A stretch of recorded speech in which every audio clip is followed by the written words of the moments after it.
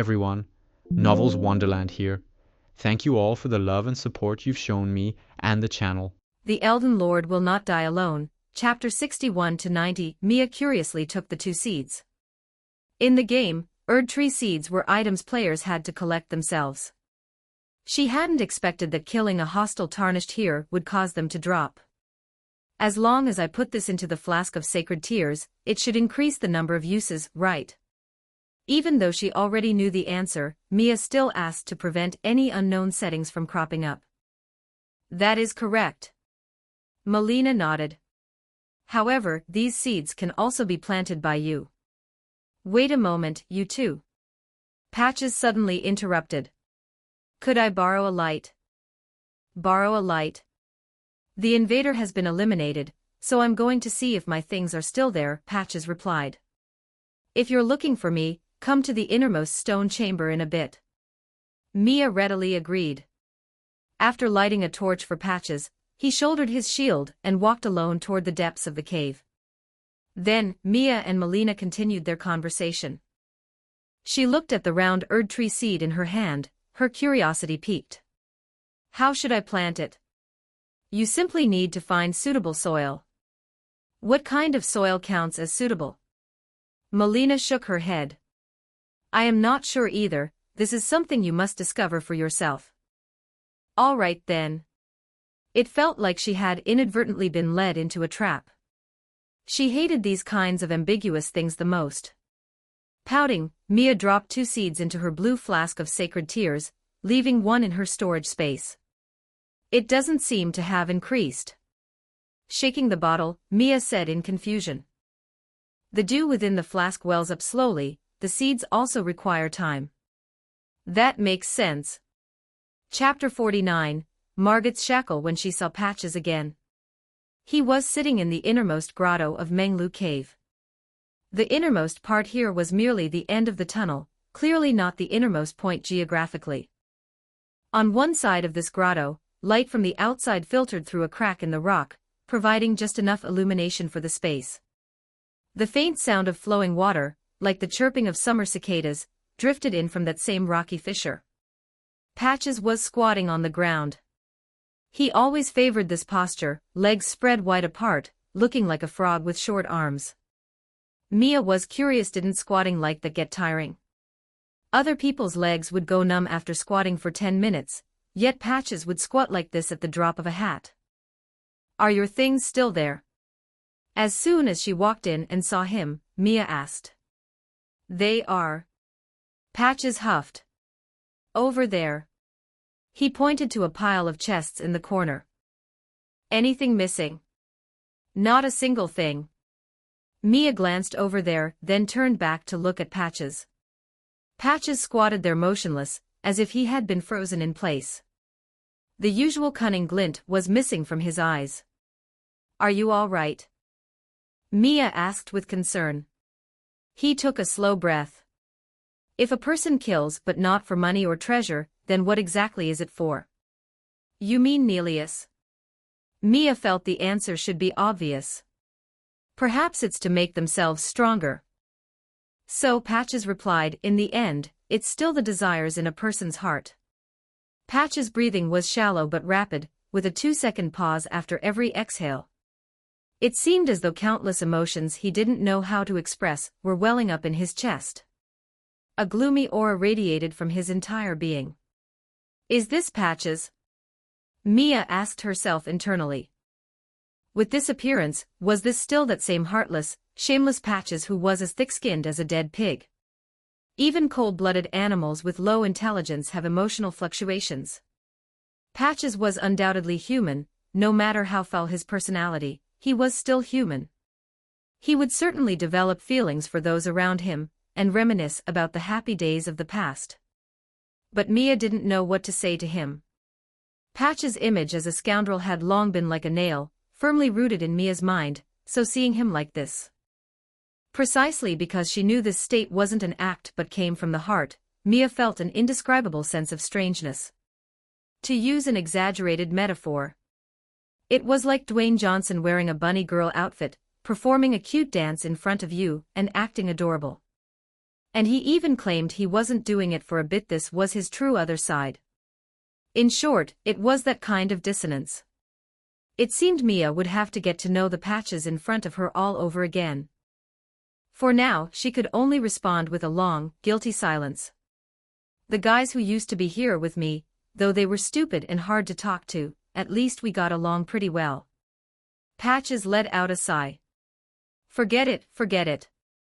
The dead can't be brought back to life. Saying this, he looked at Mia. Speaking of which, you've helped me out big time again. If it weren't for you, I'd surely have been taught a harsh lesson returning to this cave alone. So it wouldn't do not to show my gratitude. Mia raised an eyebrow. She intended to hear what Patches was going to say next. Do you see that chest? Patches pointed to a wooden chest placed not far away and chuckled. Inside is a treasure I've always cherished. It's a rare opportunity, so I'll give it to you. Are you really willing to part with it? Mia asked suspiciously. Willing? Well, I'm actually a bit reluctant, but isn't life all about people getting what they need from each other? Without you, my remaining property would have been wiped out. Though I don't know what you really want from me, I figured if I used that item as payment. Seeing Mia standing still, he started shouting exaggeratedly like a child trying to get attention. As expected, I'm still reluctant. Truly reluctant. So please, while my resolve hasn't wavered, hurry up and open that chest to take the precious treasure. Mia nodded slightly. No matter how she thought about it, it was very suspicious. Could there be some kind of trap inside that chest? She kept an eye on Patches with her peripheral vision, and then walked over cautiously. Sure enough, as Mia approached the chest, she caught a glimpse of Patches' face suddenly filling with anticipation. Then, when the girl stopped a few meters in front of the chest, Patches' expression turned anxious. This guy definitely has bad intentions. Mia thought to herself. The girl suddenly took a few steps back. The staff in her hand flashed. A blue crystal the size of a fingernail shot out with a whoosh and struck the latch of the wooden chest. Then, bang like a firecracker, the crystal exploded, taking the chest's latch with it. Then, the firecracker-like impact caused the lid of the chest to pop open automatically. A cloud of smoke sprayed out from inside the chest. If Mia had been standing in front of the chest and opened it with her hands, she would have been immediately enveloped by that smoke. Seeing this, anyone would understand exactly what was going on. Patches. Mia turned around in a rage. Like a cat with its fur standing on end, she roared at Patches. I actually felt sorry for you just now. Ow, ow, ow, ow, Patches screamed because Melina had suddenly appeared behind him and pinned him to the ground.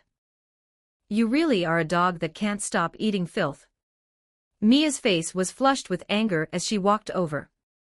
You were trying to trick me again, weren't you? Why are you getting mad at me? Patches squirmed like a maggot. Mia stepped on Patches' hand, which was still trying to struggle, pinning it to the ground. Who else should I be mad at? I really didn't know there was a trap hidden in that chest, I'm innocent. With a grim face, Mia slowly ground her boot down. Ah! Patches let out a most miserable howl. But even this display was faked. Mia was confident in her control. Her body weight was almost entirely supported by her other foot on the ground. The pressure on Patches' hand was, at most, the weight of one leg. She wasn't using any force at all. It was probably only about a fifth of Mia's body weight. Instead, seeing Patches put on such a deliberate act actually made Mia apply a bit more pressure with her foot.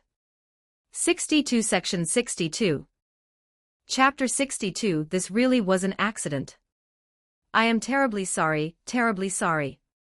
Patches, crying out in pain, shouted with all his might. His facial expression was twisted into a ball, and beads of sweat seeped from his forehead. Mia scolded him sharply. I want you to know that there's a price to pay for tricking people. Not everything can be solved with an apology. Suddenly, the young girl paused. It felt as if something was about to burst forth from her chest. Mia stay flat on the ground. What are you raising your head for? Reflect on your actions properly. Ah, some kind of incredible aura was emerging. Wait. Faced with Mia, who for some unknown reason seemed to find pleasure in stepping on Patches, Patches shuddered. He hurriedly shouted, I really do have treasure. As a reward and as an apology gift, I can give you the treasure. Mia leaned over slightly. She lightly tapped her palm with the stargazing staff. She questioned him in a deep, cold tone. Doing the same thing twice to the same person is meaningless. I know I'm quite annoying, but I'm really not that boring of a person. While arguing, Patches grabbed Mia's foot, the one stepping on the back of his hand with his other hand, trying to move it away. But no matter how hard he tried, Mia didn't budge an inch. After all, basically everyone who had fallen for Patches' tricks, besides players, was dead. Melina, who was kneeling on his back, also added a bit more pressure. You skin-peeling frog, a fellow who only pollutes the air by staying in this world, put your dirty hands where they belong. Although Melina's words were completely different from Mia's stern but civilized scolding, their attack power was arguably even higher. Patches felt as if a stone spike was pinning his back. It felt like his internal organs were about to burst out of his body. I'm not lying, I'm really not lying. I'll get it for you myself. Faced with the special care from the two beautiful girls, Patches had a mournful look on his face. Mia stared at Patches' smooth, bald head. She thought about what he said. If there really was something precious, as Patches claimed, letting him hand it over personally seemed like a safe approach. Although according to typical TV drama logic, to prevent an ambush in this situation, one would usually make the other person state the location and then go get it themselves. But this was Patches she was dealing with. Who knew if there were traps in that place? Get up, Mia said coldly. You're stepping on me, Patches replied. Mia moved her foot off his hand. Melina, let's see what he's going to do first. Melina also stood up. However, as she transitioned from a kneeling position to a standing one, Melina's point of support for her body weight was still Patches. Patches grimaced in pain. Mia looked at him with contempt. Was that necessary? Patches rubbed his hand, which had been stepped on until it was bright red, and stood up sheepishly. Mia held her staff, keeping a distance behind him. Don't think you can fool your way through everything with an apology. Yes. Patches muttered. From time to time, he would spit out phrases like it's not like there were any victims or what a fuss over nothing. Find the item quickly, Mia urged. Patches dawdled as he walked toward a pile of miscellaneous goods in the corner. He leaned over to rummage through the pile, and before long he stood up. Holding something, he walked over to Mia and handed it to her. Here, this is the treasure. Can you forgive me now? The object in Patches' hand at a glance, it looked like a dark stone slab about the size of a brick. It was wrapped in the dried roots of some kind of plant. Mia took the stone slab. There wasn't much dust on it. Either it was kept in a very secure place, or Patches hadn't had it for very long. Looking closer, the Erdtree crest was engraved on the stone slab. It still contained magic power. Margit's shackle, a cursed object bearing golden magic power. Among the many cursed omens, this was used on one who required strict restraint. Even now, a slight amount of binding magic remains. Where did you get this? Mia looked up at Patches. I picked it up. Patches answered quite honestly. But since this guy had far too many prior offenses, Mia remained skeptical. Patches complained, what point would there be in lying to you at a time like this? That was true. But she still had to ask a bit more. Where did you pick it up? It fell off a caravan. A bunch of demi-humans attacked the caravan, and I picked this up on the battlefield. Patches observed Mia's expression from time to time. If he talked nonsense now, he would probably be beaten up again immediately. She tentatively believed his explanation. Mia stroked Margit's shackle in her hand. With this item, She would have a better chance of winning when facing the boss at the entrance of Stormvale Castle, Margit, the Fell Omen.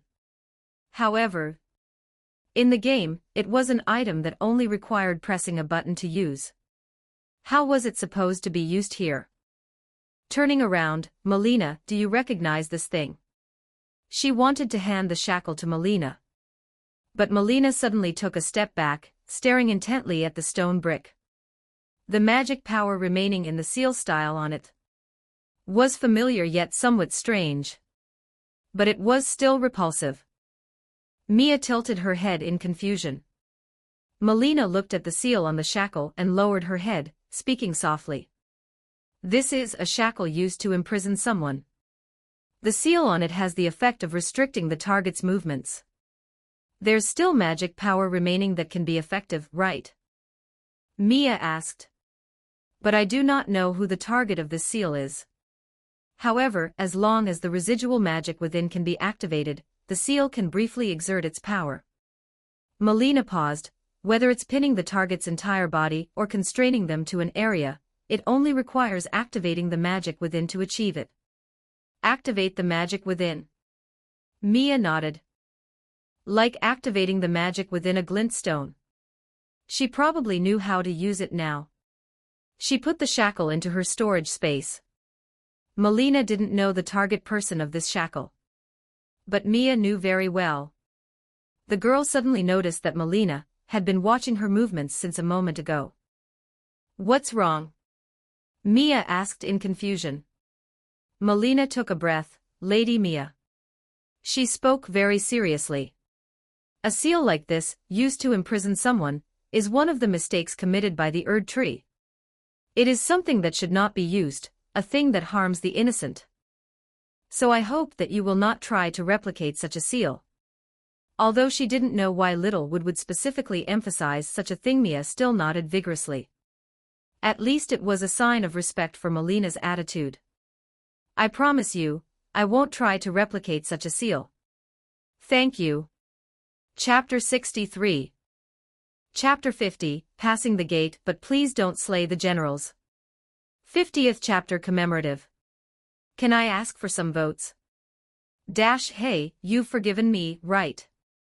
As soon as Mia and Melina finished their conversation, Patches shamelessly leaned in.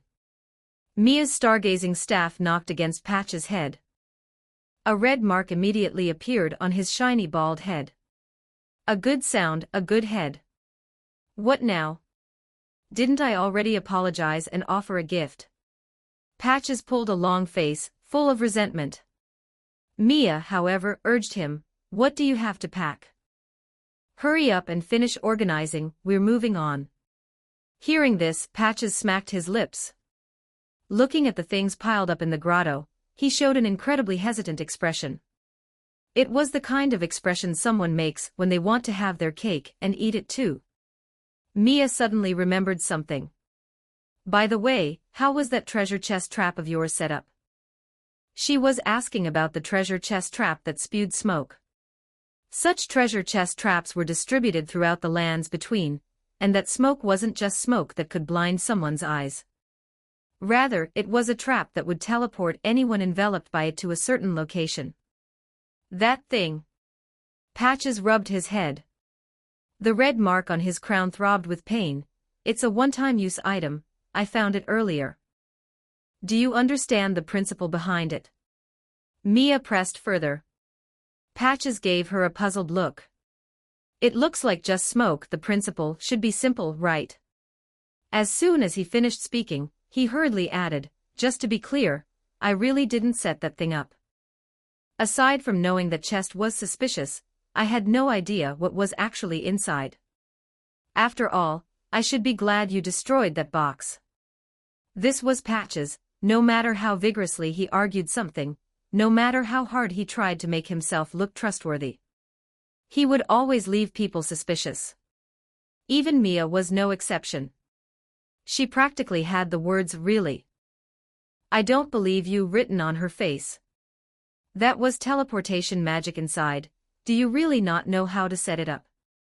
It was precisely because Mia was interested in this unfamiliar knowledge that she wanted to ask. The chest's teleportation trap had absolutely no fluctuation of mana. It looked like something even an ordinary soldier could make. Patches shook his head violently. If he had hair, he would probably look a lot like a mushroom right now. Well, in that case, a new nickname was born. Patslug snail-skinned frog mushroom cheese. I have no idea what kind of trap that was at all.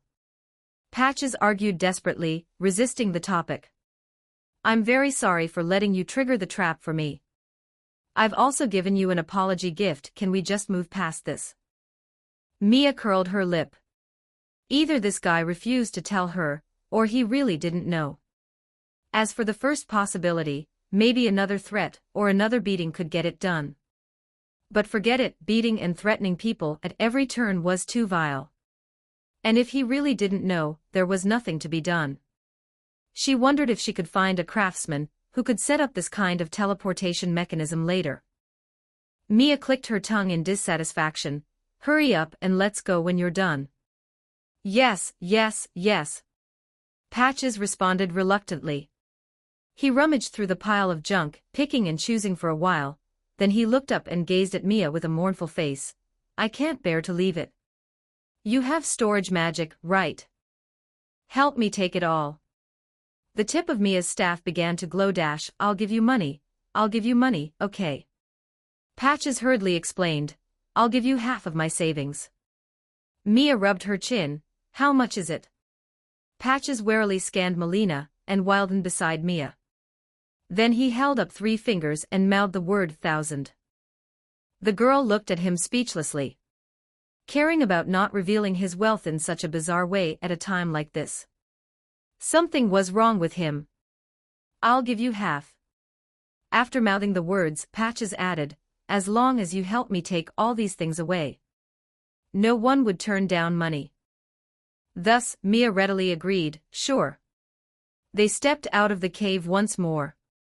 The group looked just as they did when they entered unburdened. 3 spirit wolves crouched at the entrance, waiting for them obediently. After the 4 came out, Lapland wagged her tail happily. Let's keep going. Near Menglu Cave, there was a path that led to the top of the river valley. They didn't have to wind through narrow and rugged goat paths for several hours like they did when they came. The rushing waters of the Menglu River were swift. As it flowed through this narrower channel, the current washed against the cliffs and boulders on both sides, making a booming sound. It seemed it had been this way since ancient times. About 40 minutes passed after the 4 left. A man wearing a massive iron bamboo hat stopped in front of Menglu Cave. He held a blade that was outrageously long. Just like the few people who had paused at the cave entrance not long ago, he stared into the pitch-black, deep mouth of the cave.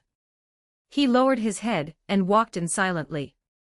However, before long, he walked back out of the cave, again clutching his long blade. They certainly have some skill. His face was hidden beneath the iron hat as he murmured to himself, I wonder if we are fated to meet. He looked left and right. He walked in the exact opposite direction of Mia's group, heading toward the upper reaches of the Menglu River. They crossed the turbulent Menglu River quite smoothly. It took the 4 of them some time to find the main road again. But afterward, the journey returned to its normal track. The incident at Menglu Cave was but a small diversion for a journey that had already lasted a week since starting from Waystation Street. For the vast majority, even 99% of the time, the group just traveled steadily, looking at scenery that could no longer stir their hearts. Having traveled for so many days, they were already unfazed by the occasional signs of human life. The occasional here meant a frequency of once every 10 hours or more. Whether it was someone coming from ahead on the main road or catching up from behind, as long as they weren't soldier, there was no need to avoid them. Sometimes, the 4 of them would just swagger past a group of wandering the ever-living. There was no need for hostility between them. There wasn't even a need to glance at each other. As Mia watched them, swaying as they walked past, or crossing paths from ahead, or perhaps originally in front and now left behind. Their wandering must have once had a purpose, but they had almost forgotten it themselves. Aside from the ever-living. Sometimes there would also be tall Cadden people, some wearing armor, some not. They would watch them from afar on the distant grassy hills. But they wouldn't approach, they would just watch for a while and then go back to their own business after finding no interest. The edge of the forest reappeared in their sight. Counting from Menglu Cave on the third day of walking. It rained. In the rain, the landscape of the earth became blurred and soft. The distant grasslands and undulating hills were shrouded in rain and mist, looking quiet and mysterious. The grass in the cracks of the road and the unknown wildflowers by the roadside were all shivering in the rain. Not for the first time, Mia marveled at the carefree nature of the environment, completely unrelated to everything on this land. Even though it was raining, they continued their journey. This was a good time to practice prayer. Mia turned her left palm upward, and a burst of flame appeared in it, then rose, going high above her head. Then, as if hitting something, it spread out in midair like an umbrella. The temperature was highest at the very top of the flame, evaporating all the falling rain, while the flame close to Mia's body also kept her clothes dry. Melina, leading the horse, had turned translucent. The rain passed directly through her body, pitter-pattering onto the ground. Yet she was still able to hold the reins properly. Wilden and Patches didn't have such convenient skills. They were wrapped in tent fabric, using oil-soaked linen to block the rain and cold. Patches complained all the way, and Mia had already grown accustomed to it. In fact, with Mia around, the discomfort of being in the rain was only temporary. 64 Section 64 Chapter 64 As long as she could find shelter, Mia would immediately help her companions dry their wet clothes and hair. On this point, Mia kept personal matters separate from official ones, she even looked after Patches. On the fifth day of the journey. Ahead, Gatefront Village. Mia stared at the sign in front of her, its writing barely legible. The young girl looked at the prairie ahead, which ended at the cliffs of Storm Hill. She looked at the sign again, it only bore the words she had just read, without even a single number to indicate distance. Does that village have no name? Mia asked. Forgotten, Wilden replied. He sized up the sign in front of them. This was placed not long ago. It seems others have forgotten as well. Not long ago. Mia turned her head, wanting to make sure she hadn't misheard. But Wilden had indeed used those words.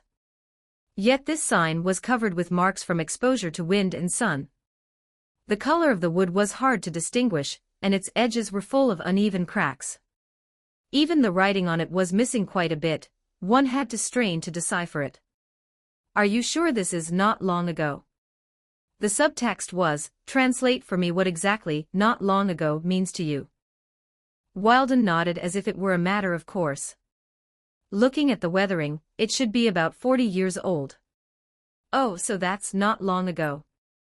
You call 40 years not long ago. Then how many years is a long, long time ago? Before the Shattering War began. Wilden tried to recall. It should be 4,000 or 5,000 years. He paused for a moment, likely understanding where Mia's shock was coming from. The soldier added. It was from that time on that it became difficult for people to return to the Erd Tree, so the concept of time was thoroughly destroyed. Mia suddenly felt a lump in her throat. She seemed to have a vision. Countless years later, in some tomb, a skeleton would sit up and slap itself. Why did I ask such a question back then? The shattering of the Elden Ring and the outbreak of war were undoubtedly a thorn in the hearts of all natives of the lands between. Let's keep going. Mia changed the subject. Stormgate sat at the end of their line of sight, but because it was so far away, she couldn't see it clearly. And the ruins before the gate were just black dots the size of ants on the prairie. How should we pass the gate later? Compared to the concept of time, this question was clearly more pressing. Is there a small path or something? Wilden shook his head. As far as I know, there isn't one nearby. Unless one was a mountain goat, it was impossible to find a foothold on the nearly vertical cliffs. As for other paths, it wasn't that there were none. If we head north and walk for another 4 or 5 days along a small path, there will be gentler terrain where we can ascend Storm Hill. What do you think? Mia asked for Wilden's opinion. Should we take the detour or find a way to pass through the gate directly? If it were up to Mia alone, she would lean towards finding a way to pass the gate. Because the current situation was different from before the Monglu Bridge, the detour before Monglu, including settling the business at Menglu Cave, only took half a day. Menglu Cave was very close to the bridge. But it was different now. If they took a detour, it would take another 4 or 5 days. Mia, who had long felt bored with the journey, only wanted to reach their destination quickly. But if they were to pass the gate, Wilden's help was indispensable. Mia was not a leader who liked to act unilaterally and bring trouble to others. Just like before the Monglu Bridge, Mia was worried that Wilden would come into conflict with other members of the royal army because of her. So, even though she really wanted him to help them sneak through the gate, Wilden had to agree personally. He was stunned, seemingly not expecting Mia to ask him that. He then replied, "I have no problem with it." Mia breathed a sigh of relief. "That's good. What's going on?" Patches looked bewildered by the conversation between the two, which relied entirely on their mutual understanding. He had never experienced, nor heard of, the business of pretending to be a prisoner to deceive the tree sentinel. "We're taking a detour, right?" Patches also knew there was a gate there. "No," Mia shook her head. Patches' face stiffened. "If you want to force your way through, go by yourself, don't drag me in." After shouting, he assumed a posture ready to run for his life.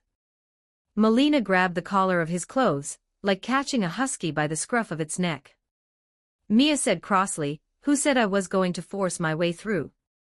The restrained Patches turned back. "Then what are you going to do? Sneak through? Is that even possible?"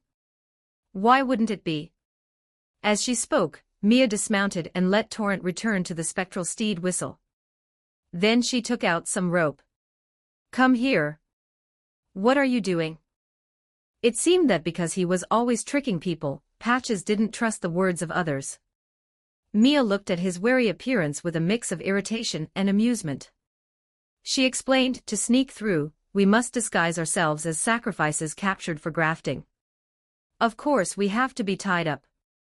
Seeing that Patches was still very resistant, Mia added, "Don't worry. I'll be tied up too, no one is tricking you." "For real?" Patches asked tentatively. "For real." Mia nodded. "All right then." Patches swallowed hard and handed his weapon to Mia, who put the items into her storage space. Then he extended his hands to let Mia tie him up.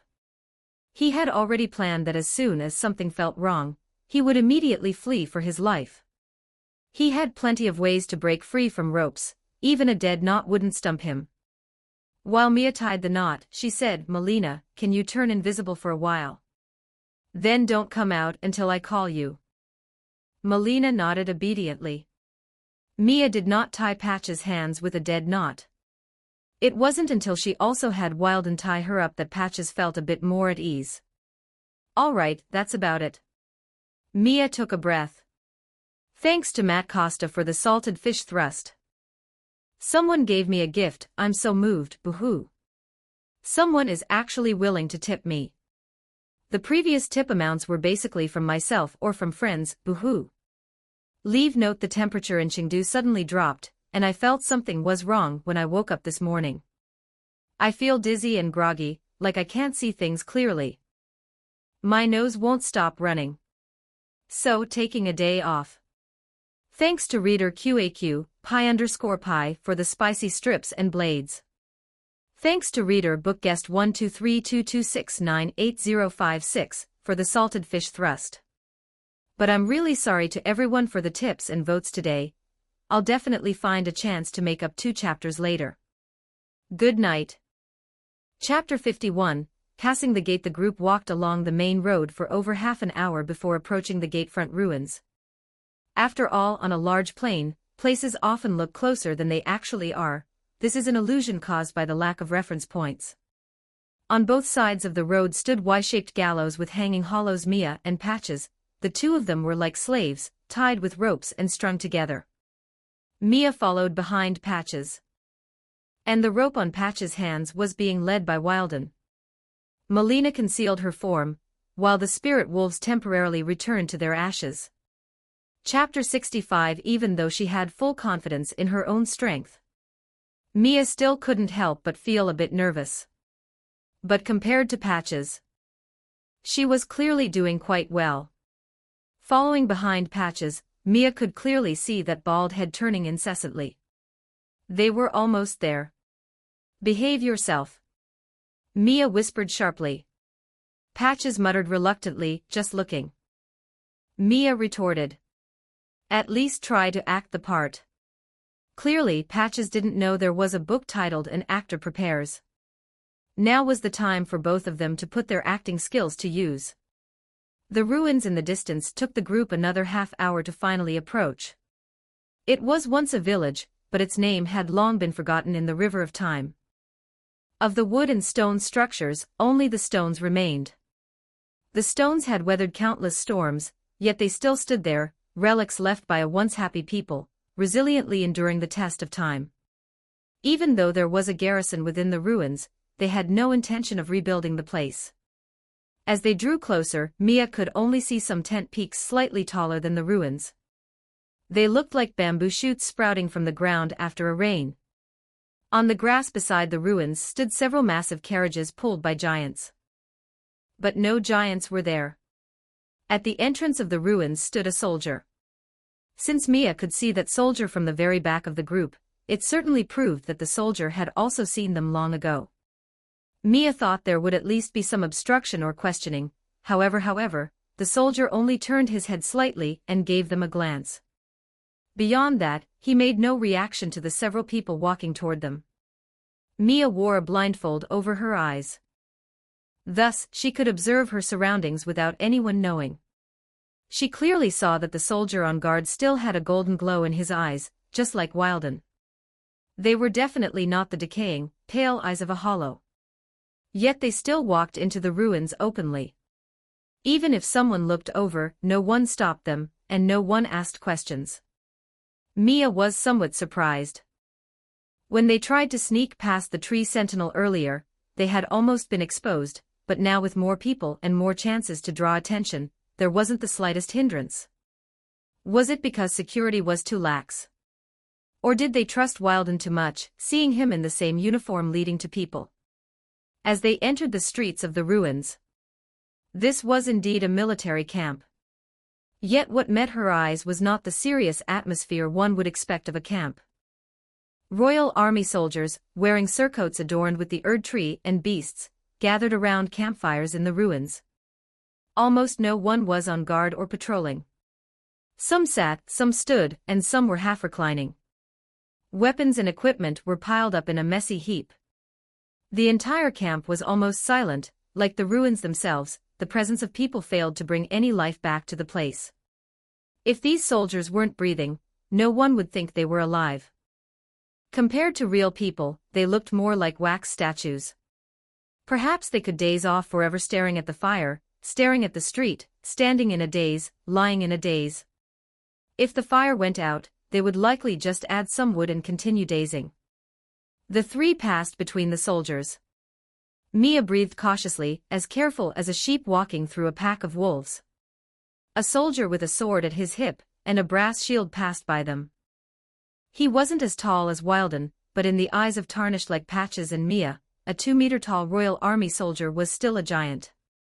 Mia suddenly turned her head to look at the soldier. She realized that even if she looked around, she wouldn't draw the soldiers' attention. It was as if they were machines. As long as an event wasn't serious enough to exceed a threshold and trigger a switch, these Royal Army soldiers would continue to operate in silence and numbness. No change at all. Were they really human? The young girl's heart rate quickened slightly. These soldiers really seemed like NPCs in a game. Compared to Wilden, the difference was night and day. Seeing those soldiers' gaunt cheeks, the uncanny valley effect began to take hold in Mia's mind.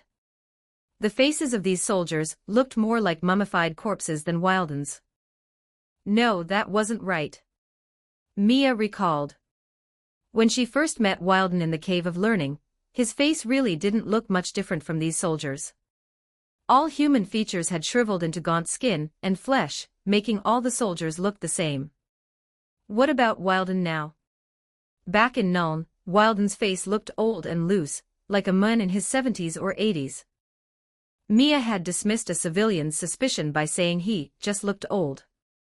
But the Wilden she had just seen looked like a middle-aged man in his 40s or 50s. A beard had even appeared on his face, which wasn't there when they first met.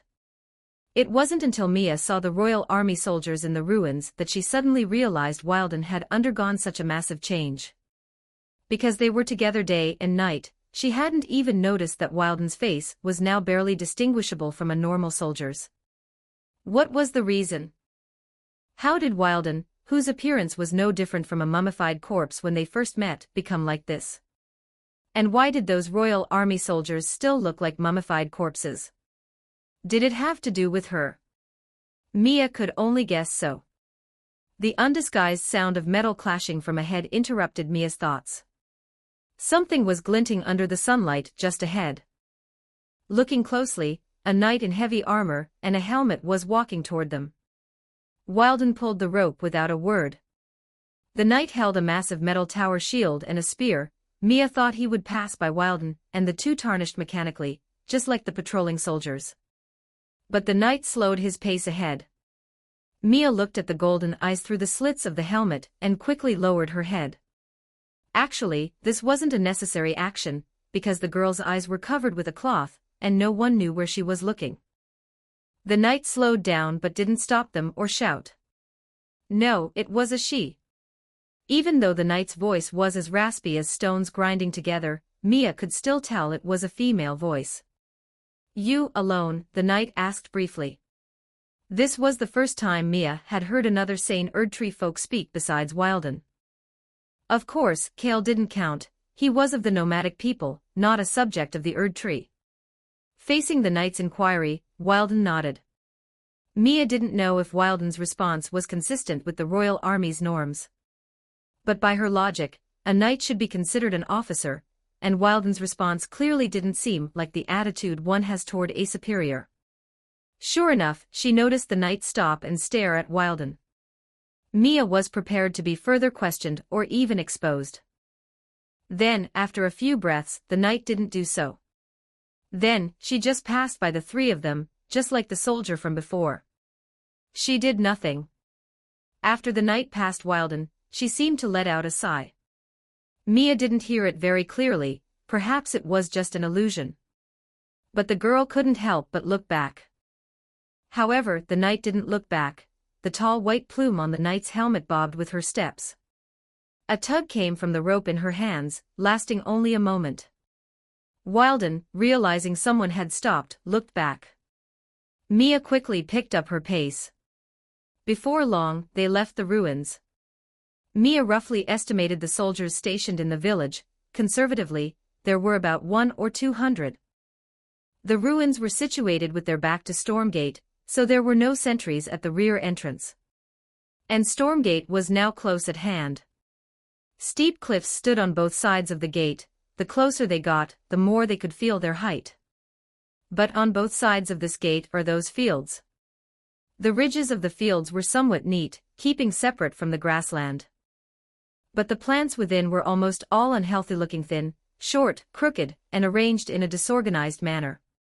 Rather than food, they looked more like foxtail grass. A few scarecrows were stuck comically in the fields, making one wonder if birds would actually come to damage such fields. Perhaps the wild berries found everywhere in the wilderness were more nutritious than the grain produced by these weak plants. What is that? There was no one around, so Mia boldly asked Wilden. It's wheat, Wilden replied. Then, Melina took over the conversation from Wilden. She didn't appear, but her voice clearly reached Mia's ears. 66 Section 66 Chapter 66.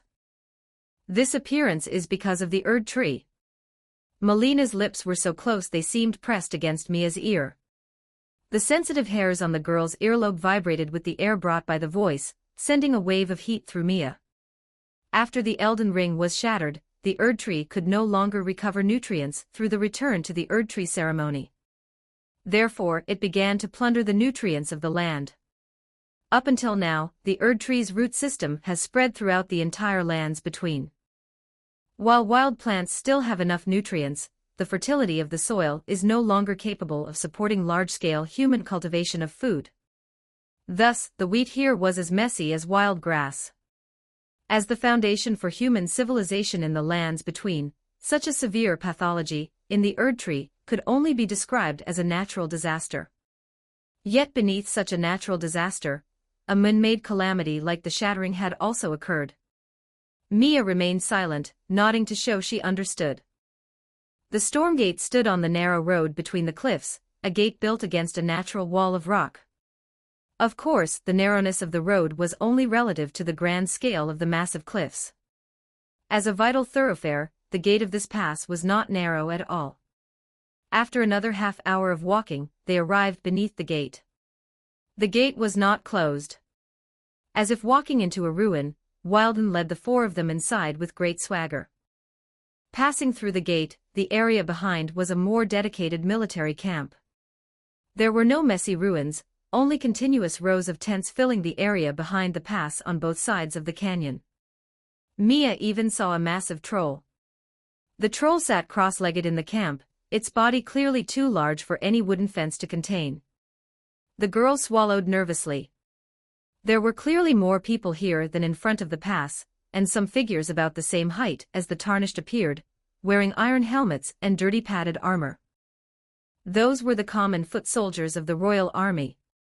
Wilden had said that these were also tarnished, but unlike those who had once been banished, these were tarnished born within the lands between as the Erd tree's grace gradually weakened, born naturally without grace.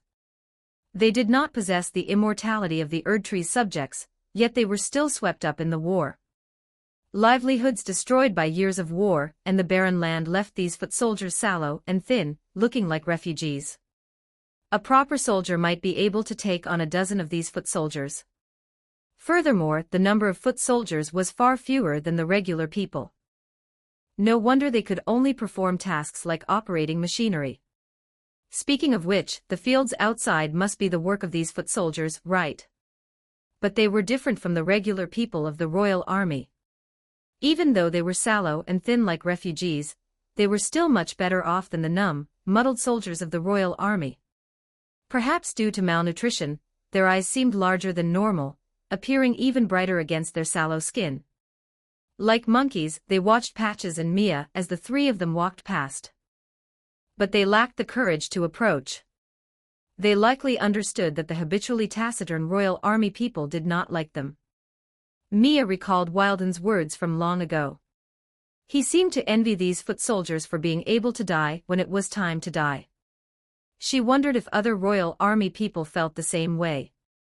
There was a status gap between the royal army people and the foot soldiers as vast as the difference between Stormhill and the Limgrave grasslands. In the reverent gazes those foot soldiers turned toward Wilden, Mia mostly saw numbness.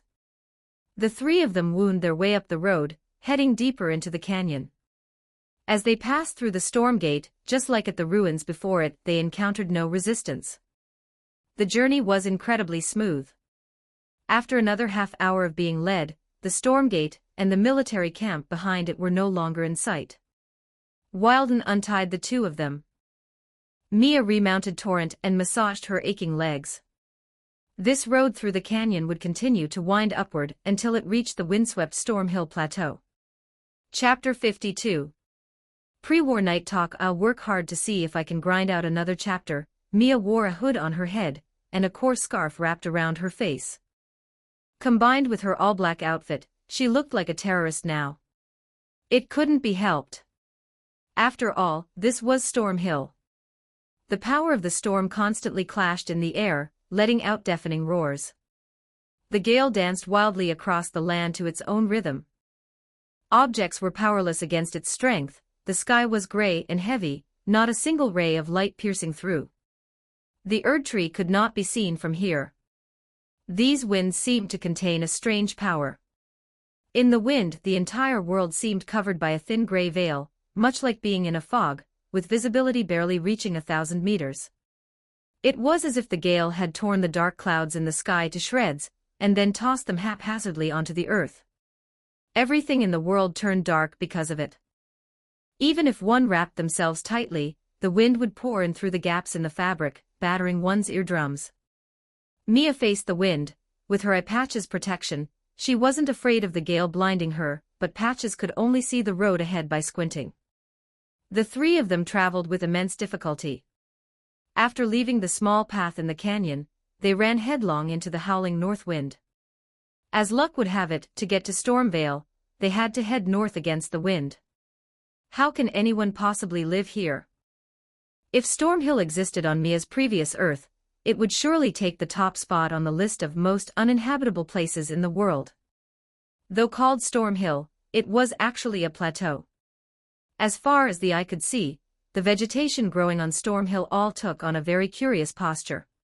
Except for the low-lying grass. The trees swaying in the wind all leaned to one side, with branches on one side and none on the other. They looked like combs stuck into the ground. Clearly, because of the never-ceasing gale, all the branches of the trees were gathered on one side. In Mia's knowledge, unless it was a sandstorm or a typhoon/hurricane accompanied by heavy rain, no wind could block one's vision like a mist. Clearly, the wind on Stormhill was not a typhoon or hurricane. A dust storm was even less likely. The wild vegetation here, aside from being deformed by the wind, was almost no different from the grasslands below the hill.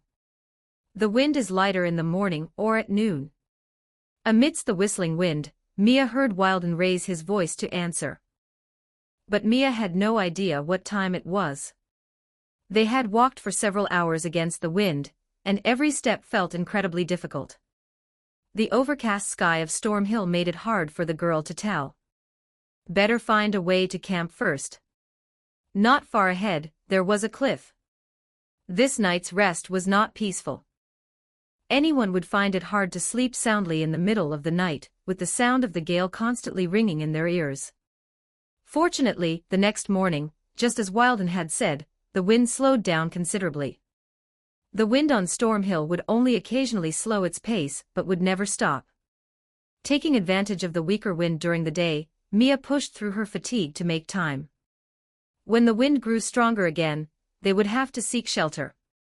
On Stormhill, the time available for traveling in a day was reduced by about a third. One morning several weeks later, the wind veil permeating Stormhill gradually dissipated.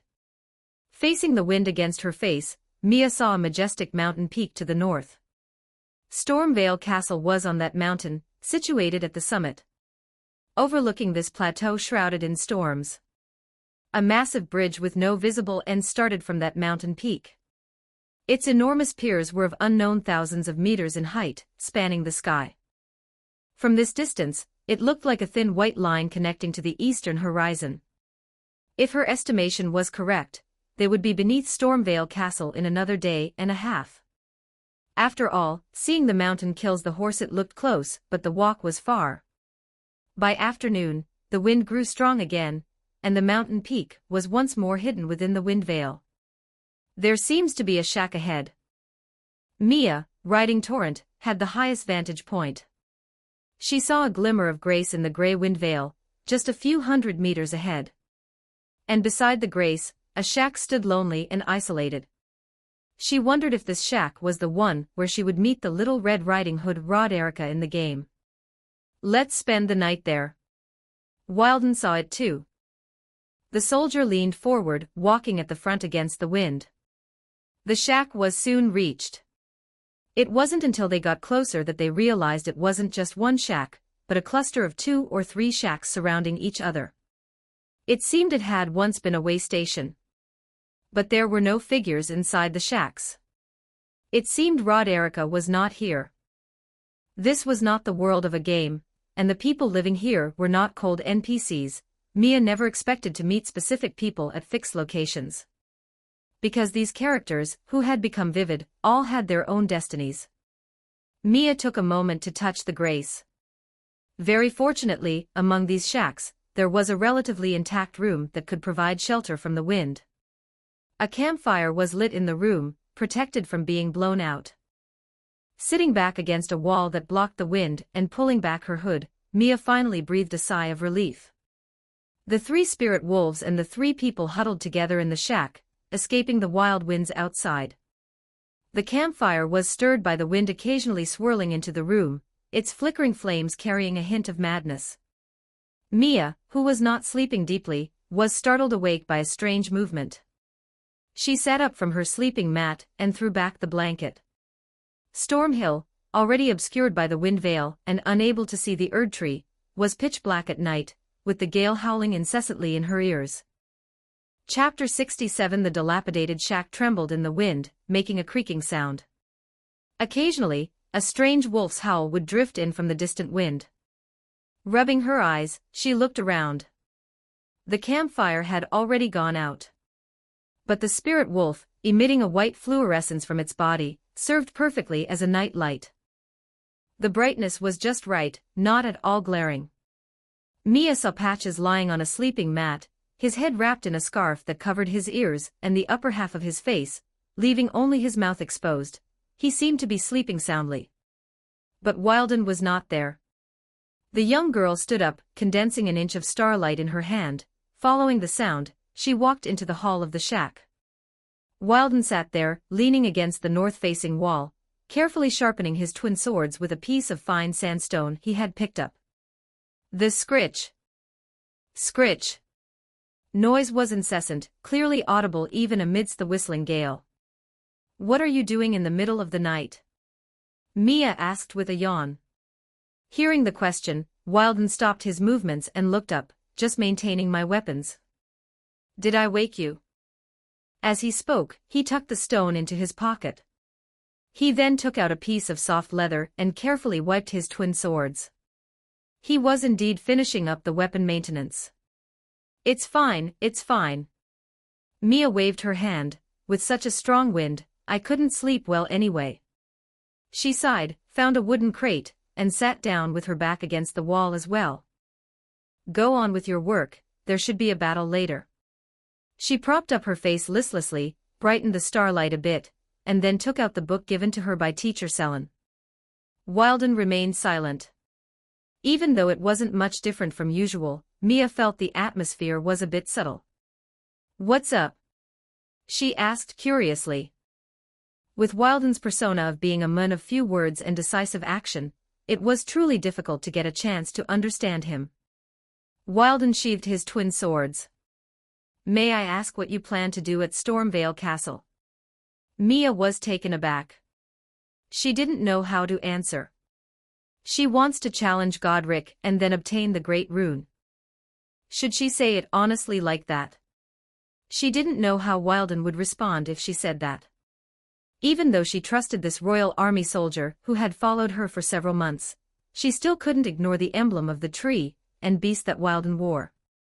If Mia honestly stated her purpose, she was certain the two would not turn their blades against each other. But would they part ways because of it? No. Mia patted her own face in her mind. Hadn't she planned to part ways at the foot of Stormvale Castle from the beginning? But if they were to say goodbye now, she still couldn't bear to let go of this friendship. But this seemed to be a matter of stance. Wilden saw Mia's hesitation.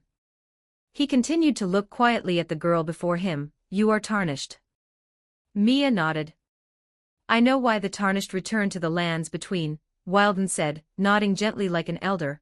"They want to challenge the demigods, obtain their great runes, and repair the Elden Ring." Mia pursed her lips and nodded without denial. Wilden was right. To put it more bluntly, the story of the Tarnished is about coming to the lands between to break up a fight, and then killing everyone involved along the way. "Yes, I hope to repair the Elden Ring." Mia took a breath, calmed her emotions, and looked Wilden firmly in the eye. "So my purpose in going to Stormvale Castle is to challenge Godric, and then get his great rune." "I see," Wilden nodded. "So I've told you my goal. If you find it hard to accept traveling with me, you can leave at any time. As soon as she finished, Mia regretted it and added urgently, no, I don't mean I'm kicking you out. Didn't we agree to part ways at the foot of Stormvale Castle? It's all right. Wilden comforted her, then leaned back against the wall. I know why the Tarnished returned to the lands between. Wanting to travel with you was my own choice. I have a question. He looked at the petite girl. Mia swallowed and nodded, indicating she was listening. Wilden asked, do you know what kind of soldier King Godric, who occupies Stormvale Castle, is? Chapter 53. The soldier's request. This is what I didn't manage to finish last night, today's will come later. Looking at the girl beside him, Wilden asked the question. Do you know what kind of soldier King Godric, who occupies Stormvale Castle, is? Mia pondered. Did she know what kind of soldier Godric was? Of course she did. After all, she had played this game and completed it many times. The demigod who calls himself the Golden Lord is a descendant of the first king, Godfrey. As the son of Godwin the Golden and grandson of Godfrey, Godric is one of the demigods with the thinnest bloodline. He is also the weakest demigod. After the shattering began, Godric, as a descendant of the Golden lineage, was forced to flee his home. The weak men sought power through the terrifying act of grafting. O soldiers, one day we shall return home together, to our home at the foot of the Erd tree. This is the remembrance obtained by the players Tarnished after defeating Godric. In the lands between, without power one is nothing. Despite being the most legitimate descendant of Godfrey, he could only humiliatingly become the lord of a defeated army, stranded in Limgrave, far from the royal capital. He used the evil art of grafting just to gain power and bring his subordinates back to the royal capital, but even so, he remained the weakest among the demigods slain by the Tarnished. Godric was actually a complex character, possessing a fully tragic aura. Even after obtaining the limbs of a dragon, he never got to see his home, Leyndell, again, dying humiliatingly under the sword of a Tarnished. In the end, he couldn't even let his ancestors witness his power. Facing Wilden's inquiry, Mia nodded firmly. She knew very well what kind of soldier Godric was. But I've never seen him with my own eyes, Mia added. That's enough, Wilden replied. He saw no contempt or disdain in the girl's words and attitude, so he believed Mia's answer. If you defeat King Godric, how will you treat him? The soldier asked next. How to treat Godric? Speaking of which, since she was Melina's sister and Marika's child. Therefore, Godric's father Godwin, the Golden Firstborn, was her half-brother. Thus, Godric was her. There was a long silence. As long as he's willing to listen to me. Do you wish in your heart to kill him? Wilden asked. Mia shook her head. Do you wish in your heart to mock him? Even if he is the weakest shardbearer. I don't think that's his fault. Mia pursed her lips. Deciding a soldier's value by measuring their physical strength is a very foolish idea. Wilden's words made Mia feel quite surprised. You are also a demigod, aren't you? Although it was a question, he didn't seem to think there was any error in his judgment. When he asked, Wilden already had the answer in his heart. Mia was stunned. Beneath her blindfold, her eyes gradually widened. How did you know? I once served a demigod, Wilden replied. A smile appeared on his face, which was no longer as withered as before. It was evident that Wilden had a handsome face when he was young. Therefore he said, I have a unique perception of a demigod's aura. If one were to explain the principle, it was probably because demigods possessed the most powerful grace, even without holding a great rune, that aura could make one feel extraordinary. Mia was a bit flustered, pinching the hem of her clothes and looking away. This was naturally the guilt that surfaced in her mind after her hidden identity was exposed. 68 Section 68 Chapter 68 Wilden looked at Mia, as she displayed such a human side. You are different from any demigod I have ever seen. Well, Mia rubbed her nose. Before coming to the lands between, I knew nothing about my identity. So please, just treat me like an ordinary soldier. It is precisely because of that, Wilden replied, that you possess a quality that none of the shardbearers have. That should count as a compliment, right? Feeling a bit awkward, Mia curled her toes inside her shoes. Then, let's get some rest early tonight. I understand. Wilden closed his eyes and nodded. Good, as long as you understand. Good night. As Mia was saying this, she saw Wilden suddenly stand up, face her, and drop to one knee. Get up, get up. Mia waved her hands in a panic, trying to pull Wilden up. This sudden gesture left Mia completely at a loss. But the latter remained motionless. I wish to swear my fealty to you. The soldier spoke, switching to honorifics when addressing Mia. Stand up first. In her past life on Earth, Mia was just an ordinary soldier. Seeing someone show her such deep respect was truly difficult to adjust to. Especially when someone she had become familiar with knelt before her and spoke of swearing loyalty, words that undoubtedly felt like historical regression. It made her feel even more uneasy. Do you accept my fealty? Wilden asked again. Mia knew that this wasn't a time where he would simply do as she wished. And so I accept. Mia answered solemnly. Wilden stood up. Mia looked at him with a complex expression. The young girl had never felt she was a particularly unique existence, nor was she a leader-like figure. Though at certain times, she did indeed display such capabilities. But she herself didn't seem to have that kind of self-awareness. Therefore, she didn't feel it was something to be pretentious about. By the way, weren't you loyal to Godric? Regarding Wilden's sudden and serious oath of loyalty, Mia still had many doubts. Wilden did not deny his past allegiance. He nodded. But I hope even more for this war to end. After the Elden Ring shattered, the demigods initiated the shattering, fighting amongst themselves to become the Elden Lord. Everyone coveted the throne beneath the Erd tree, and brothers and sisters turned their blades against one another. The long, chaotic struggle has continued until now, and this once prosperous land has become desolate and savage. Godric continues his grafting, turning a blind eye to everything happening on this land. He has strayed from the righteous path of a lord. Wilden paused. Please forgive my greed. If possible, I hope you can correct the misguided path Godric is walking. I believe that when a lord deviates from his true heart, it is my duty as a subject to help him return to the right path. You think I can make Godric return to the right path? Mia asked with a frown. Wilden nodded. Because you possess a quality that most of the other shardbearers do not. It was the second time Wilden had said such a thing. What exactly is that quality? Mia tilted her head. Inclusivity. Inclusivity. If this was a trait that other shardbearers lacked, Mia begged to differ. Mia shook her head. I don't think that's a quality only I possess. In the forbidden lands of the north, shrouded in snow, there still remained the unfulfilled dream of a certain young Empyrean.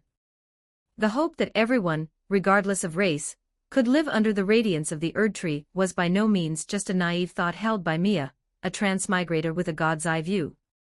Wilden replied, but you are the one closest to me. Mia fell silent for a long time.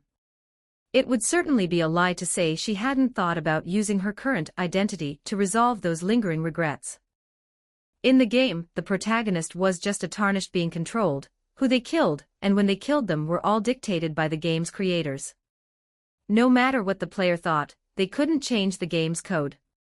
But if one could interact with the characters in the game as a real soldier, how many tragedies could be averted? And how many enemies could be avoided? Mia had been doing exactly that since she arrived in this world. She didn't attack Wilden on sight, and later, she and Wilden had narrowly bypassed the tree sentinel together.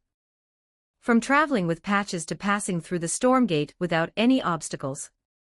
Through communication and wisdom, Mia had still accomplished many things. She also hoped to do more. For a long time, she had been thinking, if she defeated Godric as a demigod, could she create another possibility? Actually, I already had that intention. Being asked to do something she already wanted to do made Mia's feelings somewhat difficult to describe for a moment. "Thank you." Wilden realized that Mia didn't like the kneeling etiquette, so he simply bowed slightly. Mia waved her hand. "Let's just get some rest early." If there was going to be a battle when they reached Stormvale tomorrow, she didn't want to have a poor night's sleep. But unfortunately, a poor night's sleep was likely unavoidable. The conversation with Wilden was destined to make her think about all sorts of things, keeping her awake until midnight. "I'm going back to sleep now." Mia turned around, let out a sigh of relief, and walked toward the room. The sigh was masked by the whistling wind. The girl glanced back at Wilden with an inquiring look. "I will keep watch here." "All right then." Since this was a common occurrence, Mia didn't mind. If Wilden had followed her back into the room just like that, Mia would instead have been troubled by how the two of them should interact after that oath of loyalty. "We'll talk about it tomorrow morning." Wilden watched Mia return to the inner room. Then he sat back against the wall, his golden eyes gazing at the pitch-black night sky outside, his face showing a reminiscence of the past. Chapter 54. Wilden's story. Wilden actually really wanted to tell Mia a story. But even up until the end, when Mia walked back to the inner room and went back to sleep, Wilden still didn't speak. Perhaps he felt it was too late, and they had already said too much, so he didn't stop her again. Or perhaps Wilden simply felt that he wasn't good at storytelling, and any story from his mouth would surely be boring. And a man like him wasn't suited to tell a story like a sentimental soldier. So Wilden's story remained in the depths of his heart, known only to himself. Yet even if he didn't want to tell anyone, he would never forget that story. It was a long, long time ago, in an era when the Elden Ring had not shattered, and cheers and smiles still existed in the world. In Leyndell, the royal capital of the Golden Order, there was a knight who served his lord. The lord had long hair like golden silk and a face as finely carved as marble. He was the firstborn demigod, the eldest son of a god. The knight swore loyalty to his lord and took pride in his oath, serving as an inseparable attendant by his side. One who could serve by the side of the eldest son of a god was naturally an elite among knights. In times of peace, the knight was a guard by his lord's side, helping him turn away unwelcome guests. And when war came, the knight was also a warrior who followed his lord into the fray, achieving great military merits. What the knight's lord loved to do was tell others about his dream. He hoped that on the land he would rule, whether it was the demi-humans dwelling in caves or the ancient dragons soaring in the sky, they would all live together on the same land as the humans who built grand cities, prospering together in peace. He was born to be loved, so he also loved this world. If the prosperity of our dynasty at this moment is a dream, then I am the one who will make this dream continue. Those were his words. But he did not expect that if this truly was a dream, there would eventually be a day when the dream would shatter. On that night of cold, thick fog, the rune of death was stolen. The first of the demigods became the first of the dead. The knight lost his lord. At the same time, he also lost his oath. Stormvale Castle was now close at hand. At the foot of the mountain, sheltered from the wind, farmland and villages were sparsely scattered. In the distance, thin trails of cooking smoke rose from simple thatched houses. But it was as silent as a ruin. Looking from here, even in the morning, there were not many figures on the road. The crows perched on the scarecrows were perhaps one of the few manifestations of life on this harsh land. At the foot of the mountain, the main road branched off, and following the winding path upward, Stormvale Castle sat at the summit of the peak. They encountered a squad of patrolling soldiers on the way, but fortunately, thanks to the Spirit Wolf's warning, the three of them successfully slipped through without being stopped or questioned. Looking west from halfway up the mountain, the edge of the plateau met the endless, dark ocean, while looking east, the bridge leading to the Divine Tower stretched beyond the horizon. Even though the path beneath their feet led to a castle, it was still poorly maintained. Wilden moved forward with his head down, while Mia and Patches followed behind him. Chapter 69. He gazed at the weathered stone bricks constantly passing beneath his feet. Godric was not fit to be a king. When the Shattering War began, Godric was too young, too naive. On the night of the Black Knives, it wasn't just the Golden Firstborn who died, a father was lost as well. With the Elden Ring shattered, the people beneath the Erd Tree found the truth hard to accept, and the royal capital fell into chaos. Amidst that chaos, assassins intent on exterminating the golden lineage still lurked, protected by soldiers still loyal to the banner of the tree, and the beast, the twins of the Golden Firstborn, fled the royal capital. It was only to be expected that children who lost their father would grow up in a savage manner. Wilden once swore fealty to Godric, who inherited the golden name, fighting for him as a soldier in hopes of one day restoring the glory of the Golden Order. But now, after slumbering in that cave for an unknown length of time, the world remained the same when he finally woke. What was the point of all this? Was it because of bloodline? Because Godric inherited Godwin's bloodline? Wilden had already lost all feeling for those words. He had long forgotten where his own bloodline lay. And the internal strife among the Shardbearers was even more lamentable. The knight in his story had once heard an assassin, dying by his sword, murmur a mother's name. But the knight could no longer save his lord, who was also a father. Why was there always constant conflict between people? The son of man wishes to kill the son of man, the father of man wishes to kill the father of man, and the brother of man wishes to kill the brother of man. Bloodlines are meaningless. Yet it was precisely the Shardbearers, connected by blood, who initiated this war. Bloodlines could not achieve the world that the Lord served by that knight had envisioned. Are there no guards here? Wilden looked up, glancing back at Mia, who was riding the torrent and asking the question. After all, we haven't done anything to draw attention along the way. Wilden, who knew the habits of the army like the back of his hand, replied. Starting from the very first tree sentinel, whenever they encountered soldiers, they either took a detour or used disguises. They hadn't come into conflict with any of the royal army. Naturally, they hadn't alerted the royal army either. If they were like some stubborn tarnished who just killed their way through after leaving the stranded graveyard. By the time they broke through Stormgate and reached the foot of Stormvale Castle, the royal army soldiers would surely be waiting in full force, with barricades and ballistae set up, ready for battle. As it stood, it was only logical that the group ascended the mountain smoothly. I don't know if we can still bluff our way through after entering the castle. We must be prepared to fight. Wilden reminded them, planning ahead. I'm always ready. If one intended to deceive, one had to be prepared to be found out. Just as if one intended to kill, one had to be prepared to be killed. The light suddenly dimmed a bit. Looking up now, Stormvale Castle was hidden behind a peak that wasn't very high. At that moment, the spirit wolf let out a short, sharp howl, and the three of them immediately cooperated to tie the ropes. After walking up this stretch of uphill road, the flat path ahead led into a tunnel that passed through the mountain directly to the base of Stormvale Castle. Two soldiers stood on either side of the tunnel. Wilden led the two grafting sacrifices, walking boldly past the sentries and into the winding tunnel. As soon as they were out of sight, Patches couldn't wait for Wilden to untie the ropes. The castle gate is just ahead.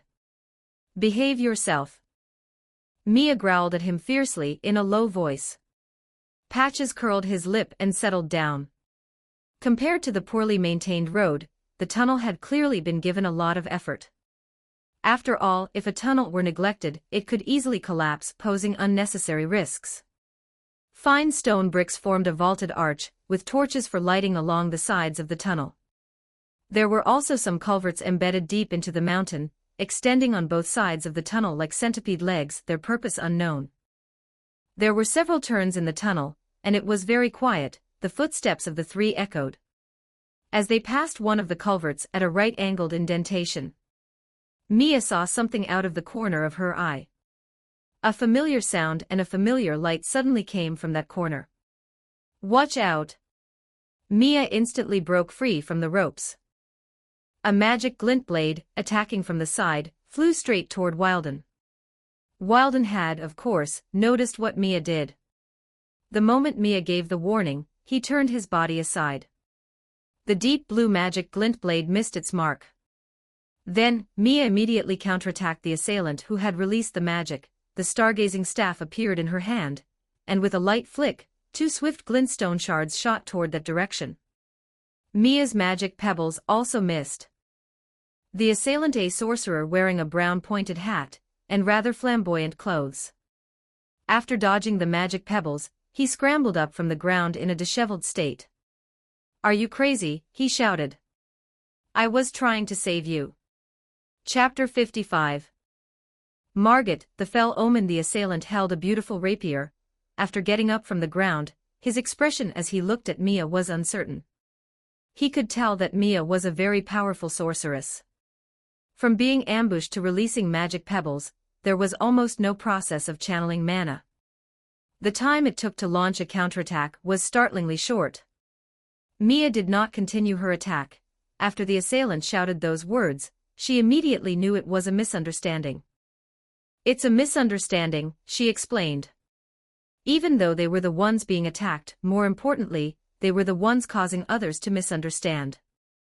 At this time, insisting on the idea of if someone attacks me, I must attack back would only make things worse. It would be a foolish move. Wilden had already drawn his weapons, but after Mia's shout, he stopped any further action, crossing his dual swords in front of him in a posture ready for combat at any moment. Patches, who couldn't break the ropes instantly like Mia, had entered a ridiculous, head-down and crouch defensive posture the moment the conflict began. What exactly is going on? The assailant didn't want to make a fool of himself and asked Mia. Seeing that the other party was indeed reasonable, Mia breathed a sigh of relief. She did recognize the attire on the soldier in front of her. Naturally, she also knew who the soldier before her was, the spellblade Roger. But Mia didn't have the habit of using her informational advantage to expose someone's identity and make them suspicious. "As you can see," the girl explained to Roger, "he is my companion." "Then why were you tied up?" Mia's short sentence wasn't enough to dispel Roger's doubts. However, seeing that Mia and Patches hadn't attacked him, they probably weren't bloodfingers who lived by attacking their own kind. "It's just a way to avoid fighting," Mia replied. "If we didn't do this, who knows how difficult it would be to reach the foot of Stormvale Castle." After saying that, Mia changed the subject and asked, "And how did you get in?" Roger glanced at Wilden. Mia noticed Roger's wariness and said to Wilden, "Never mind, Wilden, he's not an enemy." Wilden nodded, but he still didn't sheath his swords. He simply dropped his combat stance, holding the dual swords with his arms hanging naturally. Seeing this, Roger's hand holding the rapier relaxed a bit more. He shrugged and answered calmly, "Just playing it by ear, the soldier's defenses are quite lax." Mia mused. "You want to go to Stormvale too? How about traveling together?" She extended an invitation to Roger. The invitation seemed a bit abrupt. Roger felt this. He frowned slightly, remained silent for a few seconds, and then asked in return, "Why are you going to Stormvale?" "To challenge the lord of this castle." "And what about him?" Roger pointed at Wilden. Mia was about to explain. Wilden spoke up, "I am her attendant." "Attendant?" Roger was somewhat surprised. What an unusual combination. Everyone in this castle is hunting the tarnished to use as sacrifices for grafting.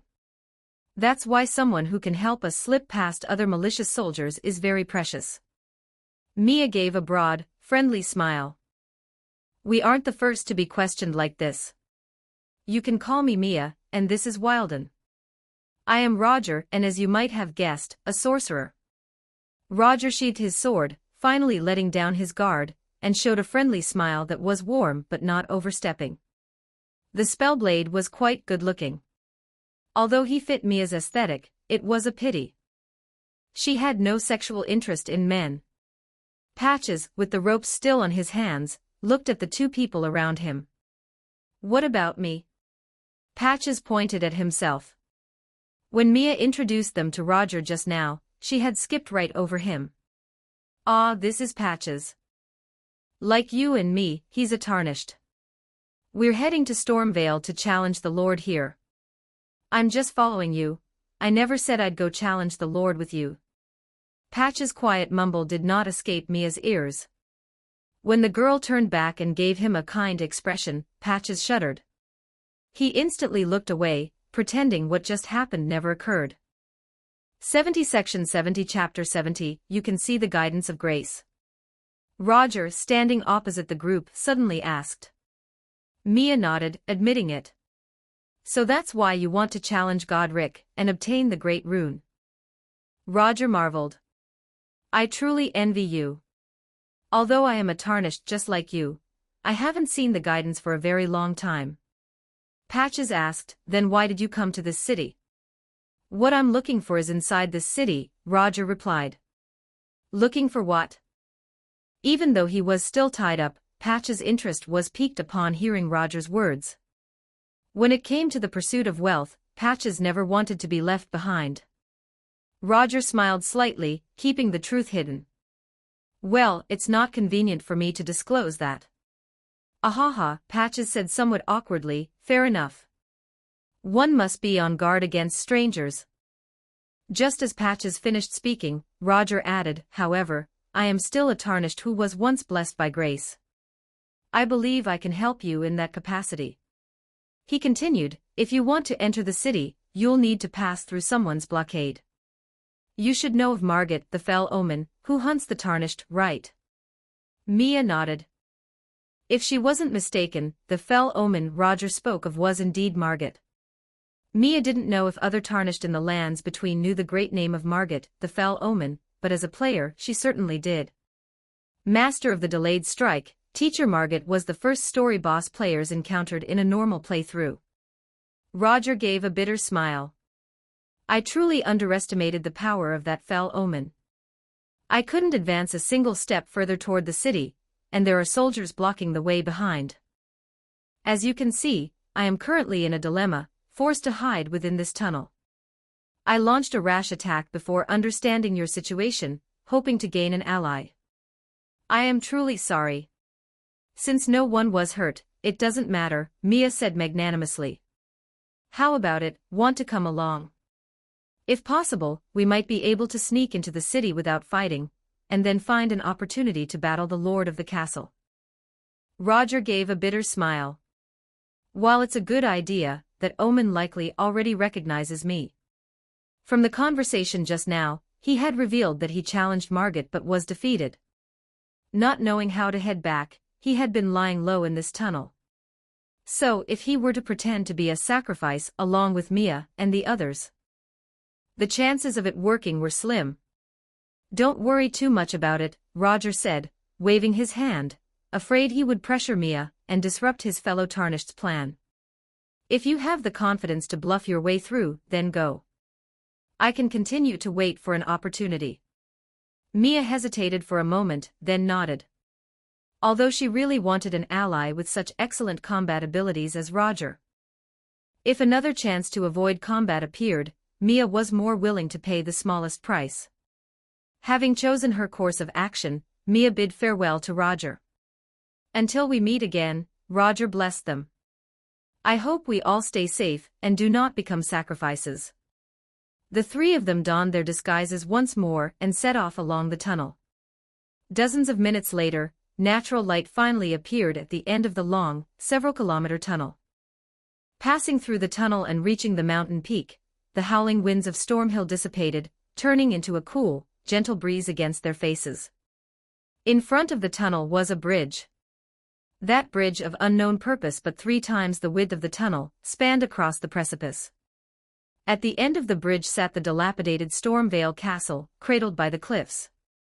Stormvale Castle's ornate, golden-decorated Gothic walls no longer held their former glory. Countless terrifying fissures split the walls, and from the dark cracks, hideous thorns protruded, emitting an endless, ominous aura. The city seemed as if it were cursed. A large number of masterless weapons were scattered across the bridge, making it look like a battlefield where combat had just ended, highlighting the hostility of this place.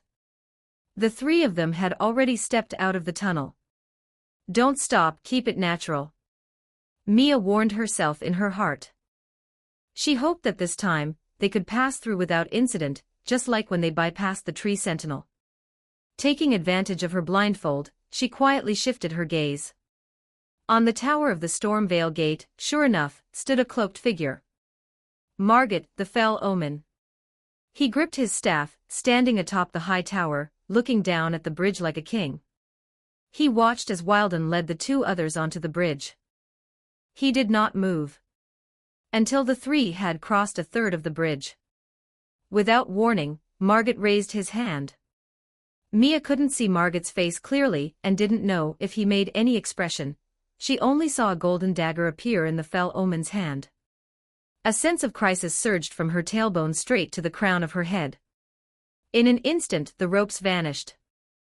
That golden illusory dagger swept down from above, passing Wilden and Patches, and flew straight toward Mia. Fluorescent stars seemed to appear beneath the girl's feet, and in the next moment, she leapt backward as if weightless. The dagger, which to Mia was as large as a scimitar, stabbed into the spot where she had been standing a second ago. Margit's palm struck the stone slab beneath his feet, producing a sound like a drum or a bell. Even one graced by such favor is still fooled by the flames of ambition. Margit felt it. On the blonde girl dressed in black with her eyes covered, there was a familiar grace. A grace that only those who grew up at the foot of the Erd tree before the shattering war would possess. The grace on the girl before him was perhaps even stronger than what such people possessed. Just as a chameleon's eyes can see more of the light spectrum, Margit, the fell omen, could also clearly feel the love the gods poured upon Mia. And within that familiar power of grace, there was also an independent, strange power buried, shining in harmony with the grace of the Erd tree.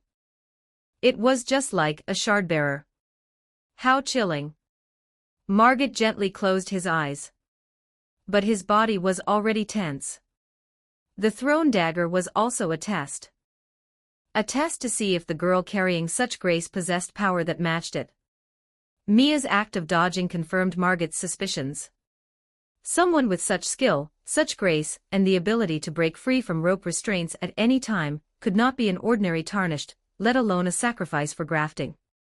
Therefore, her hiding among the sacrifices and attempting to deceive others could only be for a despicable purpose. In that case, she was a traitor to the Erd tree. Margit suddenly leapt from the high tower, soaring into the air. Then, like a cannonball, he landed with a boom in the center of the bridge. Dust billowed toward them, and the three people in front of Margit turned their faces away in unison. The dust settled, and the horn-covered, robe-clad fell omen rose from his landing posture, gripping his gnarled staff. Disobedient traitors, along with those flames of ambition, shall all be extinguished. I, Margit, the fell omen, shall execute this immediately. Writer's block, taking a day off. One-on-one battles are fine to write, but I have no idea how to write a multi-on-one battle at all. Agony, I can't squeeze it out even if I slap myself. If the battle ends very quickly, in under 1,000 words, can you guys accept that? Chapter 56, Battling the Omen Sea, I can write it after all. Leave this place. What I do has nothing to do with you. Margit gripped his staff like a sword as he spoke to Wilden and Patches. It seemed the plan to bluff their way through wasn't entirely useless. Margit didn't hold Wilden and Patches responsible by association. He concentrated all his hostility on Mia alone. But the response he received was. Wilden drew his sword and cut the ropes on Patches' hands. Mia quickly threw the great shield and spear to him.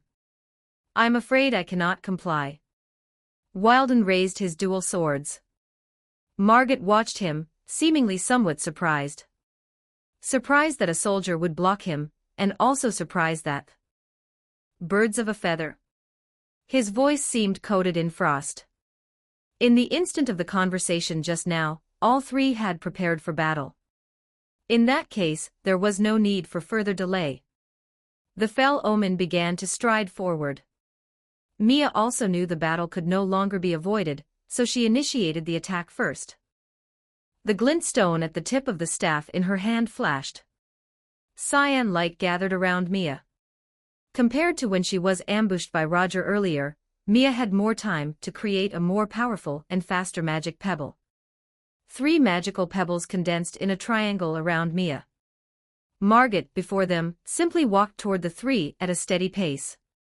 When the cyan light reached its peak, the magic pebbles flew toward Margot like arrows from a bow, trailing swift light, while Margot merely swung his staff.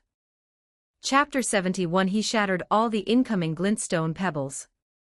In the next instant, Margot abruptly quickened his pace, sprinting toward the group. "Watch out!" Mia shouted subconsciously. In a flash, the tall Margot, the fell omen, had already closed in on Wilden. Such speed! Holding his long staff, the fell omen swept it toward Wilden from a low stance. Because Margot was naturally tall, standing upright, he was more than twice Mia's height. Even in front of Wilden, the oppressive aura belonging to a powerhouse was by no means lacking. A martial technique executed with his body was a low stance even for Margot himself. But the path that staff was swinging along was undoubtedly aimed at Wilden's chest. The staff, which appeared to be wooden, but was actually as hard as iron, even harder than iron, clashed with Wilden's crossed twin swords. The sound was not crisp, for 2 immense forces controlled both weapons. Even upon impact, the sustained pressure left no room for even a sliver of vibration.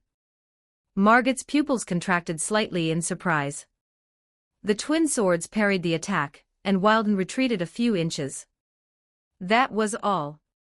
Despite being much smaller than Margot, Wilden remained like a stubborn rock, blocking the incoming attack before him. The tenacious straight sword rubbed against the uncompromising cane, emitting a faint, grinding noise. "If Margot is the name you have declared, then forgive my offense." Wilden gave a low shout. He suddenly lunged forward. Margot held his staff in his right hand. His first attack was a swing from right to left, and now that the staff was pinned, his front was naturally left unprotected. The fell omen was still surprised that the royal army soldier before him possessed such great strength. Seeing Wilden take the initiative to advance, he immediately leapt backward. The sufficiently long staff gave him plenty of reaction time.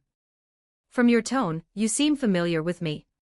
His yellow robes fluttering, the fell omen landed with a lightness that absolutely did not match his physique.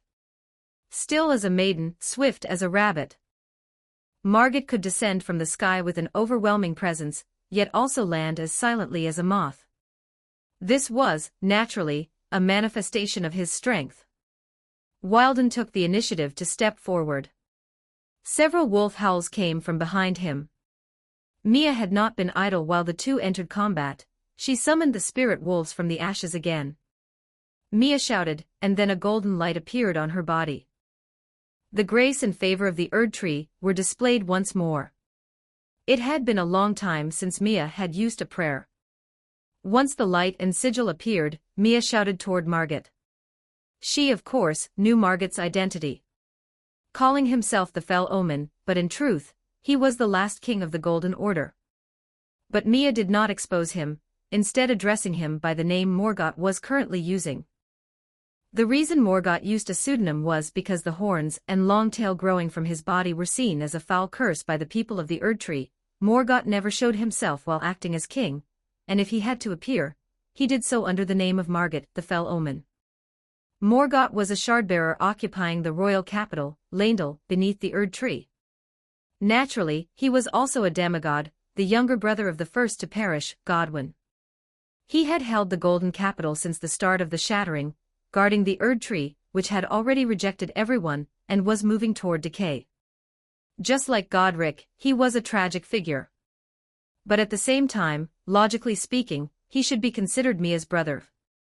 Mia didn't know if releasing the power of grace could make him calm down a bit, and show that she wasn't an enemy who wanted to fight him to the death. Margot saw those 2 rays of light. But what Mia miscalculated was that seeing that light filled Margot with smoldering rage. Shameless! He roared in anger and threw a throwing knife with a flick of his hand. Mia didn't have time to say more. The throwing knife arrived in an instant, much faster and more sudden than the first attack. For this strike, Margot must have used 80 or 90% of his strength. When a soldier encounters a sudden attack, the subconscious reaction is to reach out and block. A glintstone magic screen appeared, the golden dagger pierced halfway through, and the magic screen shattered like glass. A second throwing knife followed immediately. Mia channeled her magic and leapt lightly. Margit charged, targeting Mia. Of course, Wilden was there to block him. An unexpected turn of events had occurred. She had thought the power of the Erdtree would be a bargaining chip for negotiating with Margit, but she hadn't expected it to provoke him to such an extent instead. To buy time, the girl laid down a firewall in the path of Margit's advance. Wilden, prepared to receive Margit's attack, was stunned by the firewall that suddenly ignited in front of him, obscuring his vision. "What are you doing?" The soldier suddenly questioned loudly. "I've lost sight of him." This was an extremely fatal mistake in battle, to the point that in his urgency and shock, he even threw away his usual respect for Mia. In the nick of time, a dark shadow flew up from behind the firewall. Margit held a massive golden hammer in his left hand. As he leapt, he smashed it down fiercely toward Mia. Boom! In an instant, Mia transformed into blue starlight, evading the earthquake-like impact. But Patches, who was beside Mia, was not so lucky. Although the great hammer didn't land directly on him, the massive shock and airflow still sent him flying backward. The entire bridge was vibrating. Mia appeared before Morgott, panting. The strategic error of releasing the firewall just now had ultimately been paid for by herself. If her speed in channeling magic hadn't been fast enough, she would be on her way to resurrection right now. "Calm down." The girl leaned on her staff, shouting at him with all her might. The only response was Morgott's frost-cold face, and the staff whistling down vertically. Mia was forced to jump back again. She had absolutely no confidence in being able to defend against Morgott's attacks. She had never tried. From beginning to end, her fighting style was not to hack at enemies face to face. Besides the sword, prayers and staves were her primary tools of combat. Margott's attack range was extremely wide. Holding the end of the staff, which was as tall as he was, with one hand, he launched attacks at Mia with powerful yet unornamental swordsmanship. From time to time, another weapon would appear in his left hand without warning. It could be a dagger, a straight sword, or a great hammer, unexpectedly following up with a combo after the right-hand staff swung out. The three spirit wolves naturally wanted to intervene. But what was the result? With one horizontal sweep, like hitting a baseball, the fearlessly pouncing Texas and Lapland were swatted directly into the abyss below the bridge. They were just wolves, after all. Fortunately, Red, who intended to run to the side and rear for a sneak attack, dodged Margit's sweep. A repeat of the Roberto-style tragedy was avoided. "Don't come over," Mia shouted to Red. Mia also knew that this was a battle it couldn't get involved in. The spirit wolves knocked into the bottomless abyss wouldn't actually be in serious trouble. Spirit wolves do not die. After suffering unbearable injuries, they return to the ash box. However, the sensation of free-falling for so long would certainly not be pleasant. Patches crawled up after being sent flying by the hammer's impact, only to see Mia, in what could be described as a state of pathetic flight. If Margit's staff swung through the air, it would whip up a gale. If it hit the ground, earth and stone would fly. The reason this bridge was so dilapidated was surely thanks to Margit. "We can't win." Seeing this scene, Patch's legs immediately began to tremble. The gale from the swinging weapon blew past his cheeks, and he instantly made a decision that fit his character. "I'm slipping away first. See you if fate allows." He tightly gripped the spear and great shield Mia had given him, and ran back the way he came without hesitation. Mia, who was being suppressed by Margit to the point she couldn't even catch her breath or say a complete sentence, felt her blood pressure soaring right now. "Patches, you dumbass." Mia, who always prided herself on being a beautiful girl and maintaining her composure, couldn't hold it in anymore. The glintstone pebbles she waved her hand to release, which could penetrate walls, were either shattered by Margit or neutralized by Margit's cloak. Her flames also couldn't do anything to Margit. That yellow, seemingly tattered robe appeared to be an extraordinary piece of armor, capable of resisting damage from magic and prayers. "Laughable." Margit mocked coldly, but his staff missed once again. His anger had not yet subsided. using the power of the Erd Tree to defy the Erd Tree, and even plotting for a great rune. Absolutely unacceptable. Wilden tried to come up and rescue Mia, but Margit's lashing long tail hindered his steps. The fell omen's long tail was also covered in horns. At the tip of the tail, several of the thickest horns were intertwined in the shape of flames, forming a solid biological weapon. As a demigod of the Golden Order and an omen child, his curse seemed to be veiled in the power of grace, making it incredibly hard. Every time the horns on his tail collided with the twin swords, dazzling sparks would fly. From time to time, Margit would turn and attack toward the rear with a manifested weapon in his left hand. Even though Wilden was behind Margit, the situation he faced was not much better than Mia's. During the era of the ancient Erd Tree, omen children represented the blessing of the crucible of life. Perhaps this unpredictable combat ability was also part of the crucible's blessing. Mia used alternating releases of fire and magic to try and block Margit's path. She was dreaming, Mia was small, and her attack range was short. The reality that an inch shorter is an inch more dangerous, while an inch longer is an inch stronger, was right before her eyes. The fast-paced battle soon caused her to make a mistake in the energy channeling between grace and magic. 72 Section 72 Chapter 72 A blue light, different from a glintstone pebble, appeared at the tip of the staff.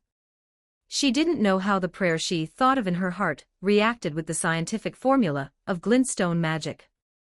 Before Mia could take it back, a pebble with a burning tip flew towards Margit.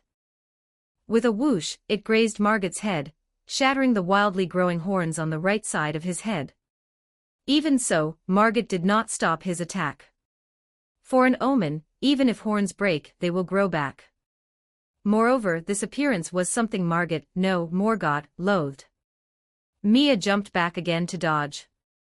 But she noticed that further back was a narrow tunnel. There was almost no room to retreat. Listen to me, Morgott. Mia, unable to bear it any longer, shouted Margit's true name. In her hand, she already held the stone slab engraved with a seal. Power poured into it. An Erd Tree crest suddenly appeared beneath Margit's feet. Margit, who was about to swing his scepter, suddenly fell, and was heavily suppressed on the ground. The moment the shackle was released, he was unable to move. Presumptuous. It seemed as if actual fire was about to burst from his eyes. The soldier in front of him had called out his true name. The soldier in front of him knew his identity. And even held a fragment of his former shackle. No, it was Morgott. The golden straight sword in his right hand pierced the earth, instantly shattering the magic circle restraining him. Morgott roared. Since his identity had already been known. Then, in front of these few people, it was naturally fine to say these words. He was Morgott, the king of the Golden Order, but also a cursed omen. Imprisoned since childhood, it wasn't until the shattering that he took the opportunity to gain freedom, seize power, and become the so-called Margit. Born unloved by the Erd Tree, Morgott wanted to protect that Erd Tree. He wanted to try to love his own blood relatives. So beneath this Stormvale castle, under the name of Margit, the fell omen, he helped Godric hunt the invading Tarnished. Even though Godric was, in his heart, a rebel who didn't know how to obey, he was, after all, the son of his brother Godwin. In this moment of being suppressed by the shackle, he felt as if he had returned to the time he was once imprisoned in the dark sewers of the royal capital. As if he were still that unloved omen, unworthy of loving others and without a shred of value. He was not. The soldier who made him experience such humiliation again. I shall carve my name, Morgott the last king, upon thy meager grave. Taking another day off. Writing this part of the plot was really frustrating. I don't know how you all feel about it. I'm the type who would rather start over if I can't write a satisfactory plot. Once the fight with the omen is over, I'll resume daily updates. It should end in the next chapter. But today's progress is much better than the day before yesterday. I'll do my best. Purple sweet potato pudding, purple sweet potato pudding, purple sweet potato pudding, purple sweet potato pudding. Chapter 57. A family reunion. A 6K word chapter. Consider it compensation for the delay, no one would have thought. The Margot's shackle, which was originally thought to be a secret weapon, instead became the culprit for triggering the second phase. Of course, Mia directly exposing Margot's alias probably also helped push things along. But this wasn't what she wanted to see. What Mia had in mind was that after Margot's true name was exposed and he was suppressed by the shackle, he would calm down a bit and listen to her. Maybe he could let her pass. But she hadn't expected that it would have the opposite effect. The furious Morgott directly entered the second phase. In his left hand, he held that golden straight sword and thrust it forcefully into the ground. Not only did it destroy the magic circle suppressing him, it also caused a rain of golden swords to fall. Countless golden straight swords appeared in midair, falling towards Mia like a carpet. She immediately activated her magic, turning herself into a star and teleporting to Wilden's side. Get back, just as Mia revealed her form, Morgott's long tail swept in front of her, and then the Omen King, covered in horns, leaped up and spun in the air. The end of the scepter pointed towards the earth, falling towards the two of them. Boom! Mia, highly focused, dodged this heavy blow that shattered the bricks. She wanted to use the shackle again, but was shocked to find that as soon as a trace of power was injected, the stone brick in her hand crumbled into powder. No time to think, the follow-up attack was right in front of her. Mia waved her staff, and 3 fluorspar meteors appeared on the trajectory of the staff's swing. Then, as if they had a life of their own, the meteors flew towards Morgott. Those were definitely no ordinary fluorspar meteors. Those 3 fluorspar meteors were a yellow-white so bright it was almost blinding, as if they were rolling and burning in the air, trailing flames as they flew towards Morgott. When Mia cast this magic, she added the power of a fire prayer. Morgott swung his scepter to shatter the 3 strange fluorspar meteors, and the flames that burst from them made him instinctively take a step back. He had never seen this kind of magic, but that was no reason to stop. Immediately after, he stepped forward again, swinging his scepter in a sweep. "Who are you?" Morgott's voice, which sounded old and weathered, questioned coldly. Knowing his identity, holding his shackle. Possessing a powerful grace of the Erd Tree, yet also using a strange power that had never appeared in the lands between. Everything felt full of contradictions. Someone who possessed grace, knew his identity, and held the shackle must surely have deep connections with the Golden Order. But the girl in front of him was also a tarnished, attempting to infiltrate Stormvale Castle and harboring greed for the great rune belonging to a demigod. And using magic that did not exist in the lands between might also be the interference of an outer god. From each characteristic, Morgott could speculate on Mia's identity, but when all these characteristics gathered together, Morgott only felt confused. Mia stepped back, and Wilden in front of her withstood Morgott's attack. Fighting together, the sound of weapons clashing was constant. "I am Mia." The girl stood in the relatively safe rear, shouting to Morgott. "I am the daughter of Marika, a demigod, just like you." Morgott barked. With a clang, the scepter collided with Wilden's twin swords, sending out a lingering echo. The Margott using the alias Margott also summoned a golden great hammer, launching a cold and furious offensive against Wilden, who was much smaller than him. Morgott parried Wilden's twin swords with his cane, the soldier's weapon almost flying out of his hand, and then the great hammer came straight for his chest. Thump! The crushing force of absolute power and speed left Wilden completely unable to resist. Before him was Margott Morgott, a demigod, one of the strongest in the lands between. And also the Margott, the fell omen, who had once defended the royal capital Leyndell during the shattering, leaving rivers of blood from many heroes. Even if Wilden had once been a knight serving Godwin, he could not be Morgott's opponent. He was sent flying by the great hammer, and Mia saw blood spray from his mouth with her own eyes. Wilden's body flew back towards her like a cannonball, landing with a thud beside the girl. "Don't move." Mia immediately rushed over, holding down Wilden, who still tried to get up. His chest and abdomen were horrifyingly sunken, under Morgott's heavy blow, his bones and muscles were shattered. Mia felt her breath hitch. Was it Wilden lying before her, so heavily injured? For a moment, she actually couldn't believe it. The most reliable warrior, who always walked at the very front in danger, also had a time when he fell. And the recovery effect of the grace of the Erd tree didn't work. She immediately set about continuing to cast healing prayers. A golden flying knife grazed her ear, the sharp air current leaving a blood mark on the girl's soft earlobe. This was in combat, on the battlefield. As an enemy, Morgott had no intention of stopping for a moment. He charged towards Mia, then suddenly stopped as a petite figure suddenly appeared in midair. Melina took over for Wilden, who could no longer fight, blocking the way in front of Mia. The dagger in the kindling maiden's hand, its silver blade covered by golden light, turned into a long blade burning with golden flames, stabbing towards Morgott's face. Melina appeared like an assassin, so suddenly and without warning that Morgott didn't even have time to block. Chapter 73 Squelched. The blade of golden flame pierced downward into Morgott's shoulder blade. At the same time, the dagger in Morgott's left hand thrust toward her body. Melina did not hesitate for a moment. She kicked off Morgott's chest, pulling out her blade and leaping backward. Leaping into midair with the grace of a butterfly, as if performing some elegant dance, she swung her dagger, which was now covered in golden flames, and transformed into a long blade. A crescent-shaped golden shockwave cut through the air, sweeping toward Morgott. Melina's leap made Morgott stumble a step, facing the incoming golden blade light. He braced his hand against the ground and rolled through the air to dodge it. Melina, take care of Wilden. Having just landed, Melina heard Mia's command, nodded slightly, and quickly retreated. Morgott's expression was grave, seemingly wary of Melina's strength. He briefly halted his attack to observe the two.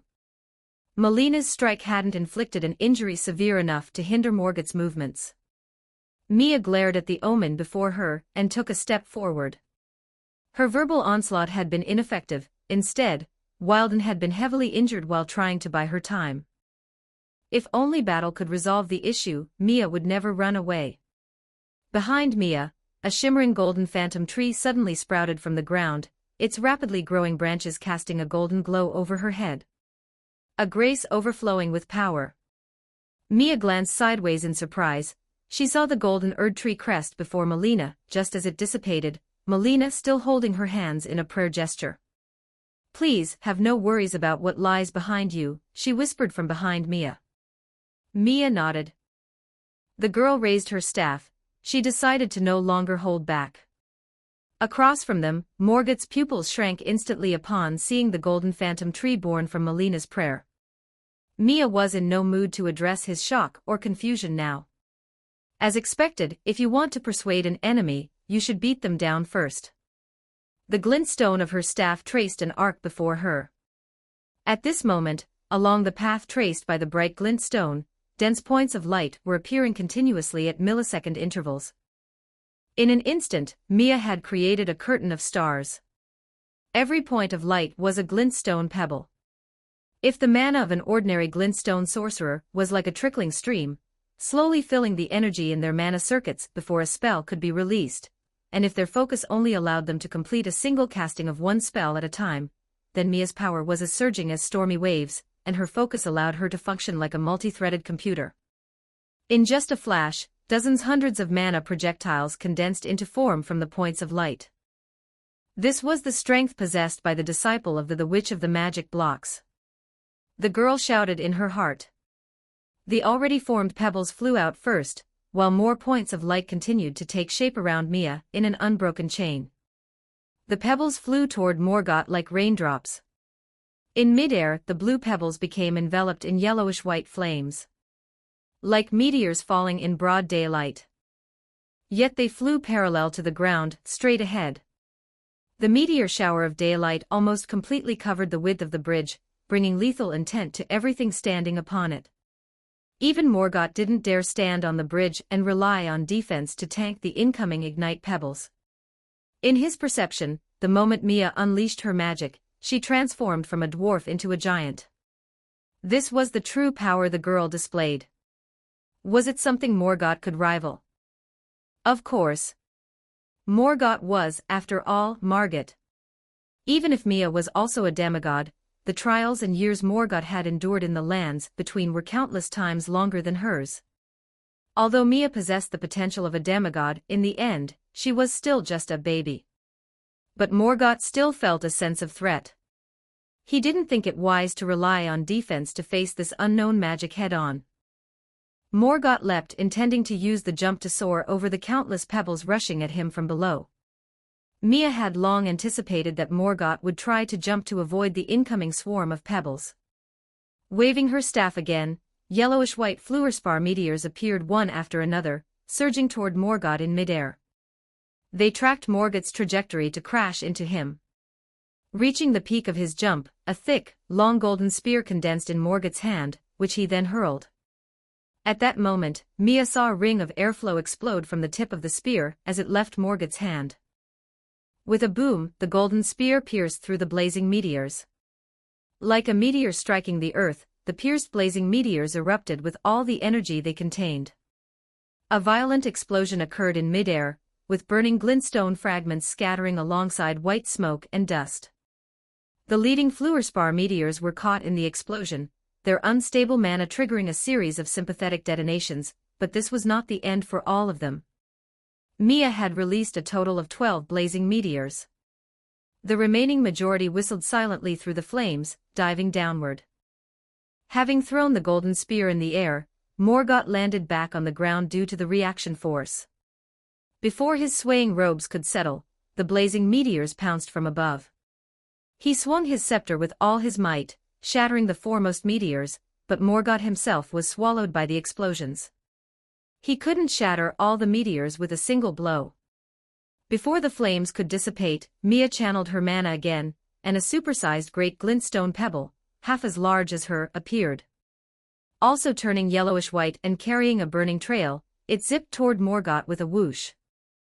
When the great glintstone pebble possessed the speed of a swift glintstone pebble in Mia's hands, and was further imbued with raging flames, its power was enough to destroy buildings. But this one missed its mark.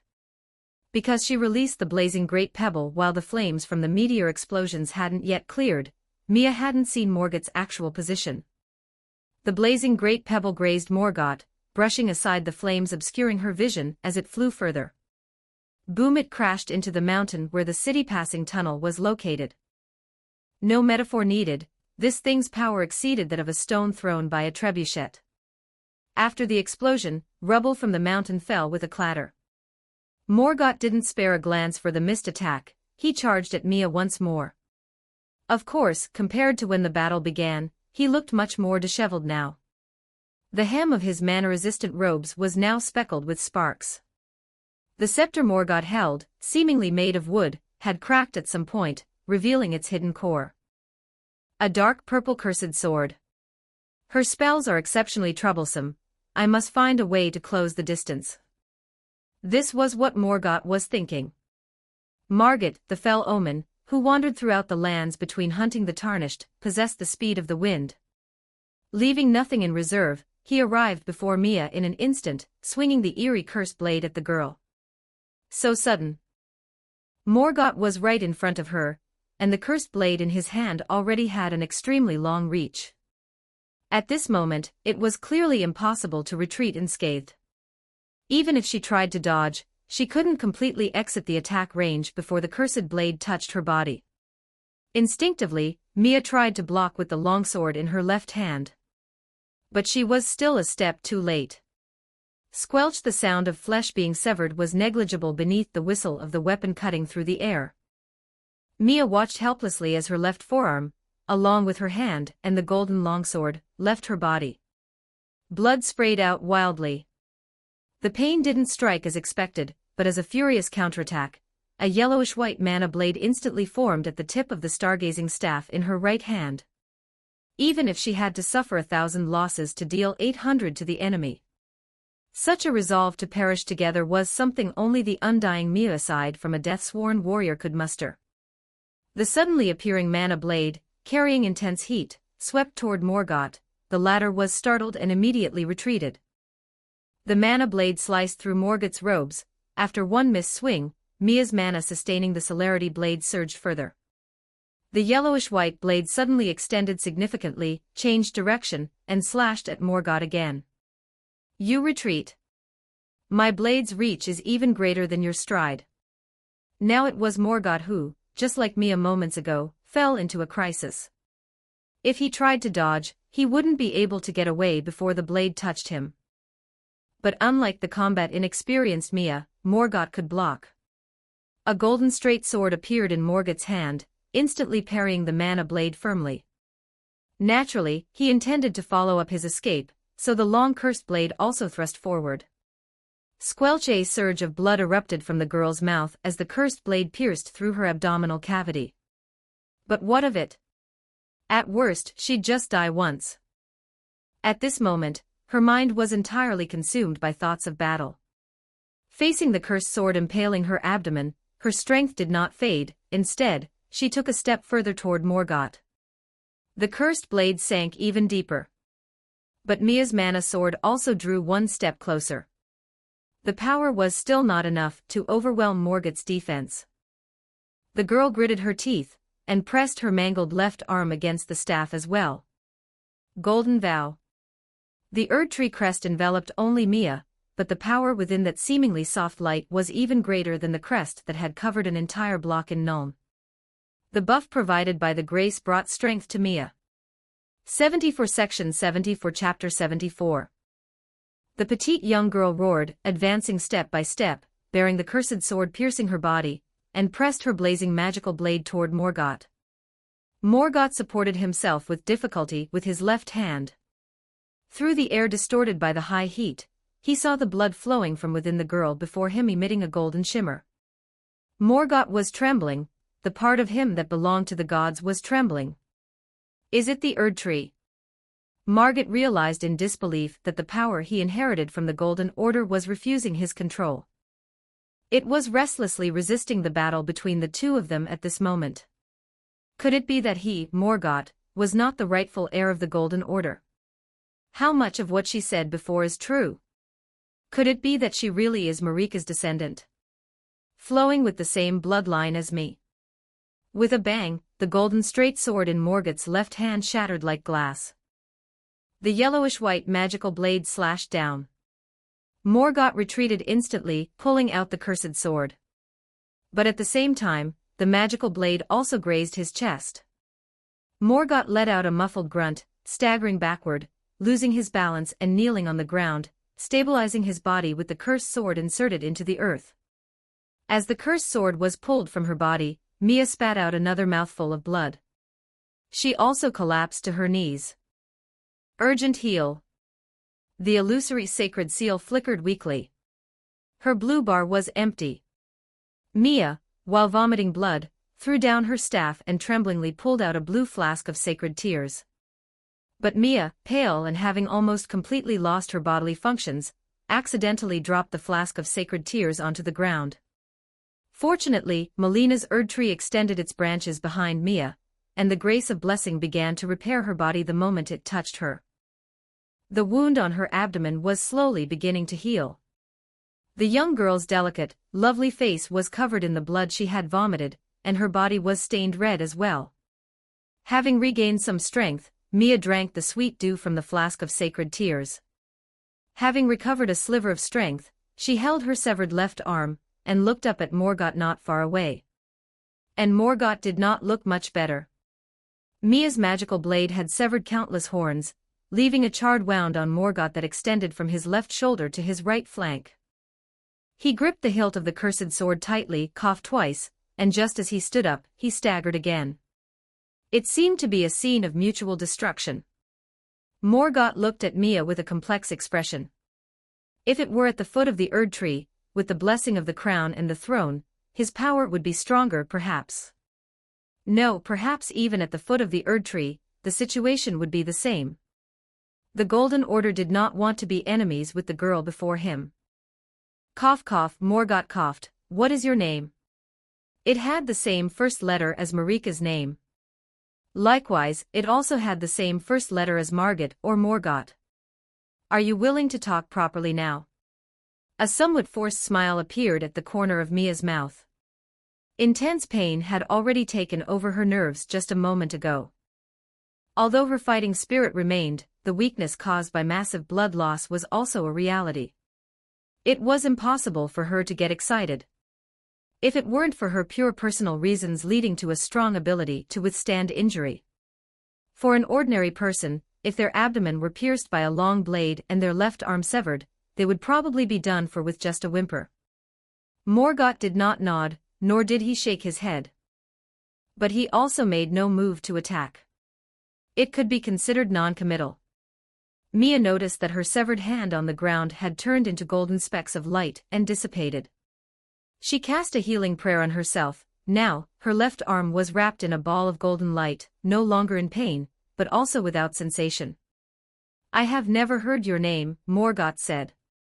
Having recovered for the most part, Mia also stood up again. "As for my background, I also know very little. But I genuinely do not want to be enemies with you, my brother." Morgott snorted coldly, "Then submit to the Erd Tree. Even if you are family."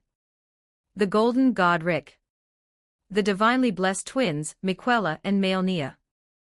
Starscourge Radon. Praetor Rykard. Princess of the Moon Runni. Were the Shardbearers not his kin? Were they not all demigods of the Golden Order? One by one, they were unwilling to fight for the Erd Tree. Either they were unworthy and wallowed in depravity, or they greedily attempted to become the Elden Lord, letting their own laws supersede the Golden Order. Mia looked at Morgott, neither humble nor pushy. "I want the glory of the Golden Order to return to the lands between. Let the grace of the Erd Tree descend upon the world again, and let all races coexist on the same land. Do you not wish to bask in the radiance of the Erd Tree openly and honestly as a child of the gods?" Morgott looked at Mia without saying a word. It was as if he saw another pair of golden eyes beneath the blindfold covering Mia's eyes. Chapter 58. Morgott is actually at Sundara, right? First update, 2K chapter, there is another 2K after this. Morgott is an omen. In the eyes of the people of the Erd Tree, an omen covered in horns is undoubtedly the embodiment of a curse. It represents being forsaken by grace, and also represents a sin born with them. But this curse befell a demigod of the Golden Order. How ironic. Therefore, as the Margit, Morgott could absolutely not appear in public openly. He could only use the name Margit, operating under the identity of Margit, the fell omen. If possible, Morgott certainly wanted to step out into the open and declare that he was the Margit. He had tried it once, when he had just become the Margit. He summoned a commoner who admired him. However, that person who grew up under the Erd Tree, the moment he saw Morgott, fell into hysterical madness, wanting to kill Morgott, this omen who defiled the Golden Order. Since then, he had never revealed his true form in front of others. And as for making the prosperity of the Golden Order reappear in the lands between, Morgott held no hope for this. Let the glory of the Golden Order return to the lands between. Morgott chuckled, not knowing if it was mockery or appreciation. That is indeed a great ideal. Mia paused. Whether it was mockery or appreciation, what she wanted to do would not change. Do you not want to see it? To see this land return to peace, to see people no longer suffering? Mia asked Morgott. At this moment, the lands between was maintaining a superficial peace. The Shardbearers had not reached a ceasefire, rather, the war could no longer be sustained. No matter how much effort he exerted, all Morgott could do was watch everything in this land slowly fade away. He did not have the ability to restore peace to the lands between, nor did he have the ability to repair the Elden Ring. The only thing he could do was die together with the Golden Order. In the name of the last king, Morgott. If he could see such a Golden Order as Mia spoke of, Morgott was also willing to hold hope for it. He had never seen the prosperous age of the Golden Order. When he broke free from his imprisonment, the fuse of the shattering had long since been lit. At most, he had only heard about the outside world from his brother, Godwin. If not for Godwin, he, Morgott, would not have been willing to become the last king, guarding the Erd Tree until the end arrived. Mia saw Morgoth's silence. I think you also have the same thoughts as me, right? Mia continued. All the shardbearers are your and my blood kin. Why must we wage war against each other? Who started all of this? Does this war really have any meaning? Morgoth suddenly spoke up, that is because they are all disobedient traitors. Then why did you appear here? Mia retorted loudly, is Godric not also a traitor? Is he not also a holder of a great rune, a shardbearer? You have the full ability to kill him and seize his great rune, but you did not. If they are all traitors as you say, then why don't you go and personally reclaim the scattered great runes? Your knights' cavalry in Caelid, in Limgrave, in Liurnia, the places they can go, can you not go? Why not reclaim the great runes?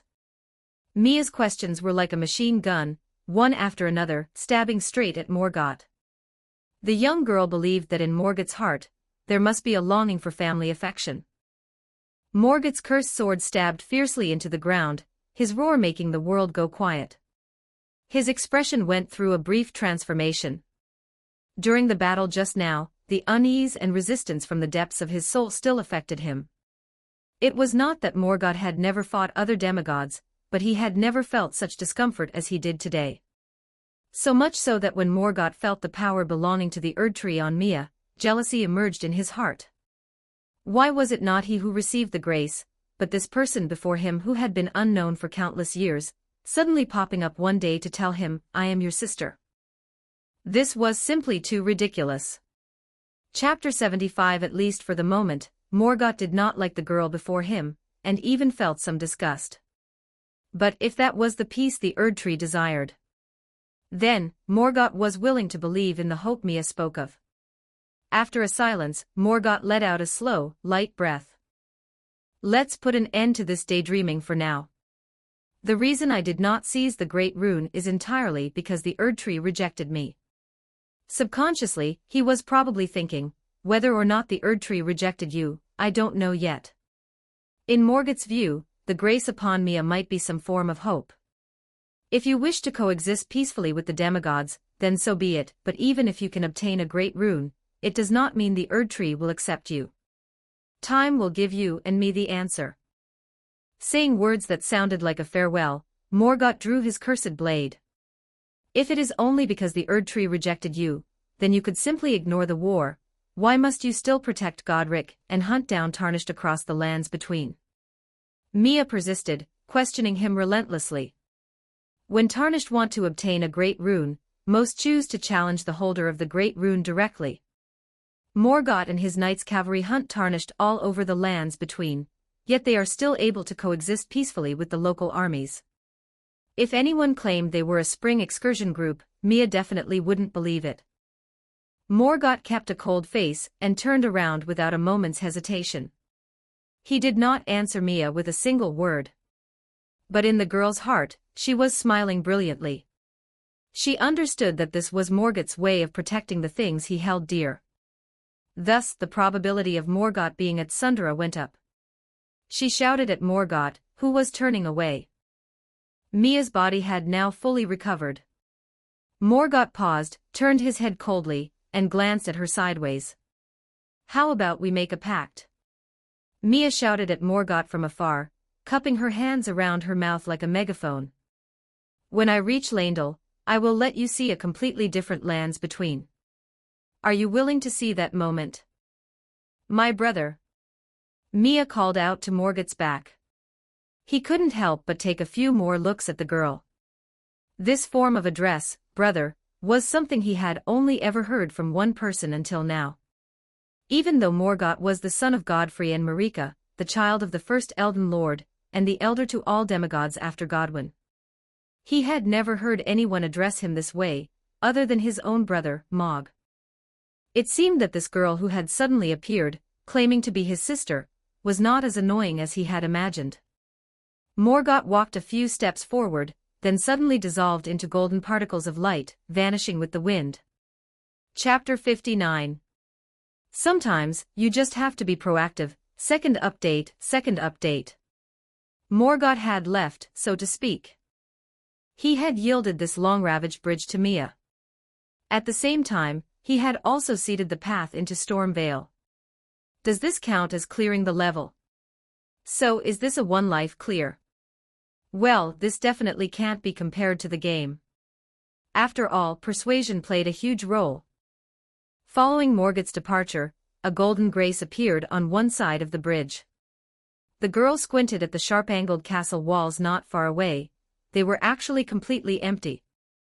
As the territory of a shardbearer, the defense was surprisingly lax. Could it be that they outsourced all castle defense work, except for guarding the tunnel, to Morgoth the Fell Omen? The girl touched her face. Thinking back to her earlier persuasion offensive, she felt a wave of embarrassment. Fortunately, she had successfully persuaded Morgoth to temporarily abandon his hostility toward her. If she had failed, she would surely have been seen as a fool by any witnesses. Right, speaking of witnesses. Mia turned around and quickly ran toward Wilden and Melina. Melina had already brought Wilden to a relatively safe place. Are you okay? Wilden was sitting on the railing by the bridge. He looked as though he had recovered, just like Mia now. The only problem was that he was very dirty. Just like Mia. As Mia walked over, Wilden stood up. Wilden's address caught Mia off guard. She had previously accepted Wilden's formal allegiance, but she had never heard him use the word Lord to address her. My lord, congratulations, Wilden offered his blessing. Mia's breathing quickened a little. Now, someone called her Lord. Do you know how much of a psychological impact a title like that has on an obscure transmigrator from a past life? A smile immediately appeared on Mia's face. You can just call me Mia, please become the Elden Lord. He had truly witnessed the conversation between Mia and Morgoth. In that moment, the girl's figure seemed to merge with someone from the past. Wilden firmly believed that Mia was the one who could stir up waves in the lands between, which had become a stagnant pool. In that instant, Mia realized the responsibility contained within the title of Lord. If one is a leader, having gained the respect of followers, then one must not forget the duties of being a leader. The girl put away her smile and nodded at Wilden, as if making a promise. She could not feel complacent because of a title. There were more things waiting for her to do in the future. Are you okay? Mia looked Wilden up and down. There were no signs of damage to his chainmail and surcoat. Wilden nodded, indicating he was unharmed.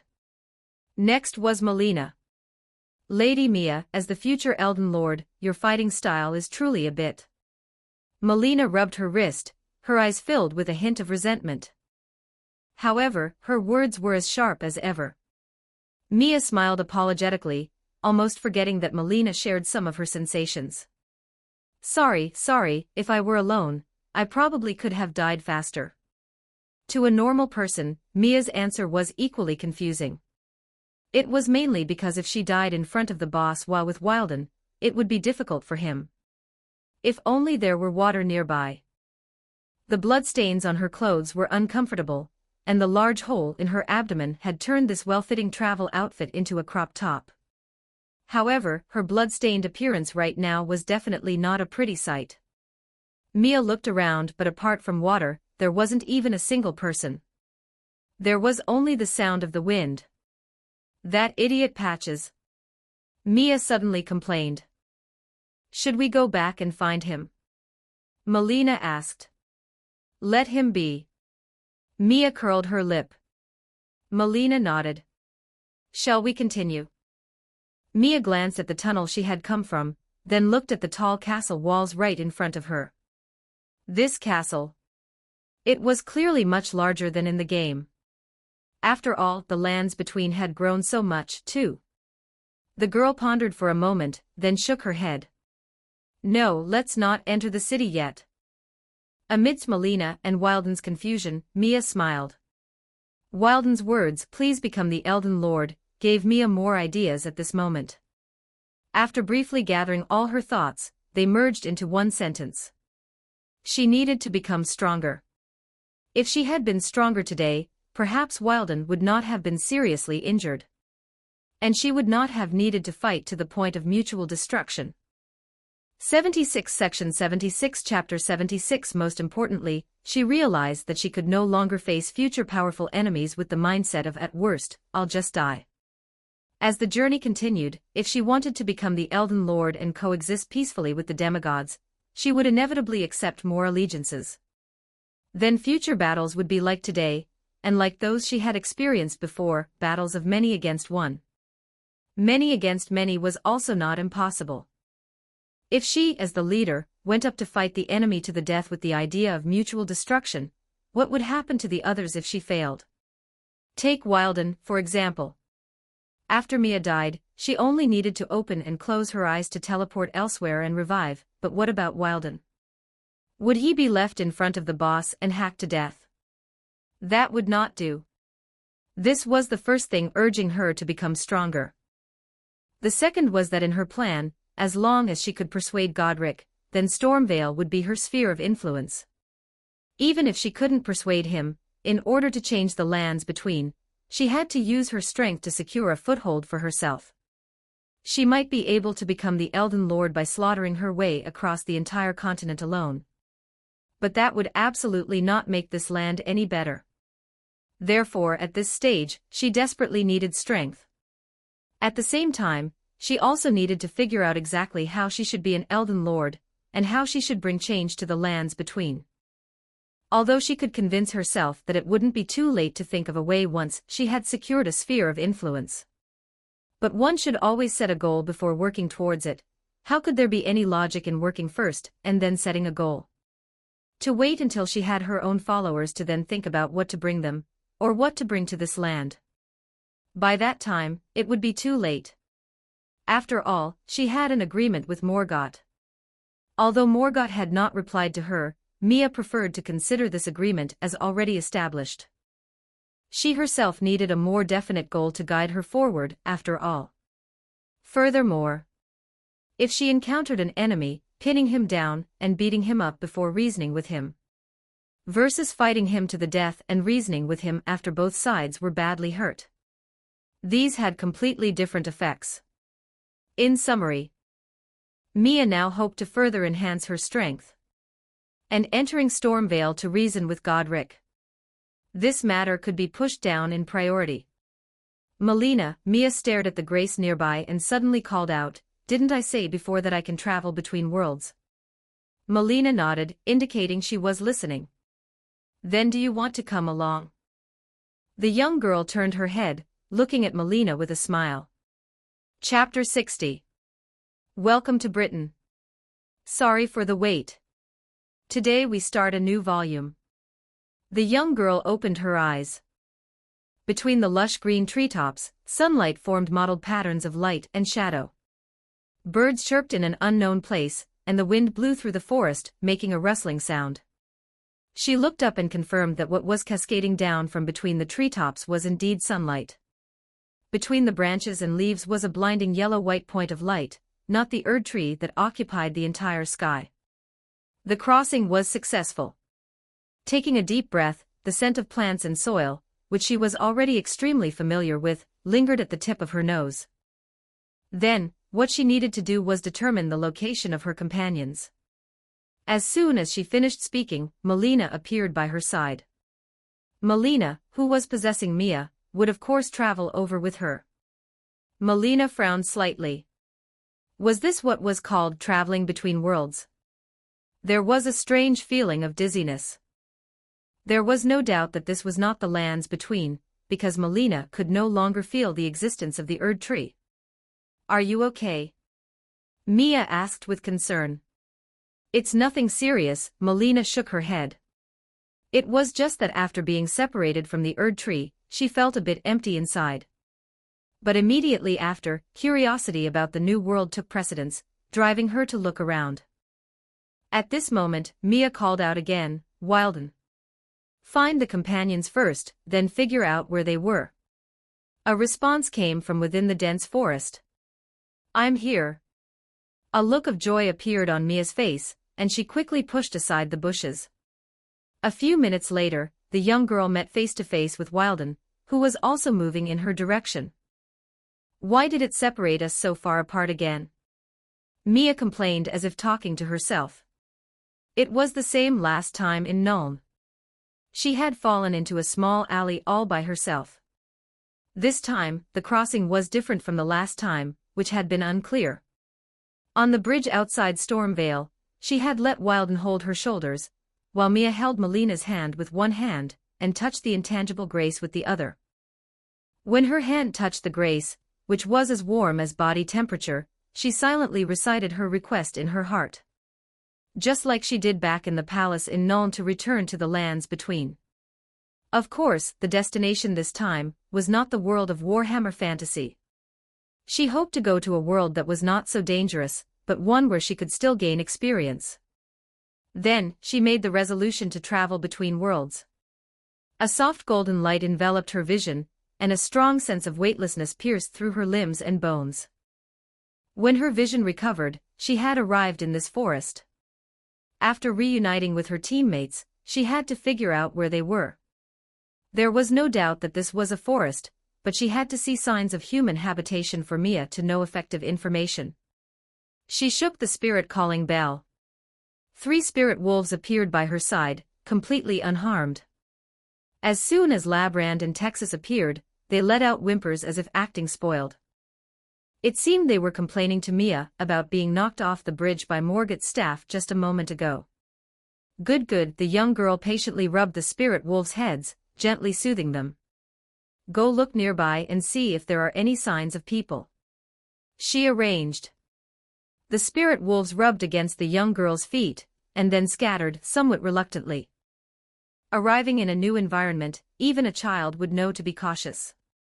Before the spirit wolves reported back, Mia did not intend to run around blindly like a headless chicken. At this moment, Mia suddenly felt something. She turned her head and saw Melina squinting her eyes, bathing in the golden sunlight. She looked up, staring at the blue sky and sunlight revealed between the green leaves and branches.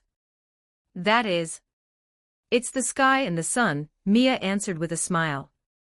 The sky was blue, and the sun was a blinding yellow-white. It was much more blinding than the Erd tree, just a small speck was enough to illuminate the entire sky. Melina had never seen the sky and the sun. Just like Morgott, she had been imprisoned as a secret since birth, and it was only after the shattering that Melina saw the lands between with her own eyes. And by that time, the sky had already been covered by thick, dark clouds. No matter when or where she looked up, the sky was always a gloomy gray. Is it pretty? Mia and Melina looked up together. The latter nodded gently. Don't look for too long, it will hurt your eyes, Mia warned. Melina looked down at Mia, and blinked her left eye. Mia suddenly reached out. Squeeze, she pinched Melina's fair, tender cheek. The latter clearly hadn't reacted in time. Then, after seeing the blood stain on Mia's hand that hadn't been washed off yet, she frowned. She fanned the air in front of her face with her hand, and took a step back. You should pay attention to hygiene. I didn't get it on your face. Mia pouted, retorting in dissatisfaction. However, Melina was right, she really should find a way to clean up. She didn't know where there was a water source. After thinking for a moment, Mia walked to a slightly wider area. She took out the textbook that Selen had given her and flipped through it rustlingly. What are you doing? Melina asked curiously. Divination, Mia nodded, finding the knowledge she needed to cram in the book. She held her staff and used the tip to trace a certain pattern on the ground. Afterward, she poured magic into the formation. The formation emitted a blue light, and a sheet of blue fluorescence rose from it, coalescing into an ethereal band of light that pointed in a certain direction. All right, if I'm not mistaken, there's water over there, Mia explained cheerfully. Come quickly, Melina. And Wilden, you should give yourself a good wash, too. Lapland wove between crisp shrubs and large trees. Sometimes leaping, sometimes running. Its steps were light and swift, and when it trampled through grass and branches, it made only a faint sound. Sometimes it would stop, either to lower its head and sniff for suspicious scents, or to observe the elven-like mushrooms and flowers beneath the trees. Lapland remembered the order Mia had given it to look for signs of human habitation. It had been traveling through the forest for nearly 10 minutes, and there wasn't even a shadow of a person anywhere it passed. Even the wild beasts in the wilderness fell silent out of awe when they saw its robust and powerful form. The surroundings were astonishingly quiet. The spirit wolf, radiating white fluorescence from its entire body, stopped to sniff the ground carefully, and before long, it pricked up its ears. The beast's keen senses picked up every sound within a radius of several hundred meters. Then it lowered its head and sprinted in a certain direction. The hunter's only catch today was a squirrel. Carrying his longbow on his back, he returned to the village along the leaf-strewn path in the forest, lacking any enthusiasm. Birds sang hidden in the forest, as if mocking his incompetence. He wasn't the only hunter in the village, this profession required competition. Deer herds hadn't been seen for months, and the hares were becoming increasingly sharp. There must be wolves in this forest. Although no one had seen them with their own eyes yet, most people in the village were spreading such news. For the ordinary people living peacefully in this Celtic town located in the Wales region, far from the Anglo-Saxon raiders. Compared to rumors like the sword of selecting kings has been pulled out by an unknown person, they cared more about this year's harvest, or which pretty girl in the village had reached the age of marriage. Rumors of wolves had appeared several months ago. To prevent possible beast attacks, several young men from hunter families volunteered to take on the task of night patrols. Last week, they even organized the village's hunters to search the mountains. But whether it was the prophet's rituals or the village-organized search, the available prey in the forest was becoming scarcer and scarcer. If this continued, there would be no way to make a living at home. The hunter sighed. A ray of sunlight suddenly struck his face through the dappled tree shadows, and he looked up. It's already afternoon. The hunter thought to himself. Immediately, he quickened his pace slightly. He didn't notice that the surrounding forest had gone quiet at some point. He also didn't see a pair of silver-white eyes watching him from behind the bushes in the distance. About an hour later, the hunter crossed over the densely vegetated hill. From the hillside, he could see the cooking smoke of the village from afar, and a yellow dirt road connected the various parts of the settlement. On both sides of the road were rows of wooden houses, people walked on the streets, and in the field further away, farmers toiled with bent backs. Cattle and sheep grazed leisurely on the grass. A peaceful and serene scene. But a group of people had broken this peace. Just as the hunter approached the village, he heard two groups of people arguing. On one side was the village elder, and on the other was a group of fully armed young men wearing chainmail and helmets, equipped with swords and shields. You are all the young and strong men of the village. If you leave, what will happen to the autumn harvest? The elder leaned on his cane, advising them earnestly. Correspondingly, the hot-headed youths shouted loudly, our village, all you know is our village. When the Anglo-Saxons occupied London, we didn't raise an army, and now the Anglo-Saxons are almost crossing the river to Wales. Do we have to wait until they arrive at our village entrance to burn, kill, and pillage before we know to resist? All you think about is fighting and killing all day long. I've eaten more salt than you have eaten bread. You haven't left the village for 50 miles since you were born. Have you ever seen the outside world?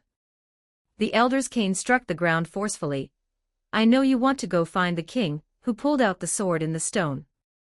But do you even know who it was that pulled out the sword in the stone? The young men wearing armor and carrying weapons were choked for words.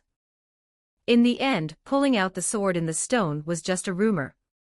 Although the sword in the stone had disappeared, no one had witnessed with their own eyes who exactly had pulled out that sword. After stuttering for a moment, the youths still decided to remain stubborn. Whoever it is, once we get to the city, we'll surely know. That king must be waiting for our allegiance to drive the Anglo-Saxons out of the Celtic land. The elder scolded sharply. You don't even know who you are pledging allegiance to. What kind of warriors are you? With a bunch of muddled fellows like you, can you kill the enemy on the battlefield? All of you, get back home. If you leave, who will do the farm work?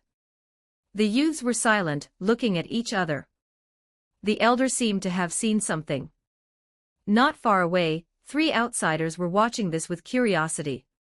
One was a blonde girl wearing a white dress. The second was a handsome white-haired man holding a long staff and wearing a flower on his chest. The third was a tall, strong, and burly young man wearing armor. These 3 were also equipped with swords. That was the standard equipment for travelers these days. The elder, whose peripheral vision caught the outsiders, looked at the youths still standing before him wanting to argue, and his anger flared up even more. What are you still standing there for? You're embarrassing yourselves in front of outsiders. The harvests haven't been good these past few years. It must be because you aren't working hard, thinking about fighting and killing all day long, and neglecting the spirits of the land. The elder raised his voice, perhaps by more than 1 octave. His roar could probably be heard by people even at the other end of the village. The hunter walked past them. He didn't want to get involved in the dispute between the young and the old. He walked back to his cabin located on the edge of the village. His dog kept howling the moment it saw him. "I'm back." The hunter greeted it perfunctorily. This dog was still in training. It was still a long way from becoming a qualified hunting dog. The hunter walked toward his cabin, but the dog was still howling uneasily. "Hey, I said I'm back." The hunter impatiently nudged it with his foot. As a result, the hunting dog's howling immediately turned into a threatening low growl. "Have you rebelled?" The hunter reached out to hit it in anger. He was suddenly stunned. The target of the hunting dog's threat didn't seem to be him. The hunter looked carefully at this small hunting dog that had been with him day and night for nearly half a year. It seemed to be afraid of something. Following the hunting dog's gaze, he looked in that direction. The hunter shuddered violently and his breath hitched. At the edge of the forest, there was clearly a huge white wolf watching him. That white wolf, one look was enough to realize it was not a creature of this world.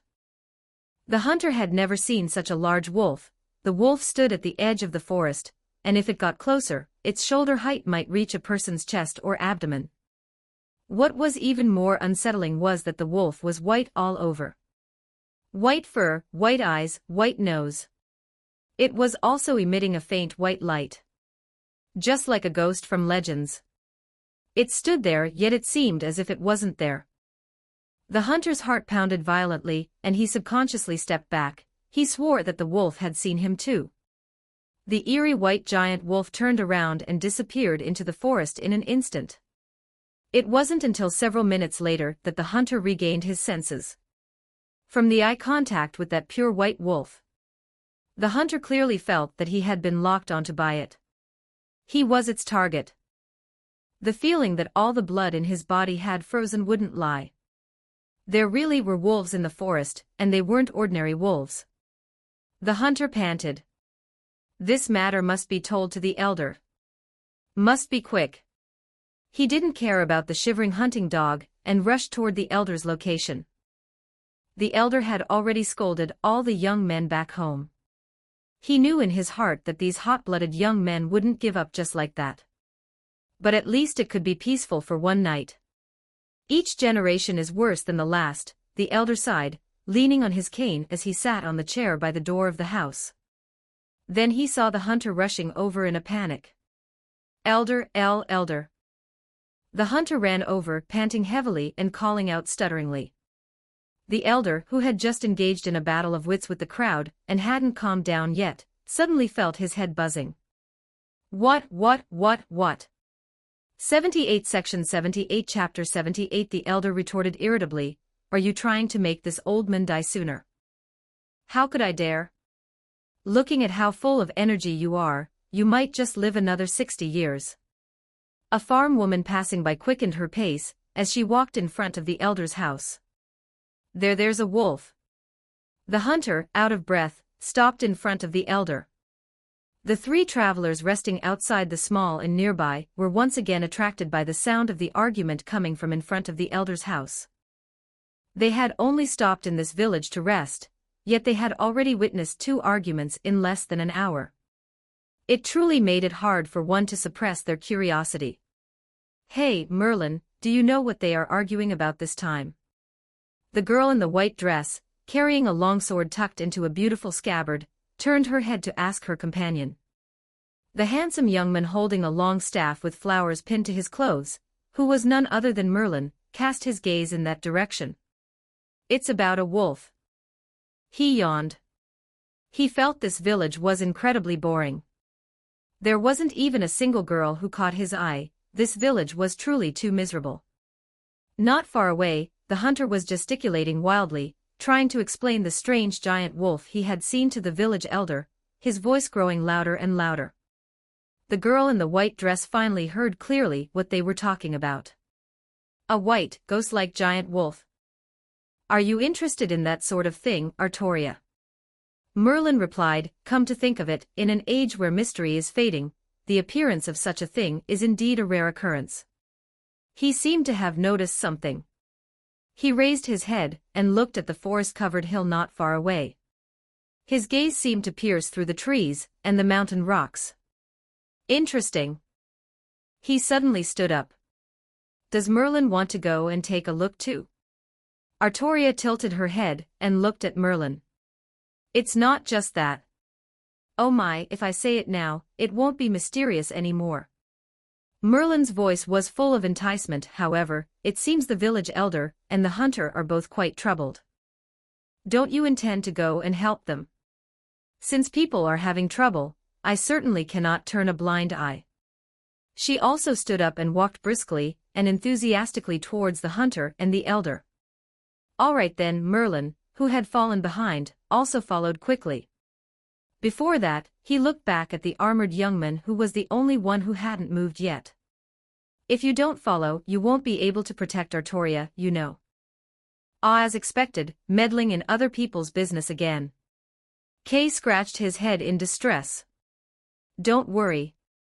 Merlin patted his chest with full confidence, we're just going to look for a strange fantasy creature. You say that every time. Kay slammed his fist on the table. In the end, isn't it still me who has to clean up your mess? How can you say that? Clearly, Artoria is also enjoying it, Merlin argued slyly, are you coming or not? Kay crossed his arms and snorted coldly. Then, reluctantly, he shifted his position and stood up. At this moment, Artoria had already struck up a conversation with the elder. Chapter 61. Artoria in action. Sorry for the delay. I went shopping tonight and only got home at 10 o'clock. The elder naturally did not believe in the ghost wolf the hunter spoke of. Even in this age where people generally believed in mystery, one still needed to be cautious about the one-sided claims of certain individuals. The elder had lived for so long, and had seen many instances of swindlers using banners like prophets, elves, or even gods to deceive people. There was one incident that the elder still remembered vividly to this day. About a few years ago, someone was spreading rumors that a dragon had appeared near the village, making the entire region panic. The people of the entire village jointly petitioned the local lord, requesting that the lord send a soldier to help the village resist the dragon that might appear. In the end, the dragon those people spoke of was nothing more than a deformed oak tree that had fallen on the cliff top. To deal with that incident, not only did it consume a large amount of the village's food supplies, but one of the lord's soldier also broke his leg while climbing the mountain. The lord, who had gone to great lengths because of the villagers' rumors, was extremely furious. Therefore, that year's taxes were increased by 5%.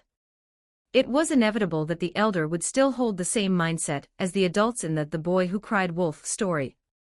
Unless someone had truly seen the anomaly with their own eyes, or suffered losses caused by the anomaly, no one would believe a story from a hunter. The elder pondered. Two little figures were constantly arguing in his mind.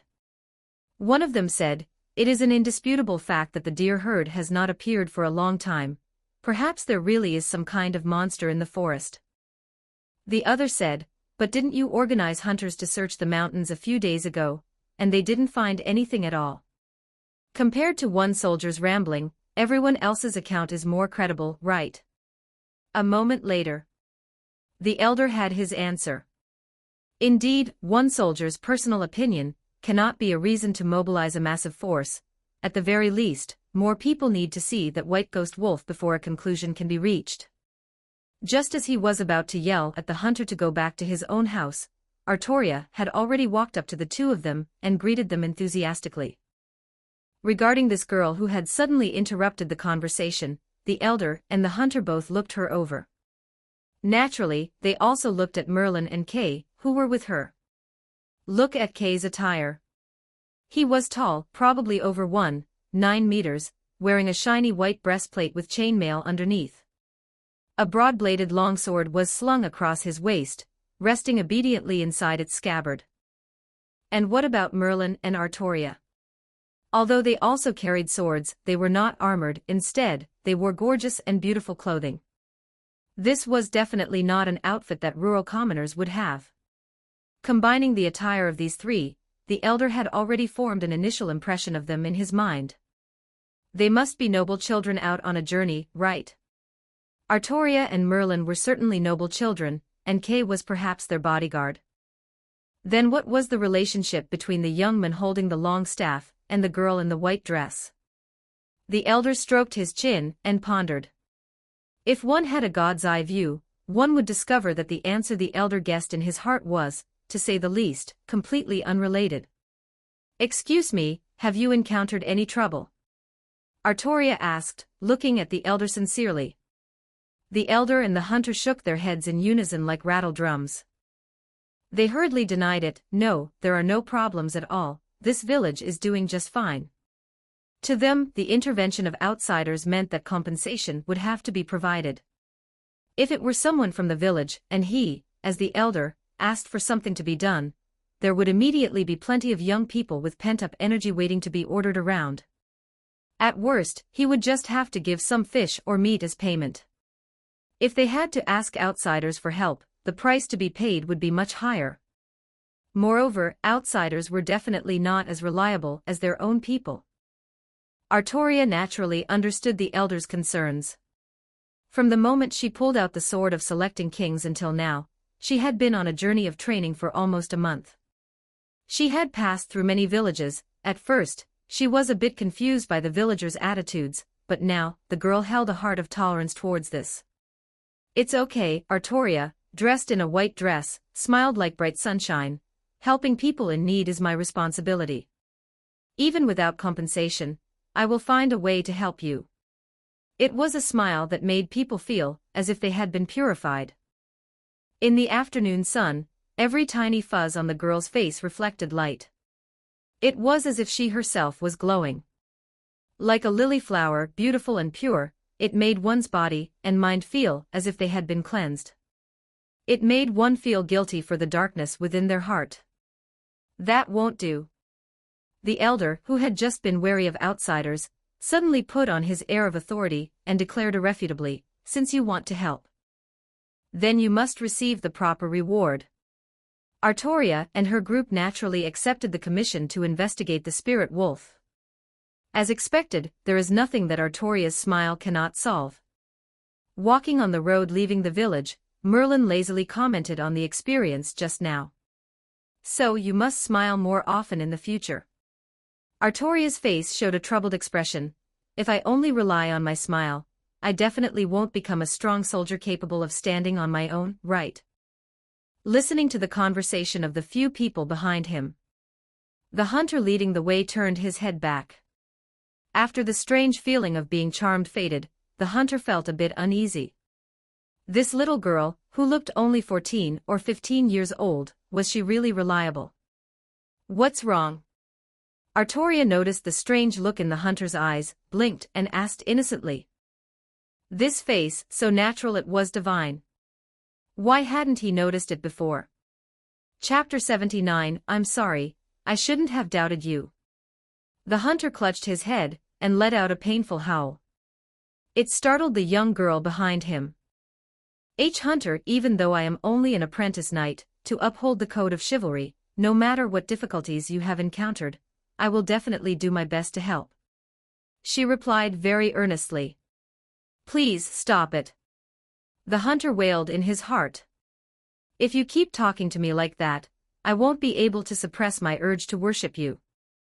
It's here. As if seeing a savior, the hunter pointed in the direction where he had just seen the white spirit wolf. Merlin narrowed his eyes. The bushes there indeed still bore the traces of being crushed by something heavy. The hunter clearly saw these traces as well, and goosebumps immediately rose on his skin. It wasn't a hallucination, that wolf was real.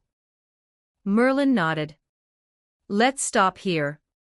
I mean for you, Mr. Hunter, he explained. We will walk the rest of the way ourselves. The hunter's eyes flickered as he looked at the three outsiders following behind him, especially Artoria. Can you find the tracks? Don't underestimate us, my eyes are very sharp, Merlin said with a smile.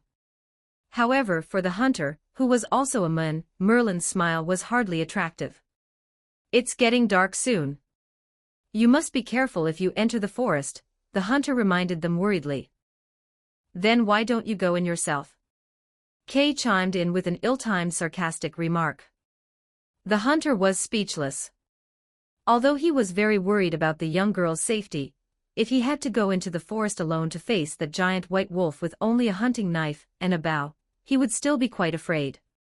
Kay curled his lip, unslung his scabbard, hoisted it onto his shoulder, and walked into the forest first.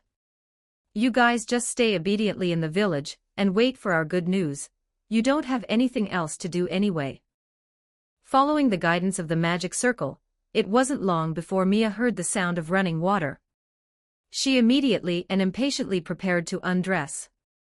Of course, she had to make sure to stay out of Wilden's line of sight. Wilden was only a little dirty on his face and clothes. If she gave him a basin of water, he could manage on his own by finding a spacious spot. But Mia was covered in bloodstains from head to toe. Immersing herself in the river water warmed by flames, Mia really wanted to pull Melina over too. But she decided against it. She could wait until they stayed at an inn with a comfortable, spacious bathroom and bathtub. It wouldn't be too late to try and trick or coax Melina into bathing together then. Although she didn't yet know what kind of world this was. But as the saying went, wherever there are people, there is a world of strife. As long as this wasn't a primitive world crawling with monkeys and apes, she shouldn't have to worry about such problems. After cleaning herself, she washed and dried her damaged clothes. Then, wearing a shirt that was torn enough to expose her midriff, Mia began trying to mend her coat. Rustling sounds came from the woods nearby. Without needing to guess, she knew the spirit wolf had returned. Lapland jumped out of the bushes and approached Mia. It let out two howls, as if it were communicating with language. Even more incredibly, Mia actually nodded seriously. I understand. As the holder of the spirit calling bell and the spirit ashes, Mia, through her slight telepathic connection with her summoned creature, roughly understood what Lapland had discovered. There seemed to be a village of some size nearby. This was truly delightful news. Mia had no intention of staying in the forest for long, and stood up almost immediately. Get ready to go. She put on her coat and used a yellow cloth strip as a belt to cover up the damaged parts. She looked up at the sky. If the villagers of that village were friendly, perhaps they could spend the night there. She hadn't seen any proper civilization in the months she had spent in the lands between. That time in Nuln, she had been thrown into battle the moment she crossed over. Mia was looking forward to the civilized world more than ever before. Dusk was approaching. On a dirt road some distance away from Mia and her group, Artoria, and the other two were traveling in the opposite direction. For the time being, except for one person, neither side was aware of the other's presence. That wolf seems very conspicuous. Even Artoria, who knew almost nothing about the wilderness, could see some clues from the bushes that had been violently broken everywhere. A white, ghost-like giant wolf. Kay muttered while carrying his scabbard. How could it be a ghost? After all, the physical traces were right in front of them. Maybe that hunter just saw it wrong. Artoria replied optimistically. But making mistakes is human nature. You shouldn't speak ill of others behind their backs, Brother Kay. Yes, Kay responded perfunctorily. Who was the older sibling again? A white wolf, it must be very beautiful, right? Artoria had never seen such a creature. The young girl gazed at the path covered in fallen leaves, lost in thought. But then, she recalled the hardships the village elder and the hunter had confided to her. But even if it's something beautiful, if it causes trouble for honest and decent people, one cannot let it do as it pleases. Artoria was full of fighting spirit. Artoria, Kay, wear this on yourselves. Merlin produced 2 pink and white flowers from nowhere and handed them to Artoria and Kay. The young girl took the flowers and instinctively brought them to her nose. The flowers emitted a charming, faint fragrance. What is this? She cast a puzzled look at him. Merlin was known as the flower magician. At a time like this, to inexplicably produce flowers he must be performing some kind of magic, right? It's a tool to mask your scent. Merlin explained. Artoria, half understanding, tucked the flower into her hair. Kay tucked his behind his ear. They walked for only a few more minutes.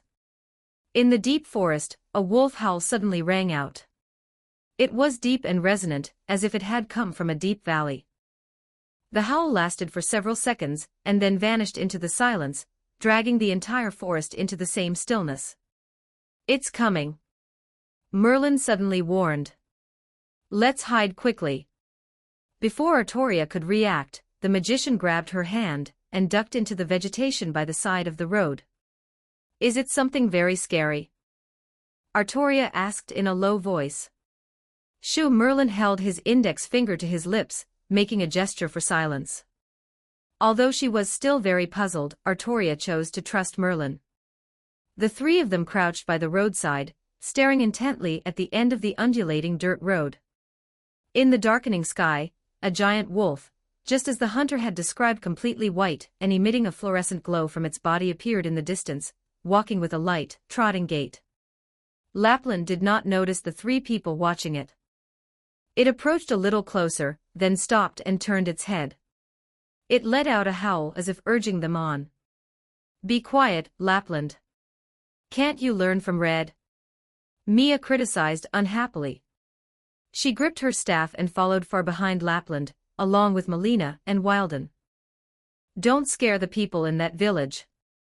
The spirit wolf lowered its voice, just like some kind of dog, and let out a bark while wagging its tail, urging Mia to walk faster. It was probably still 2 or 3 hours until dark. She wondered if she could see the stars in this world. As she was walking, Mia scratched her arm. She felt a bit uneasy. 80 Section 80 Chapter 80 It felt as if someone was watching her. Is it an enemy? Mia scanned her surroundings. But there was only the rustling sound of Red moving through the woods. Be careful, she warned the 2 behind her. Just as she prepared for battle, intending to respond to any potential enemies at any moment, Red, who was weaving through the woods, suddenly let out a howl. The bushes trembled violently. Surprisingly, human exclamations came from within. When did this happen? Wait a second. Under Mia's astonished gaze, 3 figures were driven out from the roadside bushes by Red.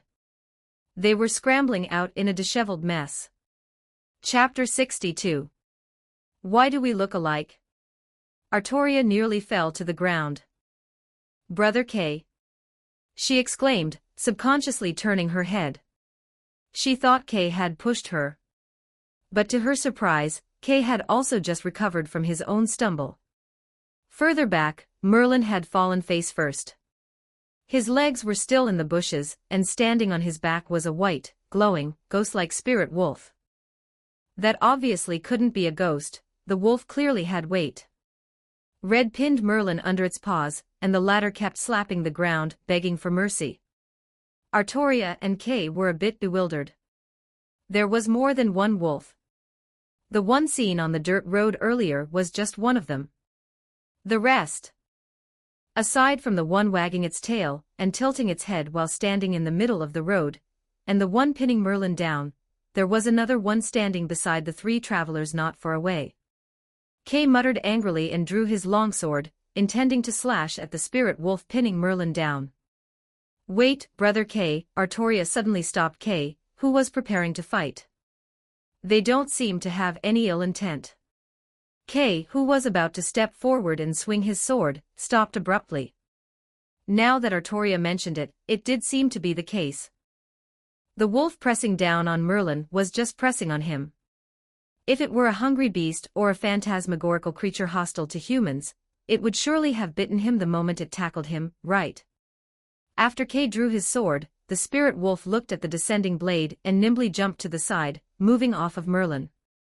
And because Red's entire body had been pressing down on Merlin, when the spirit wolf exerted force to jump, the power was fully absorbed by Merlin, who served as a cushion. The mage let out a gaw sound, a wail that couldn't help but make people laugh. After jumping off Merlin, Red turned back and glanced at Mia, and the others not far away, clearly seeking instructions. Kay and Artoria also turned their gazes in that direction. Clearly, after that sudden ambush, Merlin's plan to hide and peek had failed. Seeing 3 people scrambling out of the dense vegetation by the roadside ahead, Mia stopped immediately. Let's take a look at these 3 people. The first was a handsome young man with white hair and white robes, holding a long staff. The second was a tall knight wearing armor, whose attire had some similarities to Wilden's. The third was a young girl wearing a white dress, whose physical age was similar to Mia's current one. This combination doesn't look like bad guys. Wait a second. Look at their attire. No, to be precise, the attire of 2 of them. The man in armor had such a generic face that Mia skipped over him immediately. The blonde girl in the white dress looked quite familiar, she must have seen such an outfit before. But she couldn't recall it within those few short seconds. As for the other one, the young man wearing white clothes with flowers pinned to them, holding a long staff, dressed like a mage. Mia opened her lips slightly, her mouth already forming an O shape. Oh my, I've been recognized. Merlin, who was still lying on the ground, heard Mia's exclamation and smiled awkwardly. If he is Merlin, then who is the one with him? Mia stared at the girl beside Merlin again. Blonde hair, with an ahogue proudly sticking up on top of her head. Then, her identity was naturally self-evident. This white Artoria Lily. Not only is she similar in build to her, even her face. Mia looked in disbelief at the girl in front of her, whose appearance was quite similar to her own after transmigrating. Why do we look alike? Artoria was also looking at the girl in front of her who looked quite similar to herself. She blinked blankly. Before, the distance was greater and there was vegetation blocking the view, so it wasn't very clear. But now, she could see her clearly without obstruction. Although Mia's face was covered with a cloth strip, and she didn't have an ahogue, the blonde hair was the same. Even the lower half of her face, exposed outside the blindfold, seemed to be cast from the same mold. Who on earth are you? Artoria inexplicably felt a sense of crisis. Don't look. Kay suddenly stepped between Mia and Artoria. It is said that seeing someone exactly like yourself means your death is approaching. Artoria was shocked, then said, I see. Is this also part of the trial? If that's the case. Ah, no. That was just a legend Merlin told me before. Seeing Artoria's serious expression, Kay, who originally wanted to take the opportunity to protect his little sister, immediately felt guilty. It was actually Merlin's claim. Then it must be true. Artoria nodded solemnly. Which eye of yours saw that guy as reliable? Kay was in the middle of complaining when he heard Artoria shout. Then, my other self. Even though you had the advantage, you didn't launch an attack. Is it because you are following the principles of chivalry? In that case, I must announce my name too. I am A.R. Please just call me Artoria. Although I am only a trainee knight, I will also give it my all. Looking at the plot developing in such an absurd direction before her, what were Mia's thoughts? She was looking at Artoria and her group with the expression of the old man looking at phone on subway. JPG meme. As expected of Artoria, who hadn't yet become king. Unexpectedly simple. Mia cleared her throat forcefully. If she didn't speak now, a misunderstanding would arise. No, the misunderstanding had already arisen, and now she was trying to salvage it. Miss Artoria, she said patiently. Although the character she was very familiar with and liked very much was right in front of her, by the same token, she was also a living, breathing person in front of them. As a human with normal emotional and intellectual intelligence, she should display the proper rationality. My name is Mia, I'm not your mirror image. She shook the staff in her hand. Although she also carried a magnificent sword at her waist. But if she had to make a comparison. Chapter 81. And she shares quite a few similarities with Merlin, who also holds a staff, doesn't she? Isn't it? Artoria looked at Mia. In fact, there was no need to look closely at all. Except for their faces and builds. There was absolutely no similarity whatsoever. Mia was wearing black traveling clothes, while Artoria was wearing a white dress. My name is Mia, and like you, I am a traveler. Mia smiled kindly. This is Melly. And this is Wilden. Coincidentally. Even the number of traveling companions is the same, 3. Artoria. Merlin climbed up from the ground, brushing off his robes. I can confirm that she is not lying.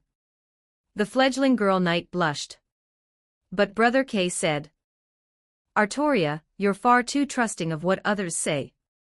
Merlin sighed. Brother Kay doesn't count as others, does he?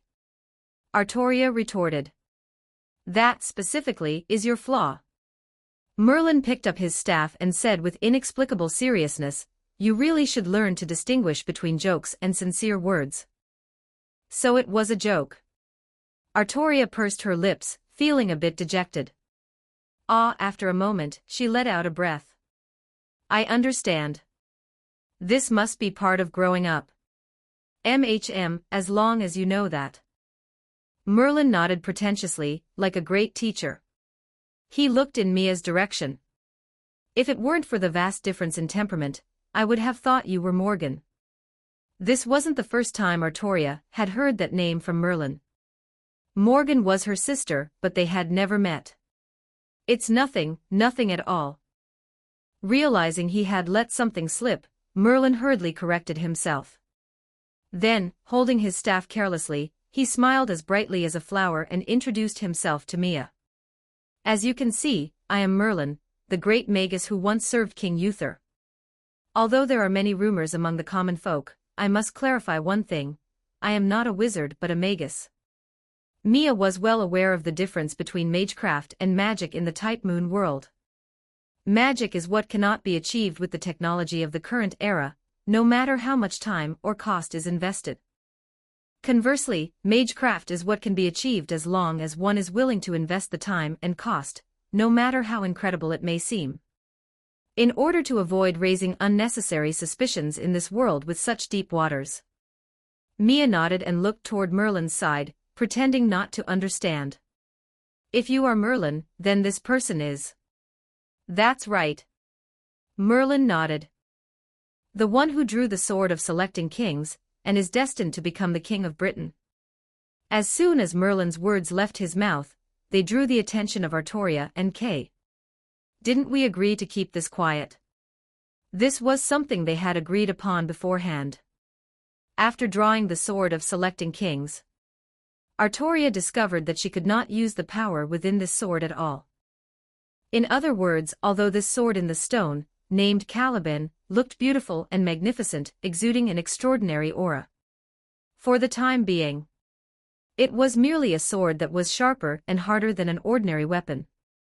And in order for Artoria to be able to use this sword, and become the true king of Britain, the training began. Artoria is currently still in her internship period. As for before she drew the sword, Artoria's daily schedule was that of a hard worker.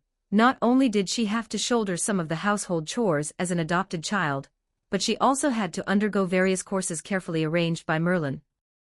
She was busy every day from morning until the early hours of the morning. Occasionally, she would even receive tutoring from Merlin in her dreams. After all, Merlin is a half-incubus, half-human, so intruding into dreams to teach knowledge is something he can do with ease. As for Artoria, with such a lack of sleep, one shouldn't expect her to have much contact with the complex outside world. Her natural personality and simple thoughts were all thanks to her previous life of hard work. Having just set out on her journey, it was easy to see at a glance that she was out of place with the ordinary people around her. Merlin whispered to the two people beside him, "Although it's our first meeting, I don't even know why she knows my name, but she seems like someone who can be trusted." "I feel like Merlin is a bit unreliable. Is that just an illusion?" Artoria muttered. "It is not." Kay replied expressionlessly. Merlin coughed twice in embarrassment. There was one more thing Merlin didn't explicitly state. He possessed mystic eyes capable of seeing anything happening in this world at the present moment. And just a short while ago. That is, this morning. He had not discovered any traces of Mia. It wasn't until just now in the village, when he heard the hunter and the elder arguing about the spirit wolf, that out of pure curiosity, Merlin used the power of his mystic eyes, wanting to see what that so-called ghost giant wolf really looked like. Merlin was born from the union of a human and a phantasmal species incubus. Wanting to see a phantasmal species peer that he hadn't seen before was naturally a reasonable thing. Then, he noticed Mia. "She seems to be a very formidable person," Merlin said mysteriously. "My intuition tells me that getting to know her won't do any harm." Intuition, huh? Since Merlin decided to trust his intuition, then Artoria also decided to trust her own intuition. Which was Merlin is very unreliable. On the other side, ever since she showed that she understood this world very well, Melina began tugging on her sleeve. "Do you know this world very well?" Mia nodded. The Type Moon world is a fantasy world established with the real-life Earth as its background. Having been born on Earth, Mia was naturally as familiar with her homeland as one could possibly be. Compared to the lands between, she thought for a moment. It is truly an existence like a pure land of ultimate bliss. Even though there are wars, conflicts, and contradictions among people on Earth, there is also peace, tranquility, and happiness. It's not that it only existed in the past, happiness exists alongside suffering. In this regard, it is something that the lands between, which only had happiness in the past, cannot compare to. Whether it is the land that can support countless people, the interactions between people that seem as if they will never tire, or even death. These are all things that the lands between, currently descending into decay amidst chaos, does not have. Mia noticed that Melina was looking at her with a strange gaze. Combining this with what she had said earlier, Mia had already guessed why. Melina had one eye closed, while the other was open. Those golden, watery eyes staring at Mia were just like a stray kitten, pleading for someone's care. Although there wasn't much expression on Melina's face. No, it was precisely because she had no expression that she looked even more like a kitten. "Don't worry," Mia smiled, holding Melina's hand tightly and unobtrusively. "The reason I came here is to find a way to make the lands between prosper once again. After all, the lands between is our home." When looking at Melina, Mia had to tilt her head up slightly. Correspondingly, Melina actively lowered her head. There was a height difference of about 20 centimeters between them. Although her face was merely that of a young girl, Melina's figure could be considered tall in the era of Mia's past life. She was definitely at least 1.75 meters. The only thing supporting Mia now from not being twisted by jealousy was her status as an elder. "I believe in your ideal," Melina responded in a voice that only Mia could hear. Mia's smile became a little brighter. She nodded vigorously. Then she cast her gaze toward the small group not far away. Mia called out politely. Although she was very familiar with him, he wasn't familiar with her at all. "There's a village nearby, right? Could I trouble you to lead the way? After all, it's almost dark." Merlin said. That's true. He discovered that he was being stared at by Red. He felt a wave of discomfort. Then he flashed a smile that he thought could captivate thousands of young girls and resolve any crisis. But he seemed to have forgotten that the one in front of him was a wolf. Red looked at him with a look of disdain. Merlin. So frustrated. 82 Section 82 Chapter 82. Forget it, whatever. Although we've just met by chance, as fellow travelers, please take care of me, he said cheerfully. Looking at him now, he really was a young man with no hidden agenda, possessing both cuteness and handsomeness. Please take care of me too. Mia replied. Ah, please take care of me. Seeing this, Artoria also politely bowed slightly. I am truly sorry for earlier, there was a misunderstanding. It's fine, Mia beckoned to the spirit wolf, and the two teams merged into one. Good night, love you all. Chapter 63. Merlin, you are the most useless. 5. Woo-woo, Mount and Blade 2 is so fun. Updating at an ungodly hour, but as compensation, here is 5. When Mia and the other two approached Artoria's group, Mia, despite being the leader, was not the most eye-catching one. Artoria and the other two looked up, gazing at Wilden behind Mia. Kay's mouth twitched. In front of Wilden, the sturdy Kay looked just like a small child. A knight who could be described as a giant, wearing a surcoat of the Erd tree, and a lion. Full of oppressive force, every inch of his body exuded an aura beyond that of an ordinary person. Merlin looked up at Wilden as he approached, his throat bobbing as he swallowed. He felt it becoming difficult to breathe. Except for certain crossbreeds of fantasy species and humans, even in history, very few humans of such stature have ever appeared. This person, despite wearing a helmet that revealed his face, gave people the feeling that he was wearing a mask. It was as if he were a statue. Merlin noticed that this person's eyes were a rare golden color. Are you a knight? Artoria asked cautiously. Wilden thought for a moment without changing his expression. Just as he was about to shake his head in denial, Mia answered for him. That's right, Wilden is a knight. Wilden was silent for a moment. Then, without refuting, following Mia's words, he nodded affirmatively, yes. Although she really wanted to say something like, could you please offer me some guidance? Wilden's mechanical, cold expression made Artoria shrink back a little. Of course, if it were an enemy, she would do everything in her power to defeat them regardless of what they were.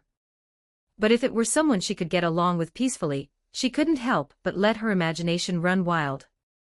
She wanted to leave a good impression on the other person, but was especially afraid of messing it up. Melina gracefully bent her knee and bowed slightly to Artoria. Hello. Regaining her senses, Artoria also hurriedly returned the greeting politely. She placed her left hand on her right chest, bowed and nodded. It was not a lady's etiquette in the traditional sense. Rather, it was exactly the same as a greeting between men. Obviously, Merlin curled his lips in some disappointment upon seeing this scene. Thinking as expected, Artoria hasn't taken ladylike etiquette to heart, he decided that he must give Artoria some remedial lessons later. A girl knight before being a knight must of course be a girl first. Artoria straightened up.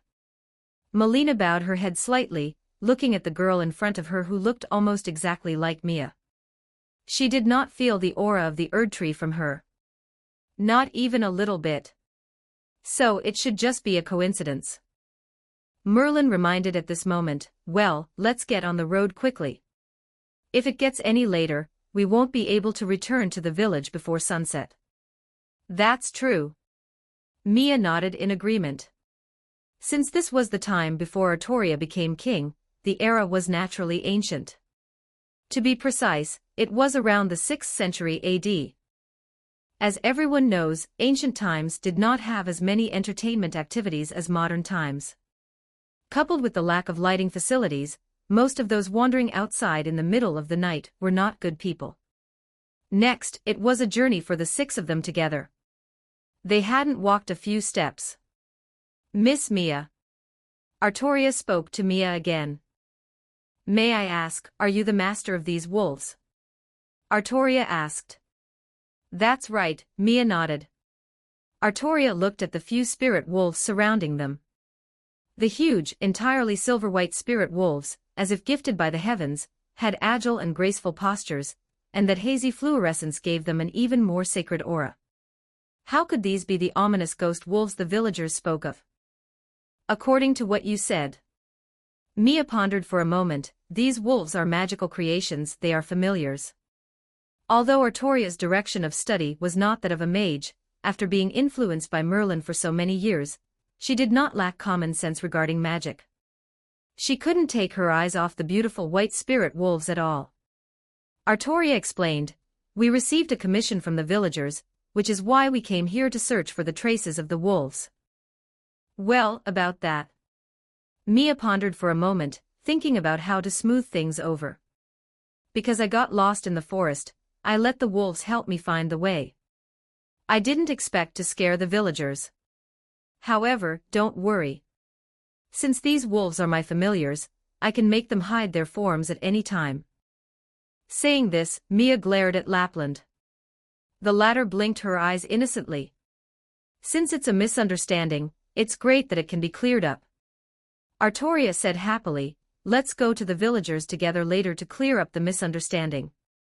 Merlin scratched his head and interjected, "That might not be very convenient. Wolves are wolves after all, predators that live by attacking livestock and weak beasts." Moreover, Mia's spirit wolves also had this occult-related buff. The villagers would treat the appearance of wolves like a formidable enemy. Even if Mia could really explain it, she would probably still be guarded against by the villagers. "Does Merlin have any insights?" Artoria asked.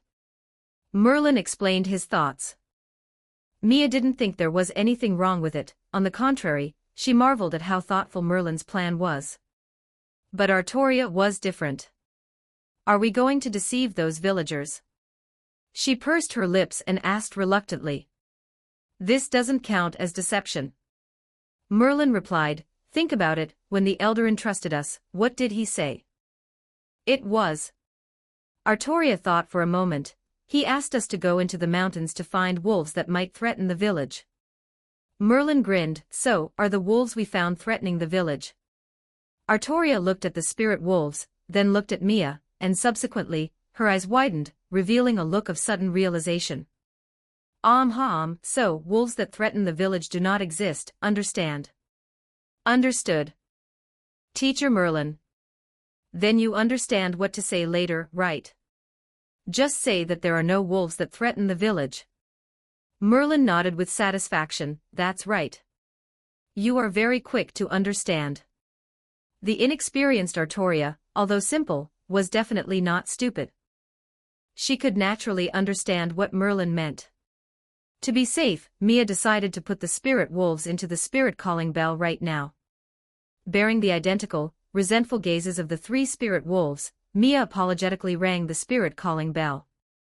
Walking along the road in the twilight for nearly an hour, the sky was already covered with a layer of pale blue, and the village finally appeared before their eyes. From far away, the hunter waiting at the entrance of the village saw their tracks. The hunter shouted towards the village. The elder walked out of a house nearby. The one at the entrance of the village was of course not his house, but as a respected elder, it wasn't impossible for him to rest in someone else's house. He walked forward quickly. When the old man saw the three other people following behind Artoria, and the others in the dim light, he said, "This is..." "Let me explain." Merlin stepped forward, "As for the matter you entrusted to us. To be honest with you, the wolf that you claim is threatening the village does not exist." Kay nodded behind him. "It seems your eyes are hallucinating, mister." The hunter was stunned. That shouldn't be. He had personally led these people to the woods on the edge of the village and discovered the traces of the wolf. The footprints were clearly visible. Yes, it's truly a pity."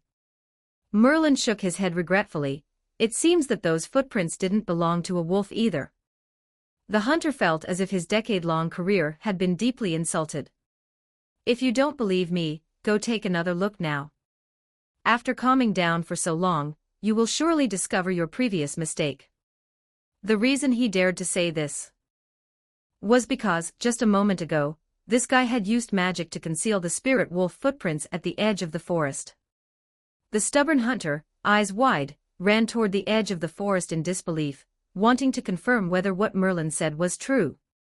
The elder looked at the hunter's retreating figure with anger, but then, it turned into resignation. Sigh, I suppose life has been getting harder lately, and this child is under too much pressure. He sighed and shook his head. The elder remembered that when he was young, the land was far more fertile than it is now, and there were far more animals in the forest. No one worried about whether tomorrow would be peaceful. When did all of this begin to change? Was it after the news of the Anglo-Saxon pirates came from the east? The time spent wallowing in self-pity lasted only a few seconds. He knew there were new guests in front of him. He looked at the tall Wilden, his Adam's apple bobbing. Then, a smile piled onto his face, and these are. I was just about to say, Merlin replied, on our way into the mountains to look for the wolf, we found some lost travelers. Lost travelers, you say? The elder frowned. Wilden had already sighed, and next, he cast his gaze toward Mia and Melina. Two beautiful young women, one with her eyes covered, and one with her right eye tightly shut. To still go out traveling like this. He didn't know if it was romantic or foolish. A feeling of pity suddenly rose in the elder's heart. And that tall knight who looked like a giant. He was truly worthy of being a knight. Was he protecting these two young women? I never expected there to be lost travelers so close by. He exclaimed, thanking Artoria repeatedly. If not for you, I don't know what these travelers would have done in the forest at night. Mia responded politely, it's no trouble. We've arrived suddenly and caused you inconvenience. Please come in, come in. Saying this, the elder cleared the path. I will go prepare the reward right now. Ah, that won't be necessary.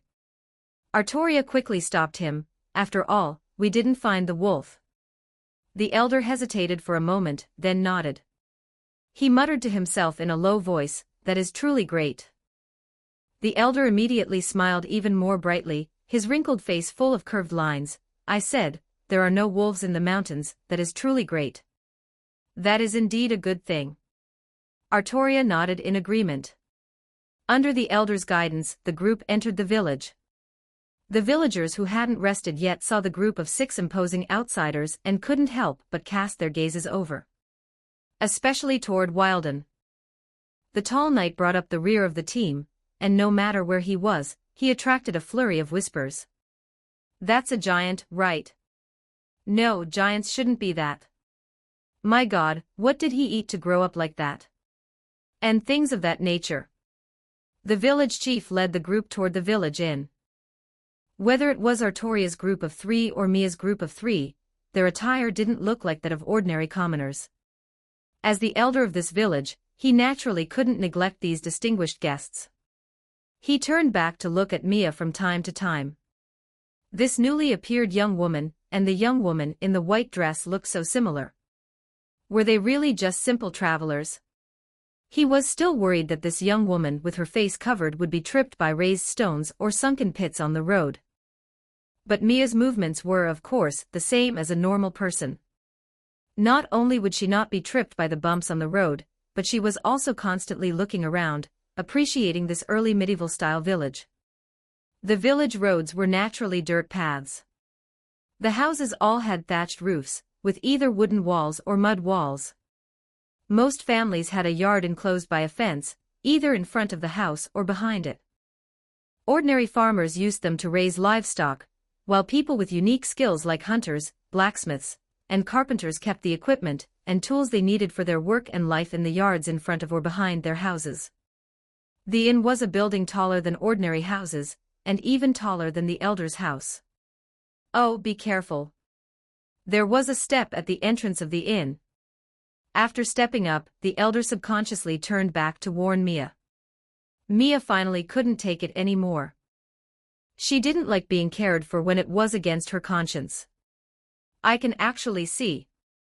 Mia lifted her foot easily and stepped onto the step, reminding the elder seriously. The elder was stunned. Mia nodded seriously again. That's impossible. The elder shouted in surprise. The young woman in front of him wasn't just wearing a thin veil over her eyes. It was truly a strip of cloth with thickness, and was completely opaque. The elder subconsciously wanted to reach out to test it, but Wilden gently stepped between the two. Looking at the shadow of the giant, the elder shrank back a step. But your eyes. I originally couldn't see, and it is entirely thanks to this cloth over my eyes that I can see things just like a normal person. Subsequently, she began to prove herself. I can see that the sign for this inn is carved from redwood, and it has a pattern of a bed on it. And the exterior walls of this building are painted with white paint. Am I right? The village chief opened his mouth wide in surprise. Without a doubt, she was right. As if seeing Mia for the first time, he examined the not-so-tall young woman in front of him. Then he asked in disbelief, "Is this magic?" Mia nodded. Whether according to the classification of the lands between or the classification of this world, allowing a blind person to see again should count as magic. Good heavens, the elder exclaimed, you are a witch. If you want to put it that way, that's correct. The elder swallowed nervously. But aren't you a bit too? Mia didn't know whether to laugh or cry. She hadn't expected to be questioned because of such a thing. She could only answer using phrasing befitting a witch. For a witch, age is but an appearance. I believe you have heard similar rumors, haven't you? That's right. The elder looked at Mia with awe. In that instant, he connected the spirit wolf the hunter had seen with the witch who looked like a young girl in front of him. He asked tentatively in a low voice, then, could the white spirit wolf the hunter saw earlier be your handiwork? Mia nodded with a smile. Could you please show me that kind of magic? I understand. Witches do not cast their power casually just because of others' likes or dislikes. The elder waved his hands quickly. Then he turned to a respectful posture. You certainly deserve the best room. Regarding witches/magicians, most people believe that this is a polarized group. 84 Section 84. Chapter 84. Of course, there are good wizards and bad ones. But all the stories passed down to this day inevitably give people a certain stereotype. A bad wizard is surely gloomy, living in seclusion deep in a great forest or within a dark, ancient castle. They are always concocting their evil plans, brewing a pot of greenish soup with things that look disgusting, like ant legs, lizard tails, and frog ovaries. As for good wizards, they might vary in appearance, but they are always kind and amiable, dedicating themselves fully to the country. For example, Merlin, who once served King Uther. Legend says he was a wizard with a white beard, wearing a pointed hat, always holding a staff, with eyes full of wisdom. He assisted King Uther in achieving the great cause of Britain. It is just a pity. King Uther's brother, the despicable King Vortigern, arrived with the Anglo-Saxons, inciting a rebellion that destroyed King Uther's dynasty. Although from the perspective of Mia in later generations, this stereotype of wizards is entirely a product of legend. But has anyone ever thought about it? This era is the very era when the legends took place. What later generations consider fairy tales and legends were truly the history and lives experienced by the people of this era. No, I do not have the habit of accepting favors for nothing. Mia politely declined the elder's kindness. However, I am quite interested in the best room. As she spoke, Mia clenched her fist and reached forward. She opened her fingers in front of the elder. Resting peacefully in the girl's palm was a gem shimmering with a deep blue glow. This is... The elder stammered, looking at the gem in Mia's hand. The gem was about the size of a coin. Even without picking it up, just by looking at it from the side, the deep blue gem shimmered with a profound light. Its color was like the depths of the ocean, and its luster was like the stars in the night sky. Mia flipped her palm and pinched the gem between her fingers. Keep it safe. I want the two best rooms. The elder's gaze never wavered, He reached out with both hands and carefully took the sapphire that was breathtakingly beautiful. I understand. He took a breath and shouted into the inn, Adele. Get out here. Almost immediately, a voice came from inside, coming. Then, a fat man with a big beard and an apron trotted out from the inn. What is it, elder? An honored guest has arrived. The man was very confused and was about to ask, but the elder glared him back with a look. The innkeeper scratched his head and led Mia and the others into the house. Upon entering, Mia was still muttering to herself. It seems I gave the wrong thing. The inn has an owner. Forget it, at worst I'll just give another one later, she had plenty of gems. Suddenly, she turned her head and waved at Artoria and the others who had been watching. Oh, I'm coming too. Artoria immediately followed. Kay and Merlin looked at Artoria's back with complex expressions. To think she just followed when someone waved. Could it be that because of their similar appearance, Artoria felt an extraordinary sense of intimacy? How high profile, Kay curled his lip. Unlike us. Before he could finish his sentence, he saw Merlin also shamelessly sidling up to the elder. Actually, I am a wizard too, you know. The elder, clutching the sapphire tightly in his arms, looked at him suspiciously. Yes, don't be polite, Merlin waved his hand, feeling good about himself, just call me Merlin. You say you are Merlin? That's right, the great wizard who assisted King Uther. The expression on the elder's face changed from confusion to surprise, and then immediately from surprise to disdain. Finally, there was even a hint of pity. Young man, you need to be down to earth and stop thinking about such nonsense. The elder rolled his eyes, stroked the sapphire in his arms with his right hand, and walked away happily. Only Merlin remained, petrified on the spot. Chapter 64. You are the king, that is fine, first update, good evening.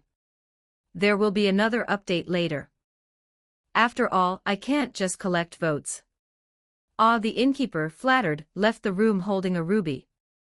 As a businessman, he was knowledgeable and clearly knew the value of the goods better than the elder. The gem that Mia could take out so casually was more than enough to buy the entire inn. The boss was dazzled by the immense wealth. And Mia, having almost no concept of this, had already collapsed onto the soft and comfortable double bed. Of course, by the standards of her previous life, this bed could not be called very comfortable. But for Mia, who had been sleeping in the open and on floor mats for months in the lands between, this bed was absolutely a haven of comfort. Thick animal skins were spread on the surface, pressing down the dry, fluffy hay underneath. It also blocked all the hard protrusions of the hay. Once lying on it, one could immediately feel an incomparable softness. The fur rubbing against the skin felt just like being in someone's embrace.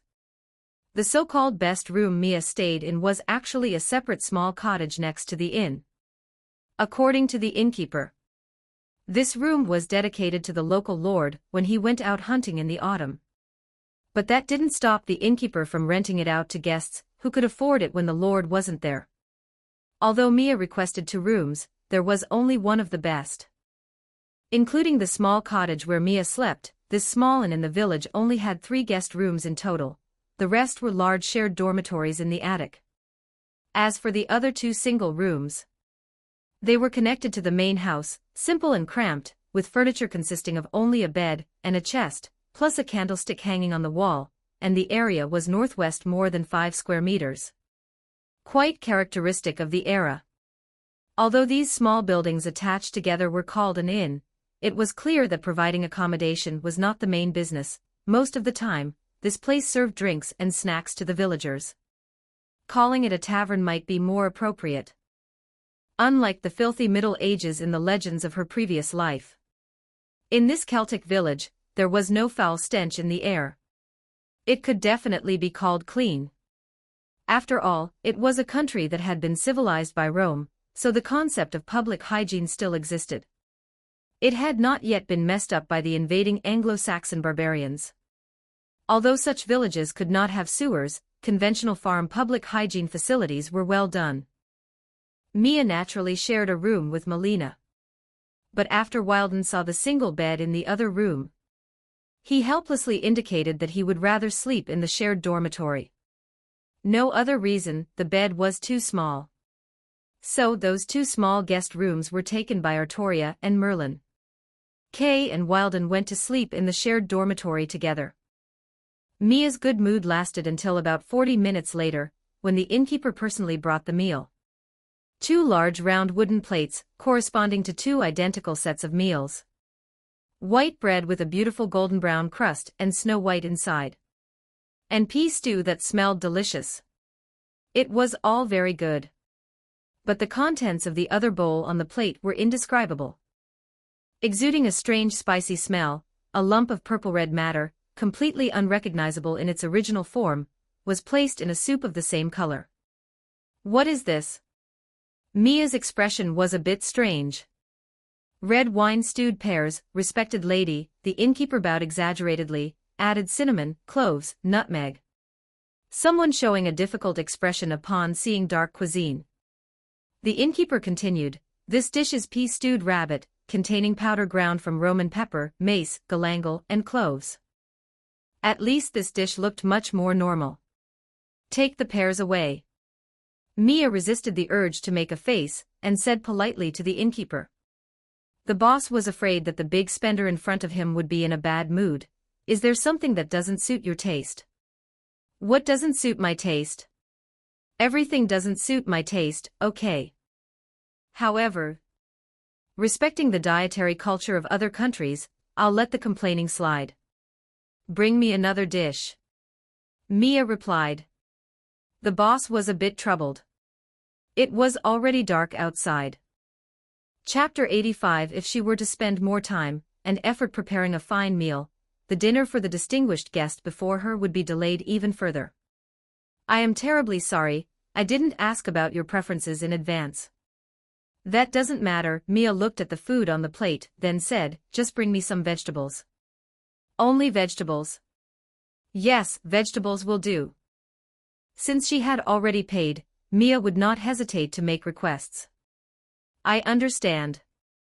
The innkeeper removed the bowl of red wine poached pears from Mia's plate and glanced at Melina, as if seeking her opinion. Melina looked at the food placed before her.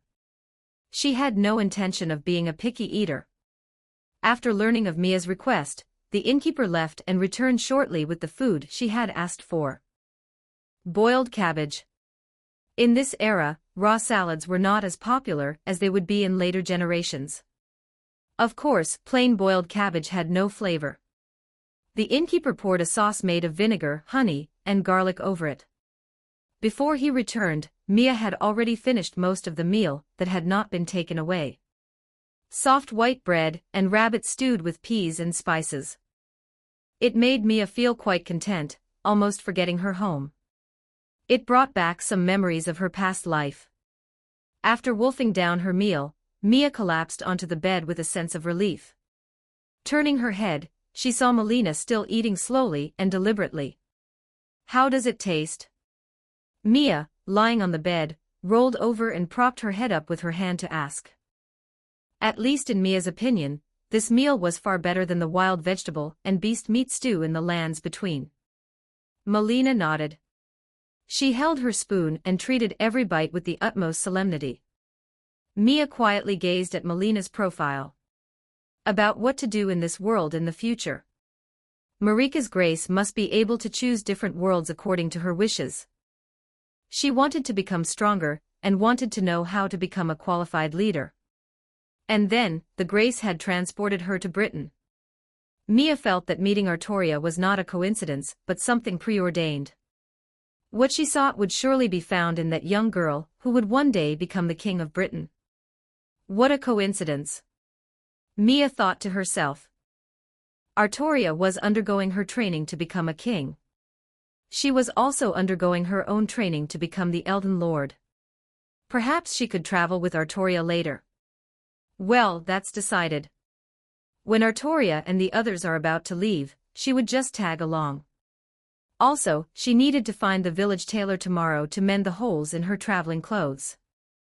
Her wandering thoughts came to an end, and Mia suddenly sat up. She felt a bit too full. "Do you want to go out for a walk?" Mia asked Melina. Melina had just finished eating, wiped her mouth with the napkin that came with dinner, and replied, "Then let's go." Mia stood up. Without disturbing the innkeeper, the two of them stepped out onto the street. The island nation had a cool climate. It was mild and humid all year round, with little variation in temperature between the seasons, and the average annual temperature was only about 12 or 13 degrees. On this night at the turn of spring and summer, a refreshing and pleasant breeze was blowing. In the 6th century, lacking artificial lighting, the village was exceptionally dark after nightfall. Looking up at the sky, dark clouds basically obscured all light from above. And at such times, the lights on the ground appeared exceptionally prominent. A torch seemed to be lit inside the stable, and there was someone inside. Mia walked over there out of curiosity. A young girl's voice came from the stable. "Hey, stallion, I encountered something incredible today." Artoria was gently brushing the mane on the white horse's neck. "Someone who looks almost exactly like me. It sounds incredible, doesn't it? Her name is Mia, and according to her, she is a traveler. Although we look very much alike, and are about the same age. But she seems much more mature than I am." Artoria pursed her lips. She was chattering into the horse's ear. "Listen to me, Miss Mia is also a mage. A mage like Merlin, sounds amazing, right? And her personality is super good too. Although it is our first meeting, concluding this after not spending much time together seems a bit rash. But it's true. She is very polite to others and very generous, not like Merlin who always puts on airs." Artoria put away the brush, gathered a bundle of hay from the side, and piled it in front of her mount. She didn't notice at all that some hay fragments were stuck to her white dress. No, she probably didn't care, right? Also traveling with Miss Mia are Miss Melina, and Mr. Wilden is a knight, firm and reliable, although a bit too taciturn, completely different from the romantic knight KGE wants to be. But I think an ideal knight should be like that, right?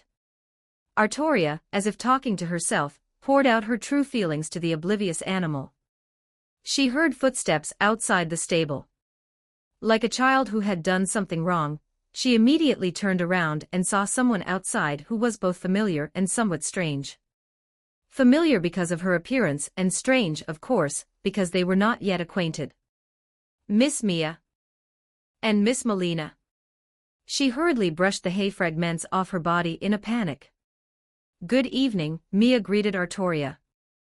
"Good evening." Artoria responded with perfect etiquette. If one were to ignore the dust on the hem of her white dress. Artoria looked at Mia reservedly. Had her self-talk just now been overheard?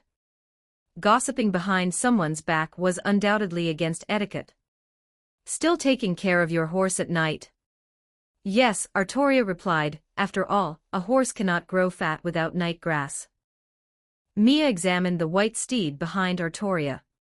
"I do know that principle, but I have never done such work before." "Is that so? Does Miss Mia not rely on horses when traveling?" Mia smiled and said, "For my part, I do have a mount. But it is a familiar gifted to me by someone else. It doesn't need to eat, drink, or rest. Mages are truly capable of anything, but even if it is a familiar, please treat it well," Artoria said with a serious expression. "That goes without saying." Mia nodded and paused. "By the way, do you want to see my horse?" Artoria looked at her with shining eyes. "As a horse familiar, is it like those spirit wolves?" Artoria was somewhat expectant. "Of course." Mia agreed readily and then blew the whistle ring. As the melodious whistle sounded, accompanied by condensing fluorescent light, the horned horse named Torrent appeared beside Mia, its hooves trampling. This sudden appearance made the white horse behind Artoria jump back in surprise. "His name is Torrent." Mia stepped aside slightly. "It actually has horns, just like a cow," Artoria exclaimed, looking like she had never seen the world before. Torrent snorted. Facing Artoria's gaze, it seemed to enjoy it. Artoria wanted to reach out, but then withdrew her hand, looking expectantly at Mia. Go ahead and pet it. Mia smiled. The current Artoria was only a 15-year-old girl, after all. Come to think of it. She had become the older sister again. And they looked so much alike, legitimacy +1. She had to find an opportunity to make her call her big sister. Mia plotted darkly. Artoria gently stroked Torrent's furry face. She wanted to touch its horns. But because she was afraid of Torrent resisting, she didn't make up her mind. By the way, Artoria withdrew her hand. What made Miss Mia start traveling? Mia was stunned for a moment. Well, this. She began, feeling a bit helpless. She had originally intended to explain it to Artoria and Melina in person later. But she hadn't expected to be asked this question so soon. 86 Section 86. Chapter 86. It's the same reason as yours. The same reason as mine.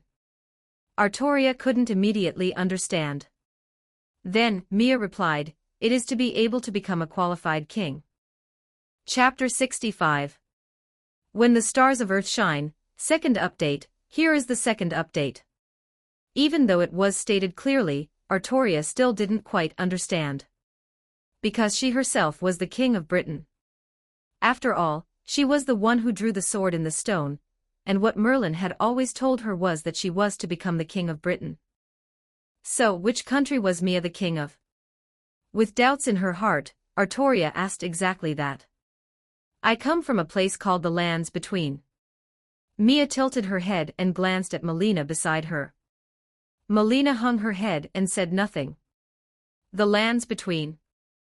Artoria heard a term she had never encountered before. Whether it was geography or history, she was well versed in both, having been raised and taught by Merlin and Sir Ector.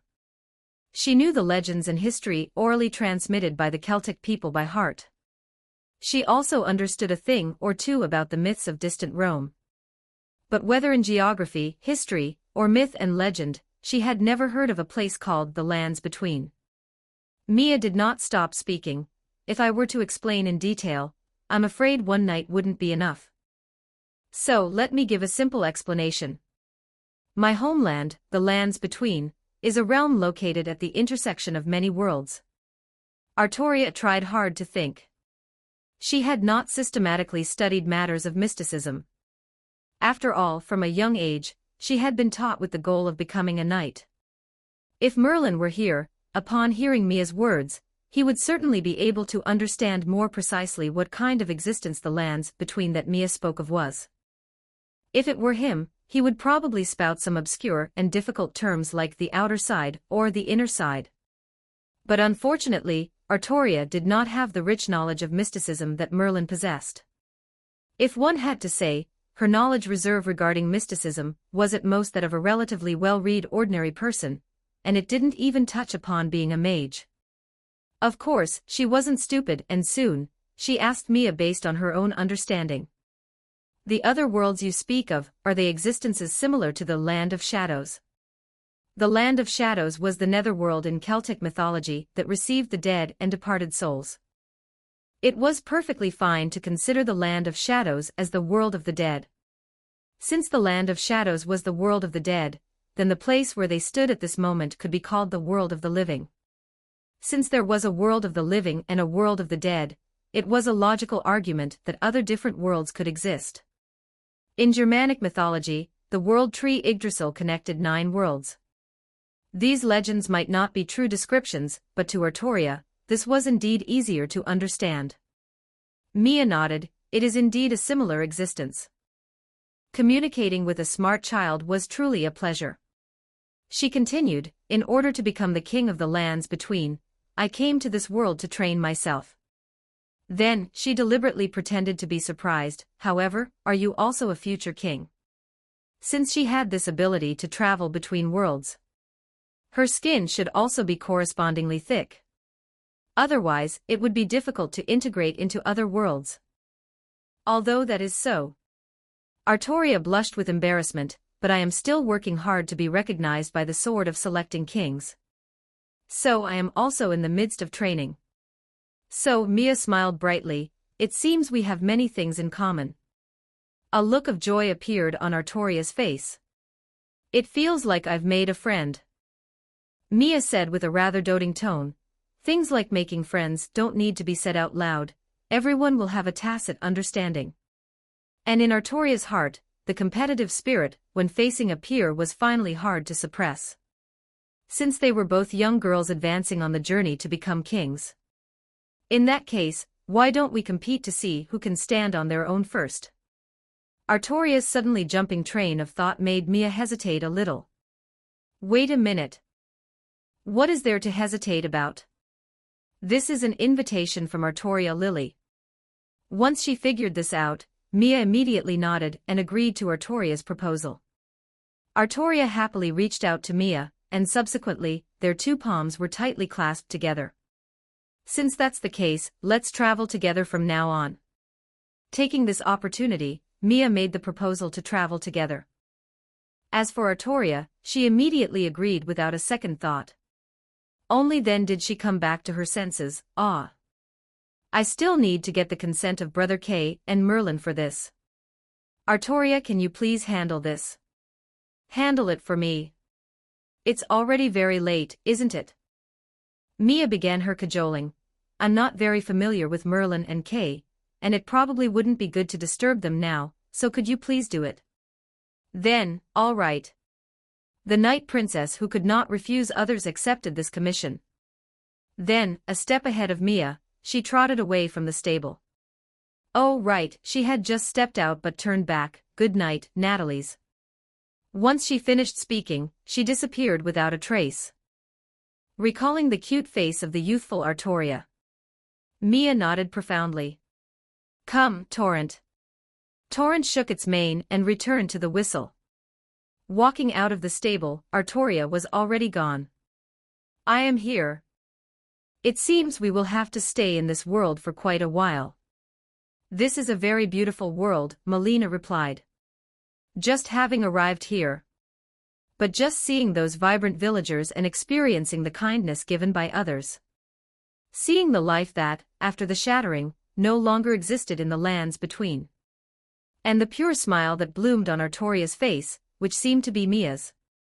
She understood why Mia would say that compared to the lands between, this place was like a pure land of ultimate bliss. Even if this village was just a corner in a remote mountain forest. Even in Melina's heart, a desire to stay here emerged. What I must do is to recreate the happiness and smiles of this world on the lands between. Mia looked up at the pitch-black night sky. Yes, you have said so. Therefore, I understand. Melina looked at Mia's back and quietly reached out to her. Hesitating for a moment in midair, she then actively grasped Mia's palm. Mia looked back at Melina with some surprise. Melina was clearly shy. She didn't dare to make eye contact with Mia. Even though no one could see Mia's eyes, she couldn't either. Mia gently pursed her lips and smiled as she raised her head again. At this moment, the dark clouds dispersed with the wind, clearing the clouds to see the moon, and also the starry sky. Those twinkling stars, they were scattered across the vast and boundless night sky, either arranged in groups or shining independently and lonely. That was the starry sky of Earth. Without any obstruction, and not an illusory existence, it was the real brilliance of stars twinkling countless light years away. Mia looked straight at that starry sky. Let's go, let's find a high place. Chapter 66. Gaia, there's something dirty. Mia ran, looking up at the stars. In that endless cosmic painting, deep within the mysterious stars, it seemed there was an inexplicable attraction from within her bloodline. She wanted to get closer. Were the village houses high enough? Obviously not. What about the mountain in the distance? It was at least several hundred meters high. But compared to the starry sky hanging countless light years away, getting a few hundred meters closer had no meaning at all. But at least the view from the mountain would be wider. Mia's staff flashed, and the next moment she appeared on the top of a hill several thousand meters away. Chapter 87. She could move using teleportation magic anywhere she could see. Even where she could not see, if she knew the terrain along a straight path by heart, she could teleport just the same. The girl in black stood upon a rock on the mountaintop, bathed in starlight. What she saw before her eyes were the trajectories of the stars. Glintstone energy flowed within Mia. As she looked at the distant stars, their trajectories and forms seemed clearly visible. At this moment, Mia was the first glintstone sorcerer to see the flowing stars in the countless years since the stars of the lands between had been sealed. For countless years, sorcerers gazing at the sealed stars had tried countless methods to recreate the glory of the past. Glintstone sorcerers had exhausted all means to study ways of observing the stars in order to see the primeval. And now, those methods for seeing the laws of stellar motion among the fixed stars had been taught to Mia by Selen, a primeval sorcerer. But now, Mia could see the stars even without those magics created specifically for stargazing. Because the shackles did not exist on Earth.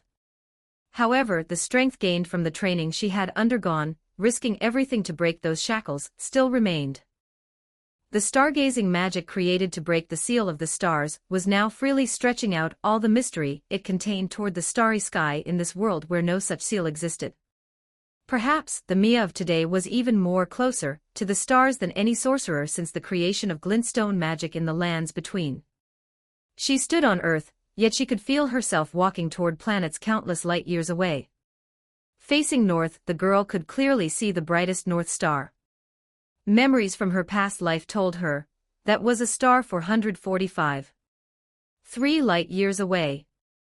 As her consciousness extended its tentacles into the depths of the starry sky.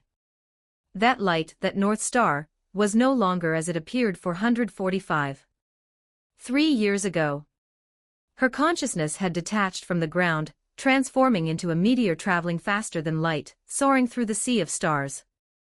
She seemed to see the North Star of 444 years ago, the North Star of 443 years ago, the North Star of 442 years ago. Was time flowing backward? Had she traveled through time? Could she see the North Star as it was now? Or perhaps, could she go the other way, seeing the North Star of 446 years ago, the North Star of 450 years ago, until, on a cosmic scale of time, she saw the newborn North Star. The origin of the stars. Yes, Mia was approaching the primeval. Just like Luzat and Azza. The primeval Luzat glimpsed in the starry sky was darkness. The primeval Azza glimpsed was the destruction of a massive star cluster. Then, what kind of primeval could Mia glimpse? From that primeval, what could she understand? The girl was excited, expectant, but only a moment later. Have I reached the limit already? Mia could no longer see the even more distant past of the stars. There was already a stinging pain in her soul. It seemed that depth was the limit she could reach for now, so what about breadth? She stood in the cosmic sea of stars. The purple-black universe was by no means a terrifying thing to her. The universe was filled with brilliant colors, infinitely vast, infinitely profound. The stars streaked past her, and starlight gathered in her sea of consciousness. Standing on the surface, the magic power contained within her body was increasing exponentially. The overflowing energy turned into a storm, swirling around her. But Mia, at this moment, was completely unaware of it.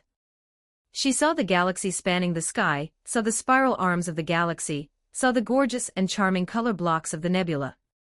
That was the truest appearance of the universe, impossible to describe in words. At that moment, she felt as if she were a star herself. There was no need to deform herself. Just by watching the unfettered stars, her consciousness felt as if it had become a member of the stars. And in the distance of the universe, Mia saw a golden star that could not be ignored. Shining, attracting her. That was it, that was the golden star. It was the very thing that had made her gaze at the starry sky uncontrollably since the beginning. Mia tried to move closer to that golden star. But suddenly, the tentacles of her consciousness were blocked, pulled by some powerful force. The appearance of the starry sky was constantly receding. Her consciousness was returning to her body.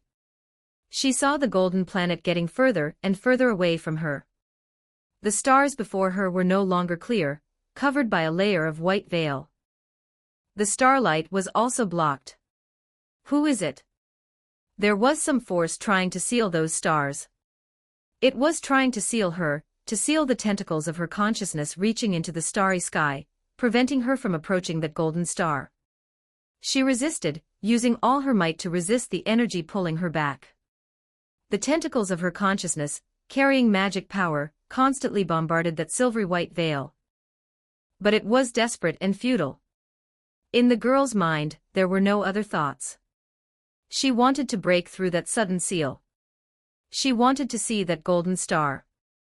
She had lost the rationality of an ordinary person, just like a starving person who had been hungry for days seeing food, or like a dying traveler in the desert discovering a real oasis. No matter the cost. Then, she saw golden starlight passing through the veil. Yes, it was not Mia's consciousness that broke through the seal, but the golden starlight that pierced through the veil. Was it the starlight summoned by her determination?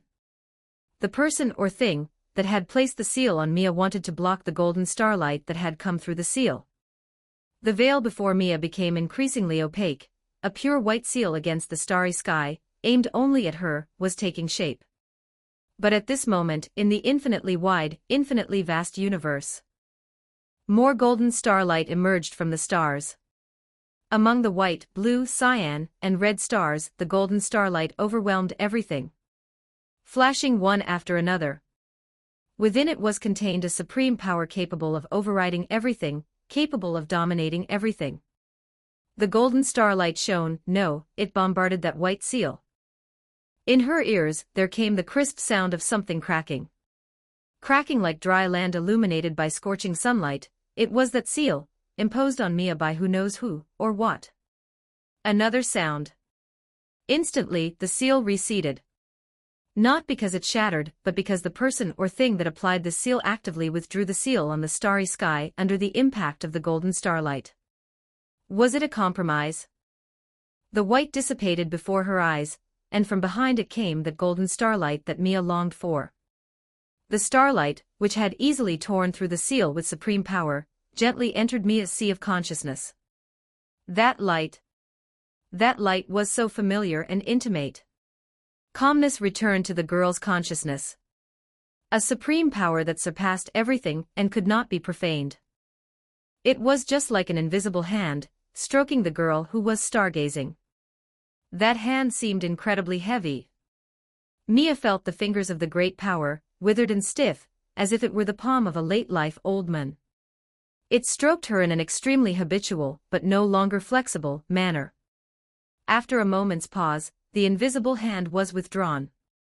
Then, the golden stars twinkling in the sky gradually returned to calm, and the universe returned to its original colors.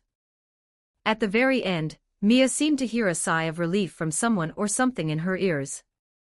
Consciousness returned to her body. The starry sky was above the dark clouds, half hidden. How long had passed? But it was still night anyway. Mia felt as if she had been reborn.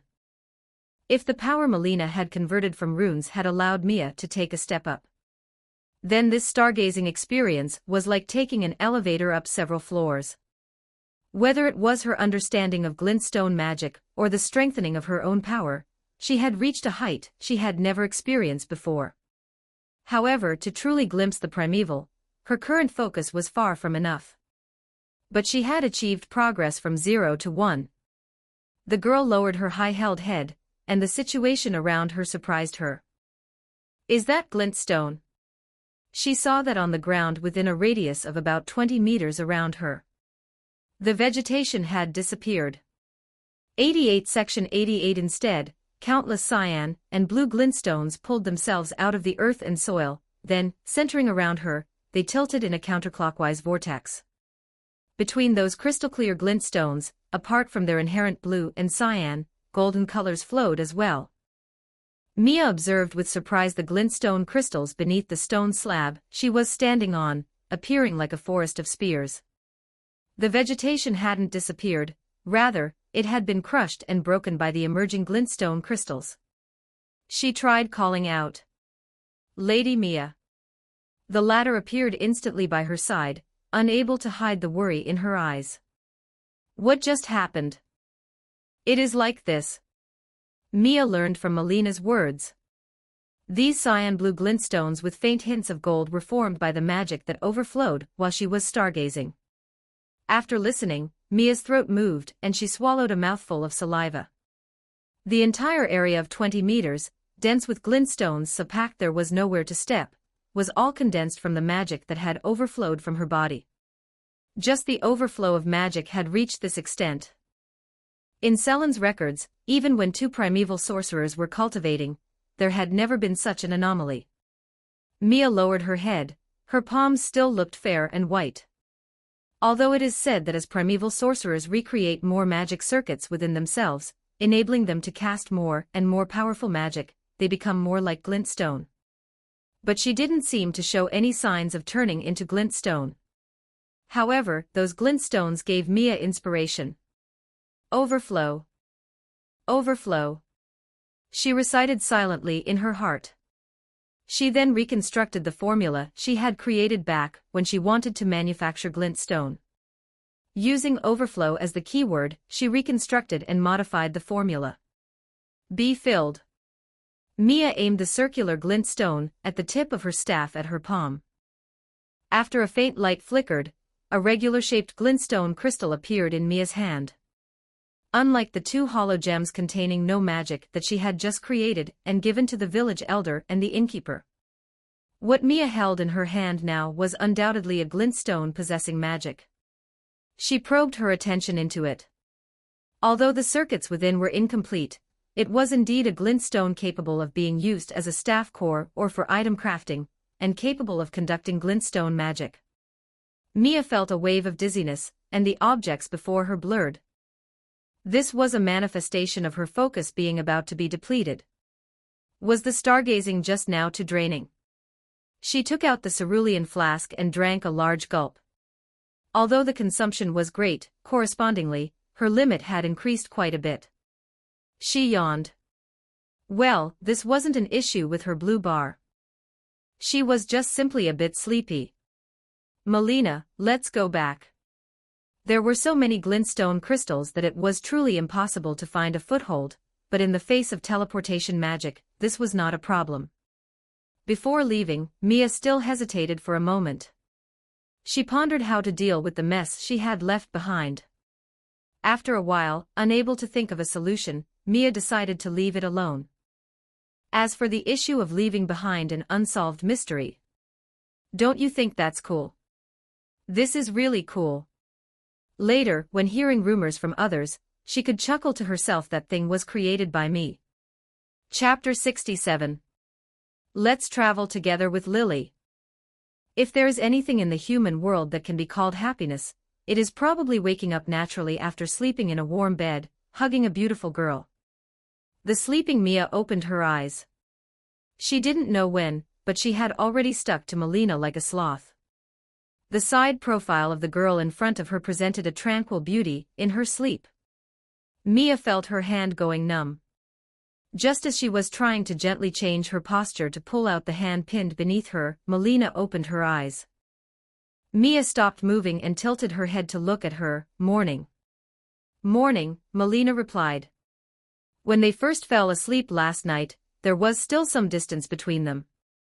However, in the second half of the night, Mia kept inching towards her. She wanted to remind her but didn't dare to use too much force to wake Mia up. In the end, it turned into this appearance. The two of them were pressed tightly together. Melina's face was slightly flushed. As for Mia, she had absolutely no self-awareness. It was as if the intimate actions of last night were a matter of course. Even upon waking, she showed no reaction. She just sat up, yawned, and adjusted her blindfold. She smacked her lips, still feeling unsatisfied. It had been a long time since she had such a peaceful sleep. Lying on a comfortable big bed, with no wind blowing, no noise, and a person who could bring a sense of security. Then she looked at the tightly closed window. Sunlight filtered in through the cracks of the window, just a sliver that could barely illuminate the room. In other words, the room was very dim. Mia lifted the blanket off her body and left the bed. Barefoot, she stepped on the floor covered with dry straw, and went to open the sealed window shutters. The sky was already bright, and the sunlight slanted across the entire village. Through the inn's outer fence, she could see the village road, and farmers leading oxen walking past not far away. The air was very quiet, probably because most people were working in the fields. Turning her head, the open-air wine tables outside the inn were empty. The girl breathed in the fresh air. Melina came to Mia's side. Behind the small window, the two girls gazed at this tranquil world. It really is not like the lands between at all. Melina's murmuring voice was heard by Mia. "Do you want to go out for a walk?" Mia asked. Melina nodded. After Mia returned to the bedside to get dressed, there was a knock on the door. "Guest, are you awake? Do you need to freshen up?" It was the innkeeper. He probably discovered that the window of the cabin had been opened, so he came to ask. "Come in directly," Mia responded. The innkeeper personally walked in carrying a towel on a wooden basin. "What time is it now?" Mia asked. The innkeeper replied, "The 5th hour after sunrise, it will be noon in another hour." 11 o'clock. She had slept for quite a long time. "Can you help me find a tailor?" "No problem, guest." After washing up, the innkeeper took the basin away exactly as it was. She didn't feel hungry just after waking up. In this era, even kings only ate 2 meals a day. Walking out of the wooden house and stretching her body in the sunlight, Mia heard a muffled clang-thud sound coming from not far away. Following the sound with her gaze, she saw Artoria, holding a wooden sword, sparring with Kay on the open space in front of the stable. The muffled sound she heard originated from the collision between the wooden weapons. Artoria held the long sword with both hands, launching a swift offensive against Kay, who held a sword and shield. With a bang, the two-handed sword struck the shield, and the White Knight Maiden used the force of the sword's rebound to swing it again. Bang bang, Kay's counterattack was parried by Artoria. Next, she launched an offensive that was like falling rain, leaving no blind spots and losing none of its elegance, which was difficult for an ordinary person's eyes to even distinguish, forcing Kay to retreat repeatedly. Wilden stood by the door of the inn's main building, arms crossed and leaning against the wall, observing the two. Mia waved at him, and Wilden also raised a hand, nodding at Mia. "Keep it up, little sister." A shout came from under the wine shed not far away. Chapter 89. Apparently, there were more than 3 people in the audience. Judging by their attire, those were likely militiamen from the village who spent their days idling in the tavern.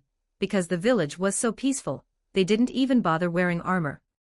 Only the metal helmets hanging from their shoulders and the weapons set aside indicated their status. Encouraged by the cheers of others, Artoria's attacks became even sharper.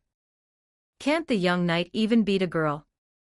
Another militiaman, his cheeks flushed red as he drank, shouted exaggeratedly upon seeing Kai being suppressed. Kai, while parrying Artoria's attacks, spared a moment to glare at him. "Careful, or I'll cut your mouth off." The militiaman who had shouted at Kai let out a drunken hiccup.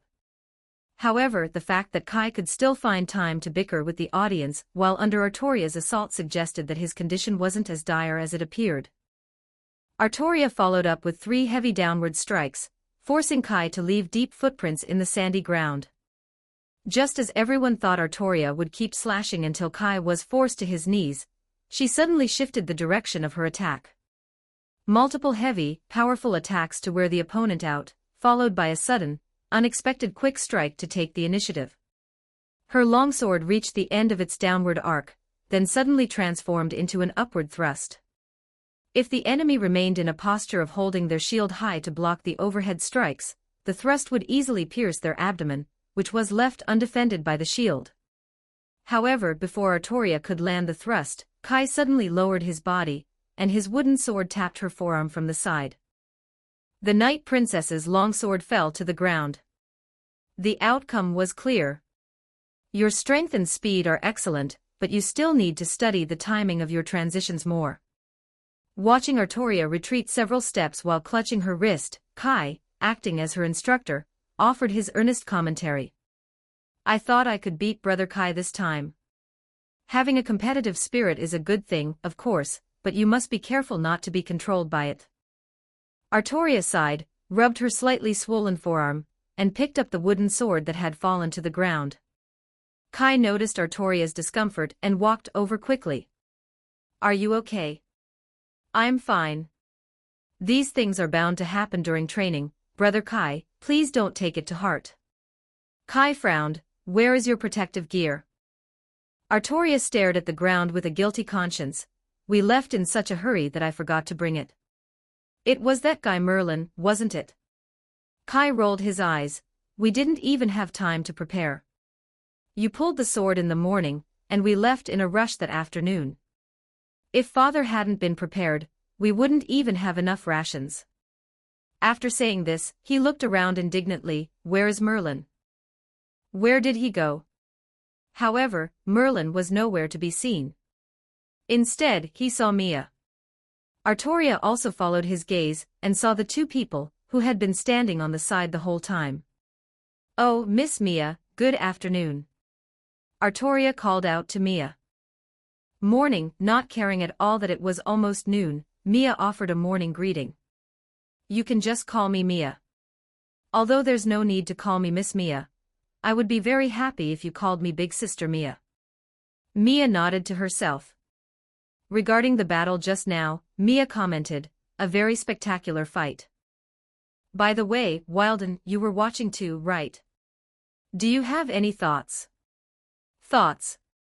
Wilden, standing by the wall, furrowed his brows. After thinking for a moment, he said, still very immature. That's true. Kai looked at Artoria and sighed as well. No, Wilden said, Sir Kai, your swordsmanship is also very immature. Kai looked in Wilden's direction. If anyone else had said such a thing, he would probably have been very angry, stepped forward to argue, and demanded a duel. But it was precisely Wilden, who had spent the night under the same roof, who had said this. To be honest, other than Wilden asking for his name, the two had no interaction at all last night. The main reason was that under Wilden's pressure, Kai simply didn't have the courage to strike up a conversation or try to get close. That man, every word and action, feels like a real sword. This was the assessment Kai had made of Wilden in his heart after one night. And now, such a person said Kai's swordsmanship was immature. Kai couldn't even summon the thought of rebelling against that judgment. The one who spoke next was Artoria. Then, Mister, she said very earnestly, could I please ask you to instruct me? Regarding that? Wilden pondered, then he saw Mia nod at him. As long as there is time in the future, it is not impossible. Thank you. Artoria said gratefully. Time, she thought, should not be a problem. She turned back to Kai, by the way, Brother Kai, the thing I told you last night, that thing. Kai scratched his head. His golden hair was a bit messy, making the young knight look unkempt. Personally speaking, having more companions is perfectly fine. He smiled and said. Then he stepped forward and performed a knight's salute to Mia. Let me formally introduce myself. My name is Kai, son of Ector, and Artoria's foster brother. In response, my name is Mia. Mia extended her right hand to Kai. Artoria should have told you about me. Kai looked at Mia's extended hand, stunned for a moment, then immediately removed the gauntlet from his right hand and shook Mia's hand. She did tell me a lot, including, well, those traits you share with her. Mia smiled. I look forward to traveling together in the future. Kai bowed, performing such a gesture to someone who looked exactly like his sister. It felt like a subtle sensation he couldn't quite describe. Subsequently, he performed a bow to Melina that was perfectly in line with the etiquette a knight should show a lady. Then, Kai blinked at the quiet Melina. Is Miss Melina always this reserved? Melina merely glanced at Kai and then looked away. I only say necessary words to necessary people. The implication was that Kai was not a necessary person. Ah, how sad. Brother Kai. Artoria poked him. Well, well, I was just saying hello, there's no need to be so cold, Miss Melina. To think she wasn't at all charmed by a handsome knight. Could she already have someone in her heart? Even though he was very unwilling, Kai sighed as if accepting his fate. Although he liked girls, he wasn't the type to be annoyingly persistent. After all, causing others distress wasn't something a good knight should do. How long do you plan to stay here? Mia asked. Kai looked at Artoria beside him. Feeling the strange gaze, Artoria looked back at her foster brother, blinking her eyes in confusion. Kai held his forehead. I intend to ask the village blacksmith to forge a suit of armor for Artoria. Brother Kai. You have the nerve to ask. Facing Artoria's exclamation, Kai assumed the role of an older brother, and began to lecture. Even if that guy Merlin is a hopeless idiot, you at least need to learn how to take care of yourself. Remember this. No matter what you are preparing, you must personally confirm it at the last moment. Even if others guarantee you with absolute certainty that there is no problem, you must go and confirm it yourself. I know. Brother Kai. Yeah. Watching Artoria obediently bow her head, Kai nodded. Just at this moment, a frivolous voice came from somewhere. Time to eat, time to eat. A familiar voice. Everyone turned their heads in unison. It was Merlin. Holding 5 large plates, he came wobbling out of the kitchen with a grin. 5 large plates, 1 in each hand, 1 supported by each arm, and 1 on his head. As soon as Kai saw him like this, he immediately jumped up. What are you doing? Merlin, caught in the roar, looked quite proud instead. Of course, I'm preparing dinner. It was worth my effort all morning to finally convince the innkeeper to prepare everyone's meal according to Miss Mia's standards. What do you mean by Miss Mia's standards? Of course you wouldn't know, because I am the omniscient and omnipotent Archmage Merlin. Last night, I saw the innkeeper bringing good food to serve Miss Mia. Is that what your clairvoyance is for? It wasn't just Kai. 90 Section 90 Chapter 90 Even Artoria and Mia began to question this guy's mental state. If you want to eat, go buy it yourself. Kay roared, losing his mind. I spent all my money on wine. Besides, the payment Miss Mia gave the innkeeper is enough to buy the entire inn. That guy sighed with feigned profundity. As a friend we met by chance, I would like to remind you, Miss Mia, your concept of money is truly dangerous. Go apologize to the innkeeper. You Cancer of Britain. Unable to endure it any longer, Kay raised his wooden sword and chased after Merlin, slashing at him. It's just stew with spices. Hey, it's going to spill. I brought this food for you out of the kindness of my heart. Put it back. How can you take such petty advantage? Can you still call yourself a mentor to knights?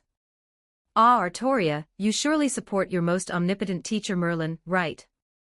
Hurry and stop your brother. Why are you just watching, Artoria? Have you betrayed me? I think it would be better if you did as Brother Kay said. While the 3 of them were causing chaos, Mia and Melina silently stood together with Wilden. Truly, such energetic young people, Wilden sighed. Indeed, Mia nodded. She glanced at the little wood beside her. I hope we can complement each other on our future journey. Chapter 68. Let's travel with Lily. Yay, I'm full.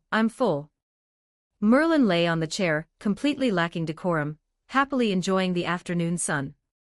After Mia generously stepped up and offered to pay, Merlin ate the delicious lunch with even more justification. Of course, Artoria and Kay also joined in enjoying the meal. However, Merlin narrowed his eyes under the direct sunlight and looked at the other side of the table. If one were to ask who was the least polite. Slurp, slurp. Artoria's cheeks puffed out, as cute as a hamster. She closed her eyes and swallowed the food, filling her mouth with effort, then, like a disciple raising the Holy Grail, held her empty bowl high. Another bowl. Coming right up, customer. The innkeeper brought over the large ceramic pot of stew directly. Do you need bread? Artoria replied without ceremony. You were the one who was most embarrassed at the beginning, weren't you? Merlin teased with a grin. Although it is indeed a bit embarrassing to have Miss Mia treat us. While waiting for the innkeeper to serve more food, Artoria sat up straight. But if I don't eat my fill, wouldn't that be failing to live up to Miss Mia's kindness? That makes sense. Mia, who was already eating dessert fruit, gave a thumbs up. Artoria must eat until she's full, only then will she have the strength to train. Artoria took the bowl handed over by the innkeeper. The battle continued. Kay looked at Artoria with a subtle but doting gaze. That's the fourth bowl, right? It was even more than what Wilden, the little giant, had eaten. Although he had long known that his sister was a big eater, moments of such vigorous appetite as today were rare. Probably only during holidays. That's right, after all, given Dad's frugal habits, it was only during holidays that they would eat stew with such rich seasoning, and white bread like today. Their usual food wasn't much better than that of ordinary villagers. As a knightly family that needed to train in martial arts, they just had a bit more meat. Kay remembered when Artoria was still his squire, the two of them would often do this, using his pocket money to buy something tasty at the village tavern. Of course, it was Kay's pocket money, because until shortly before she pulled out the sword in the stone, Artoria had not come of age. Pocket money was naturally scarce. After all, being trained as a king, there were very few holidays for rest. Kay suddenly called out. Merlin lay on the table, almost falling asleep under the warm sunlight. It's not good for your health to lie like that after eating. Ah, no, Kay waved his hand in front of him, as if he could wave the topic back onto the right track. As the only reliable adult, Kay was sprinting at full speed toward becoming a nagging mother hen. Artoria must have told you, right? About Miss Mia, and her group wanting to travel with us. A little more liveliness is certainly better. Merlin replied lazily with his eyes closed. So should I take that as you agreeing? This guy, he fell asleep. Kay sighed. He shrugged helplessly at Mia. He's just like this, as childish as a kid. Kay muttered, curling his lip, then paused. You're a mage too, right? Don't let this bastard influence you. Don't worry, Mia waved her hand. On the other side, Artoria finally put down her bowl. Would you like more? The innkeeper, providing one-on-one service, asked with immense concern.